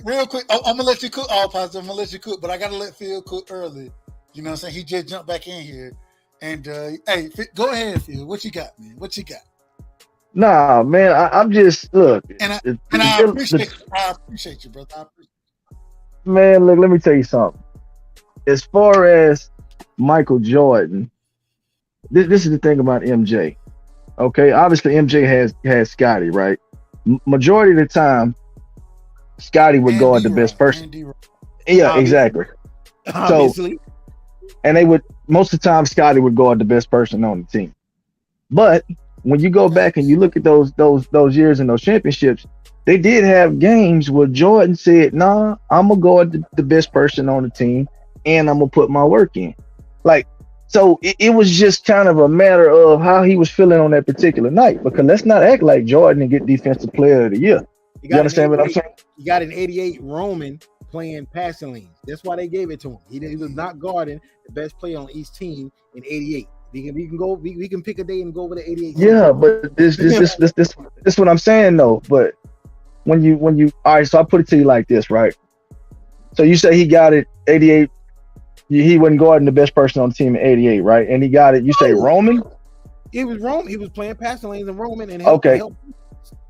So let me ask you a question. When you talk about when shot blockers get Defensive Player of the Year, I mean essentially what are they doing? You can't hide a center on defense. But I'm asking though. But what are they doing though? You cannot hide a center on defense. No. Let me answer the question. What they're doing, they're covering for the individual who wasn't able to hold their defensive assignment down. That's what they're doing. Okay. They're covering for them. Okay, so in a sense, they also are roamers. In a sense, you see what I'm saying? No, centers don't roam. No, not always. Not always. Don't roam. Nah. But in a sense though, they guard in the paint. Okay, but they guard. It depends. They guard in the paint But is what I'm saying. If you have a shack in the paint, right? And I'm just using this, and I'm going to the extreme. So I gotta say this. I gotta say, the majority of the time, I gotta agree with Phil. I gotta agree with you. But at the same time, when you have individual, what's my boy from from the Pistons, 6'9" center with the fro, man. Oh God, y'all know what I'm talking about. James Edwards, John Sally. No, 6'9" from the Pistons. Ben Wallace. Yeah. When Ben Wallace. He won Defensive Player of the Year twice, I believe. No, he won it 4 times, I think. No, he won it. He a 4-time Defensive Player of the Year. He won it 4 times. He guarded the motherfucking. He guarded the motherfucking centers. Yeah, you know what I'm saying. So he wasn't just no roamer. He did get to roam at times, but the majority of the time, or not even the majority, when it came down to it, he was able to lock down that individual in the paint. This is the same thing we watched Dennis Rodman be able to do. Mm-hmm. You know what I mean? And so all I'm saying is the majority of the time when individual win Defensive Player of the Year that play that power forward center position, the thing is they're helping, but they're also locking down the top dudes that play around that position. You know what I'm saying? And so I can't say, I just can't say that it was simply off of Roman that they were able to beat with Jordan. I got to be honest with Jordan. So when Jordan played passing lanes that he shouldn't have had no business playing. The reason he was able to play him is because the dude he was supposed to be guarding wasn't worth a damn. Wasn't worth nothing. But see, this the deal right here though. This the deal right here though. If you statistically, right, and you go and you look at a lot of these big blockers that are centers, right? When you go, they don't get most of their blocks off the person that they're guarding. They're getting their blocks off of help defense. So if you help defenses, so if you coming off especially in the 80s, if you coming off your man, okay, at this point in time, now you are a quote unquote a roamer because you are playing help defense. So if you playing help defense and the paint, and you blocking these shots, then that's exactly what you are. No, I'm saying when guards roam, like James Harden led the league on steals. It look different. It's the proximity is different. That's the only thing. Proximity is different. That's it. No, it's not. Go ahead. No, I'm listening. Go ahead. Well, when I'm saying guys roaming, when we say guards roam, we're saying that when guards roam, they normally guard like a fourth option who's not a scorer, so they can play off of them and play a passing lanes. As a center, Hakeem couldn't do that because he's guarding David Robinson who can shoot. He's guarding Rick Smith who can shoot. He's guarding Shaq who's gonna dunk it every time he gets the ball. So he can't play 5 to 6 feet off of these guys. Like Jordan could play 5 to 6 feet off Craig Elo. He couldn't do that. That's why I'm saying. That's why I'm saying he's roaming. He's roaming, getting the steals and getting help side blocks. Hakeem had to be in the paint. He had to guard his guy. He had to guard Kenny Smith guy who was leaving him. That's why he got dunked on by CJ. so Kenny Smith didn't play no motherfucking defense. He didn't play no motherfucking defense. Yeah. And the same thing with Tim Duncan. I'm a Spurs fan. We had probably one of the worst defensive point guards in the past 40 years on our team. Tony Parker couldn't guard nobody. Who? Hold on. Who you talking about? Who you talking about? Guard nobody. Okay, I thought you was going to talk. I thought you were talking about Avery Johnson. I was about to say. No, I'm talking about Tony Parker, man. Avery Johnson played defense. Tony Parker is horrible. Yeah. No. Tony Parker, he didn't play no damn defense. He didn't play no like damn defense. I'm telling you, Jordan is the greatest two guard of all time. He's one of the greatest players. But I can break down. I'm going to break this down real quick. 91 finals. Jordan guarded Magic 2 games. Phil saw that wasn't working. He couldn't guard him. You know the rest from game 3 on. You know the history. They put Scotty on. They had to because Jordan couldn't guard it. He couldn't guard a 32-year-old Magic. 92. Scotty in my opinion, Scotty, one of the greatest defenders of. In my opinion, if I got to pick a defender out between him and Dennis Rodman, those are the two dudes I'm picking to guard anybody. And I'm not saying Pippen is better than Jordan. I'm not saying that. I'm just saying Jordan's job was very easy. All he had to do was go out there and score. That's all he had to do. That's the way they structured the team. You know what I'm saying? If you put Bernard King on a team, all he has to do is score, and he's playing with another top 50 player. Remember that he's playing with Dennis Rodman. He's playing with a 6-man, and so all these guys are Hall of Famers. Jordan played with 3 Hall of Famers in the second three-peat. And they're acting like he went out there by himself and won everything and did everything alone. I don't like that. I don't like when ESPN does that. Because that's discrediting his team. And I'm telling you this right now. I don't think ESPN do that, though. Oh, they definitely do that. Nah. Because look, I'm going to tell you something. I'm going to tell you something. Hold on. Let me say this real quick. Let me say this real quick. Okay? Whenever they talk about Jordan teams, they always give homage to Dennis Rodman. I've never not heard them give homage to Dennis Rodman. They always give homage to Scottie Pippen, and Jordan himself will tell you, I don't win without Scottie. They always give homage. They always give homage to those two guys for sure. Now the other guys, I can't say so much for those other guys, but Scottie and Dennis always get mentioned because he don't win with both of those players. Period. Not 6. Not 6. Now, hey, real quick, they say that Jordan, right? People, they give Jordan the credit of being one of the greatest defenders. You tell me, including him. You tell me, 3 better defenders than Scottie and Dennis. Y'all give me 3 better defenders than them guys. We're doing perimeter defenders, though. Perimeter. I don't know. I like Hakeem Olajuwon. I'll give you Akeem. I'll give you him. Okay. Who else? Well, you got perimeter defenders and paint defenders. Now, I'll give him. Hold on.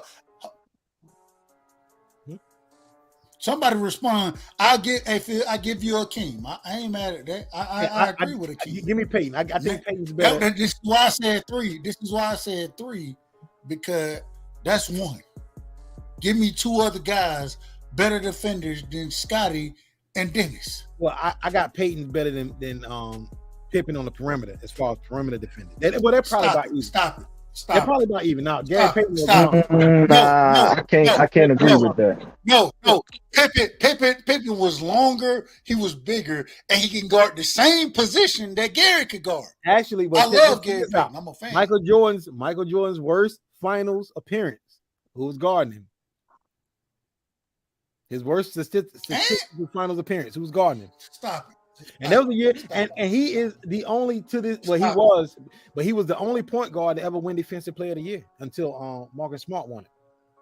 Got Gary Payton. Stop it. He was. I mean, I'm tell you, I give you one that Stop. I give you one. Right side. I like you. I give you one. But it just wasn't consistent. But at his best, I would probably say Ron Artest. Ron Artest was dope. At his best. I can't disagree. At his best, I think he right there. At his best, he just wasn't consistent with. I was gonna say I can't disagree. It just I didn't see Ron Artest be here, there, and everywhere else in between here and there, as far as mentally. As far as how the game operate, hey, Ron Artest can defend. He could defend. It's hard for me to disagree, but you telling me, and this is the question for both of y'all, for both. You gave me Ron Artest, you said GP. Yeah. Y'all telling me y'all would take either one of them dudes over Scotty or Dennis? No, y'all not telling me that. Well, I think I'm taking Akeem over everybody. Yeah, I'm taking Akeem over everybody. I gave you Akeem. I agree with Akeem. I concede Akeem. I'm not gonna say this guy is. I'm not gonna say this guy's better. I love the dream, bro. I love it. I'm not gonna say this guy's better than Pippen all time, but I'm gonna tell you that one season, the 2017 version of Kawhi Leonard, that guy right there before the injuries, that guy who was the number one option and guarding the best player on the other team, that dude right there, the 2017 version of Kawhi Leonard, the guy that was locking KD down every time they played, and the guy that was locking Paul George down, the guy that was giving LeBron fits, man, that guy. Hey. I feel where you're coming from with Kawhi. I'm a fan of Kawhi. Me and Kawhi always looked at, if I ever qualified my game, if I ever had to qualify my game, that's the individual I play like. You know what I'm saying? Kawhi Leonard. If I ever had to qualify. My thing is this, though. Kawhi Leonard, at the time, and this is where, once again, I'm biased. I love the 90s. I love 90s basketball. You know what I'm saying? I'm biased. I grew up on 90s basketball. Yeah. And so when I watch Kawhi play, if Kawhi had to guard them dudes down there back then, man, Kawhi get fucked up, bro. He'll get fucked up. I think Kawhi get fucked up. He can play in any era, man. I think he's one of those. Nah, he could. Kawhi, he the nigga who get injured running across the lane, bro. That's Kawhi. You know what Kawhi injury started? You know how his injury started, right? Here we go. Well, his injury started from having to play. Most guys, you having to do so much on the court. He had to carry the offensive load in San Antonio. He had to bro. I gotta disagree with you, bro. I can't. I watch 70-some Spurs games a year. That's still my team.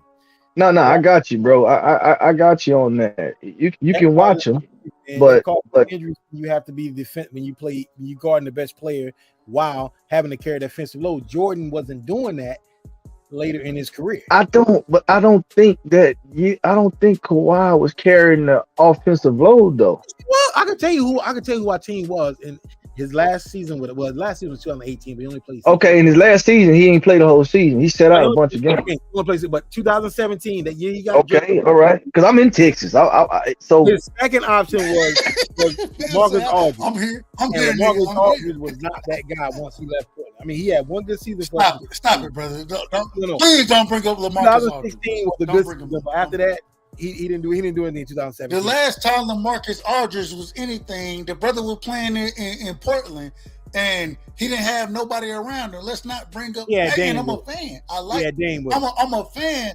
I'm a fan of LaMarcus Aldridge. He had one of the coldest to be to be 6'11", he had one of the coldest mid-range games there was. And Popovich But at the destroyed same time, let's stop the cap. We're not gonna cap for him because he didn't have shit going in goddamn San Antonio, bro. He didn't have shit going for him in San Antonio. That's what I said. That was that Popovich destroyed him because Popovich brought him there. He brought him there as a scorer, and Popovich tried to turn Aldridge into Tim Duncan. He's not that type of player.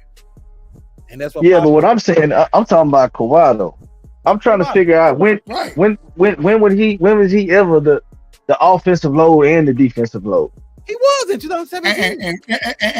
And real quick, we gotta get my how many points did he average? Real quick, family. Real quick, we gotta get Troy in here.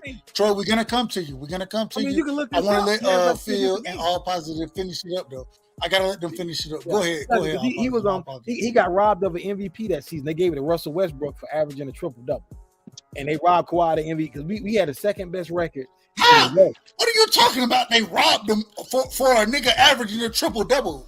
Okay, he got. Okay, they gave him MVP for averaging a triple double in 2017, and they were sixth place.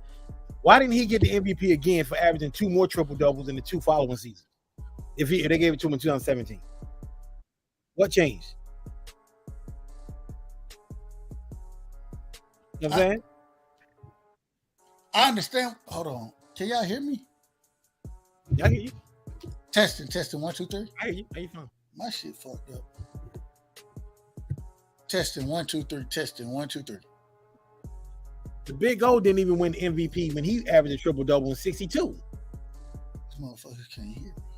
I hear you. Hey, I don't know if y'all can hear. I'll be right back. I hear you. Yeah. Nah, Ring, we right side. We can hear you. Good. I hear you. We can hear you good, bro. Y'all can hear me? Yeah, I hear you. Yeah, good. Okay, all right. Go ahead. My bad. Go ahead. So normally I can hear myself. I can normally hear myself on my mic. I can hear myself. So I hear you. I ain't know. Go ahead. Well, yeah, they Russell Westbrook. The OKC was a sixth place team, and you gave this man an MVP for averaging a triple double stat padding on a sixth place team. Like, come on, man, that's crazy. We had a second best record in the West that year.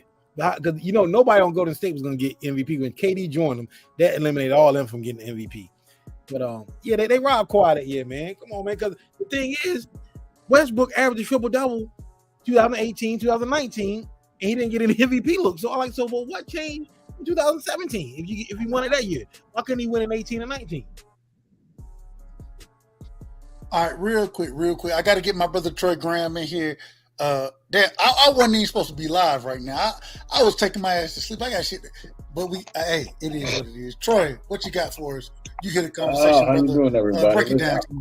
I'm listening to the conversation, but to me, I don't really even watch pro ball no more because it got soft. I just think it's a much softer game. Guys like, okay, take the glove, right? Gary, right? I don't think he would survive in this era because he talked too much and he was a very aggressive player. He'd probably get teed up in every game. Anthony Mason, Charles Oakley, no way they playing in today's game, right? Yeah. Dennis Rodman, no way he playing in today's game either. All the individual, the thing is the individual you name it. The problem is the individual you name it. Even the glove. I rock with Gary, man. I'm a fan. I'm a fan of him, right? It ain't got nothing to do with the talking that he do. The thing is against the guards that you have today. The guards that you have today. He's not going to be nearly as physical with the rules that they have going on in the league. He can't be as physical, and the guards that he's going to be playing against, especially these shooters, I think they're going to give Gary problems in today's game. Nah, I think if Gary was allowed to play, he would school him like he used to do Jason Williams. He would just school him, but he's not going to be allowed to play his game. They're not gonna allow him to play. They're gonna call fouls on Gary. Yeah. A lot of if you go watch that nigga, and once again, I thought that he played the style of ball like. Hey man, where's all the real centers in the NBA anymore? Where's all the real centers?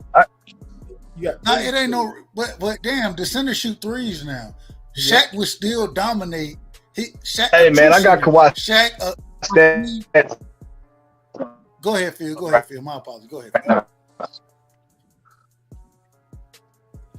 I mean, this is You know, this is Is almost it me JJ or does Redick. Phil keep cutting out? Can y'all hear me? Is it me or hold on, real quick, Phil? Is it me or does Phil keep cutting out, family? Yeah, he keep cutting It out. might be me. It's probably me then. I hear he's Oh, cutting he out. is cutting out, didn't he? Nah, Every time you start to talk, brother. Am I cutting out? Now you crispy. Go ahead, brother. Go ahead. All right, so look, I'm looking at the 2016, 2017 Kawhi Leonard. Yeah. Homie averaged 25 points a game. I told you that. Yeah. Okay, but yeah, that's not no MVP numbers though. 25, 20. Hold on. 25 points a game. What was hold up. 5 rebounds a game and 3 assists a game. Bro, that does not scream offensive load to me. I'm sorry. You mean offensive load? Look, I watched the games, man. You're looking at it. I watched the actual. He carried. I got you. He carried us all season. I got you. And then his field goal percentage was his second worst ever. Okay, but check this out. Huh? Even when him averaging 25 and doing all that carrying offensive load, you do know he was guarding the best player on the other teams. He wasn't getting hit on defense. He was guarding Kevin Durant. He was guarding LeBron James. He was guarding Paul George. He was guarding Carmelo Anthony. In some games, he would have to guard Kemba Walker, and Tony Parker was getting cooked. so he had to carry offensive load, and he had to guard the best player on the other team. Westbrook can't say that. He can't. You can't. Yeah, but I'm arguing against the offensive load part. Is what I'm saying. The offensive load. He was. I'm telling you, I saw the games. I look at all let me see something. Hold on.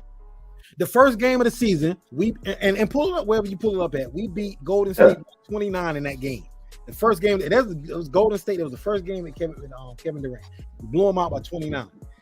The last game, the first game of the Western Conference Finals, Kevin Durant had about 12 points. Kawhi had about 25. We was blowing them out by 23 before Zaza stuck his foot on the Kawhi on the jumper. Blowing them out. KD couldn't score and they couldn't stop Kawhi. Carrying offensive load and locking down the best player on the team, another team. Then once the injury occurred, they went on like a 20-0 run or whatever, came back, swept this rest of the series. Hold on. So if he wasn't carrying offensive load, why couldn't we win another game? Why couldn't we win a single game once he got put out? No, I got you. Hold on. We finna see right now. What is that to see? We got swept. No. I'm talking about the offensive load is what I'm talking about. And once again, anybody, man, y'all jump in, man. Crush, Troy Brown, man, y'all. Man, hell no. What do you mean by carrying the offensive load, though?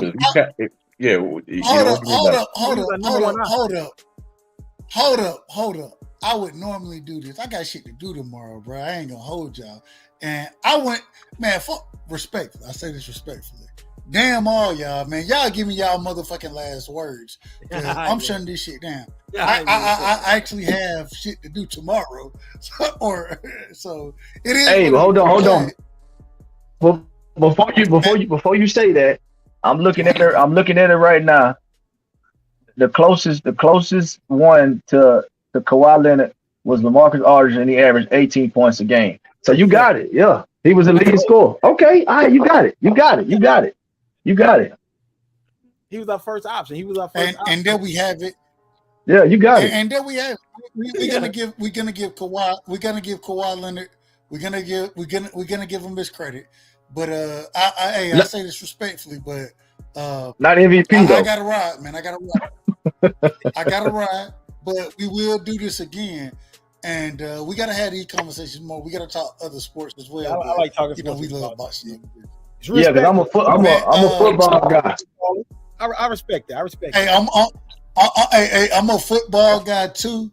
And Phil, I think you said y'all having the pound of love. Hey, I'll come talk that Cowboy talk all day over there, bro. Because man. Hey, just let me know. Man. We break it. We break it all the way down over there, man. You know what I'm saying? I mean, I'm talking about the science, the science of football. You know, we breaking down defense, coverages, all that. You know, we talk about it all. I love it all. So, I love all that. I love all that. But hey, real quick, man, Phil, give me your last words, my brother. We shutting it down tonight, but we will be live. Hopefully tomorrow. If not tomorrow, it'll definitely be Wednesday. But I think we'll be live tomorrow. Phil, give me your last words, my brother. Oh well, man, look, check this out.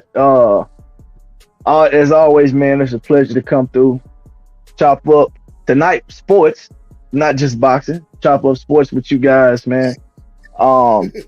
You know, I'm excited about the World Series of boxing debating that KO just came up with. But I got something in the pipeline, man. So I'm gonna holler at my man right side. I'm even holler at KO. We all gonna get together, man, and I think I got something up my sleeve, man, that's gonna be good for the community. It's gonna be fun. Let me just say that. It's gonna be fun. So y'all be on the lookout for that. I'm gonna make an announcement on it probably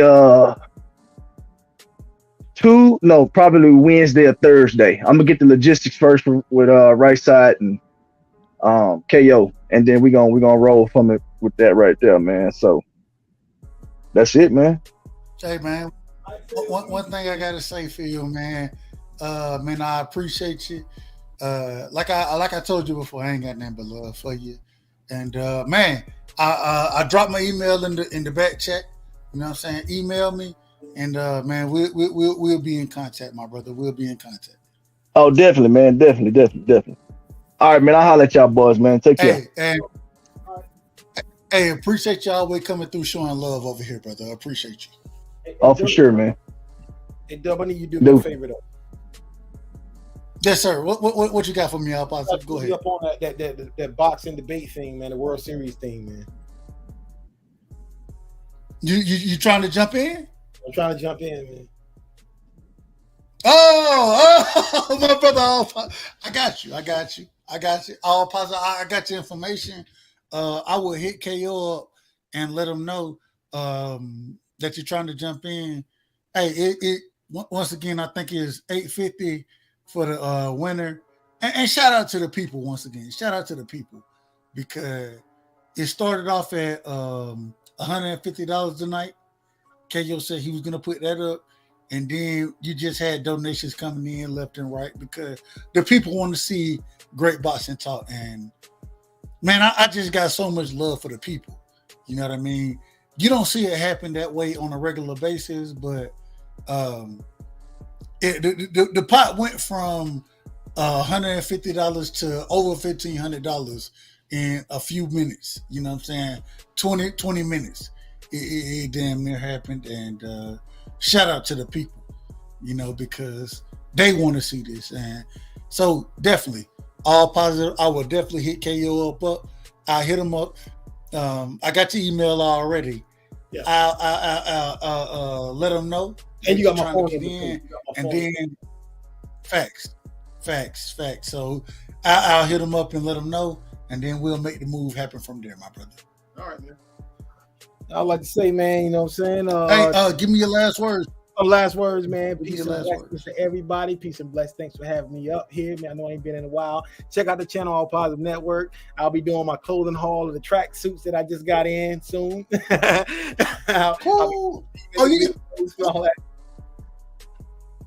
So, and we'll go hey, man. Hey, drop your link in the chat, bro.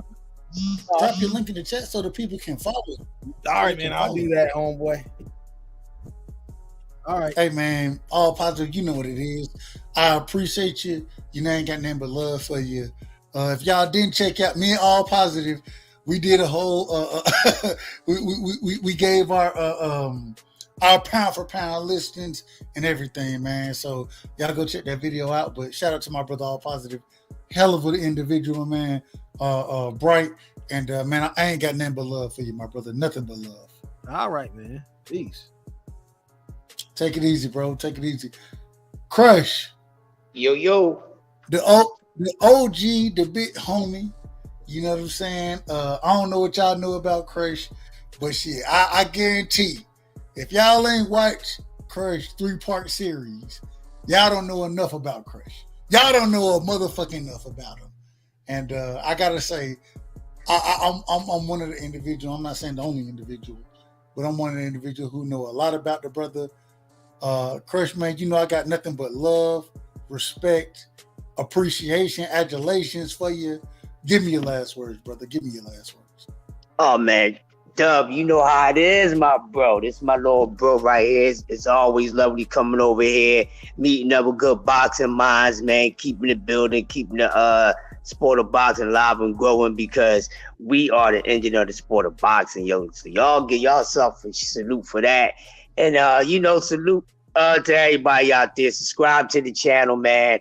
Check out some of my past stuff. I got a lot of new work coming up. I'm working on something. I'm gonna let you guys know now. I'm gonna be doing something where I'm doing boxing in the hip hop, and I'm going to blend it a certain way so it still stays in boxing, but it would be some hip hop in a mixed up. It's gonna be a great thing. So I'm taking another couple days to really plan out the few things that I got to put it together, and hopefully y'all like it. Other than that, man, y'all have a great one, man. Y'all can check me out here at the right side. I'll be over here with the big homie, the Nocturnal Hours. And anywhere where they talking about good boxing, man, it's none of the nonsense, all that negative energy stuff would not catch me at those places, because I am too old for that shit, man. So, I'm too old for that shit, man. You know what I mean? So it's always great being over here, man. So y'all make sure y'all smash the like button if y'all didn't on y'all way out. Not, man. Bang it again if you can, and I'm out, man. Hey, Crush, I got to tell you one thing before you run. I got to tell you, anything you're doing, bringing boxing with the hip hop community, I think you're, especially after our conversations, I think you have a qualification to do it more than the majority. Damn near anybody I know. I think with your background, with your experience, I think, man, you bring something special to the sport. You bring a totally different understanding and legacy. And man, I ain't got nothing but love for you. You know what it is. So hey, I'm looking forward to the series. Yeah, I can't wait for this tournament to start, man. I'm gonna be sitting back, man, enjoying this shit. Oh man. And Dub, man, you be having some debates over this joint, man. Shit, before we go, you get shit started over here. We gotta remind people, y'all gotta say the energy, get over the knockouts over there, man. But shit's be jumping off here. Y'all don't even know some of these debates y'all go watch. Started from right here. As y'all see, y'all got a sample of it tonight, man. So that's a great thing, man. It's a great thing. Hey, man, we support the people, man. We support the people. And Crush, man, it ain't nothing but love. Appreciate you. And man, you my big homie, man.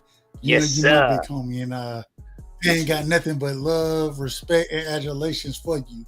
And any chance I get to have you on, I'm gonna bring you on, and love whatever you cooking on, my brother. Keep doing your thing, and thank you. I want to thank you, bro, for always showing me love.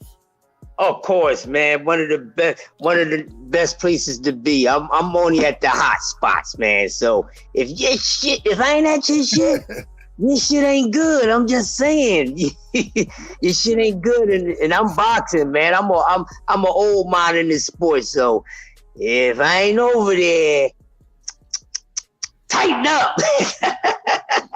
Hey, no, it is what it is. If I ain't over there, it is what it is, damn it. Exactly. It is what it is. Man, I appreciate you, OG.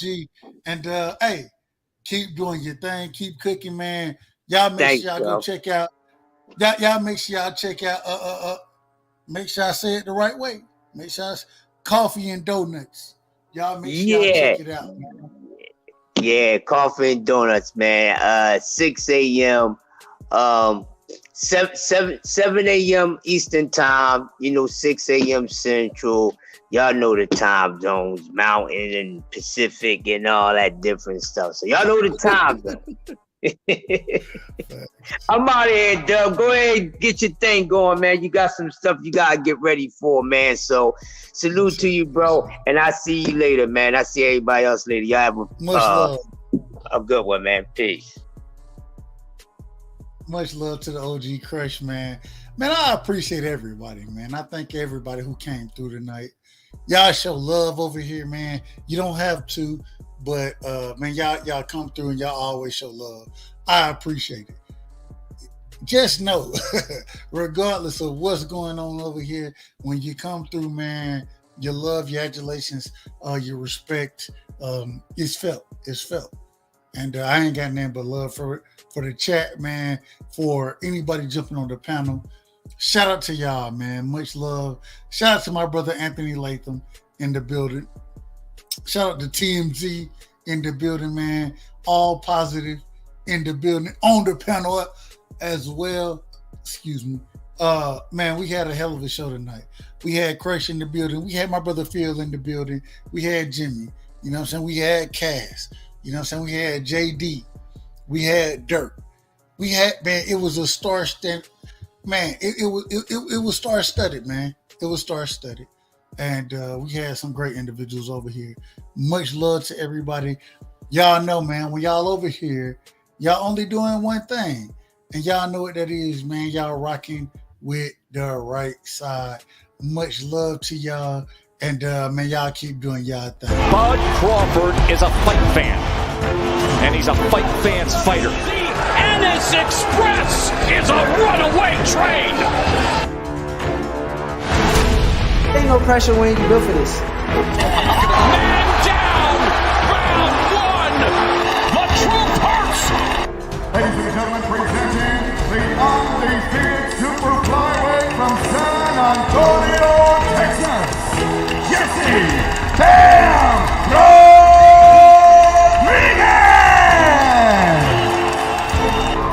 The universally recognized undisputed lightweight champion of the world, Devin the Dream Haney.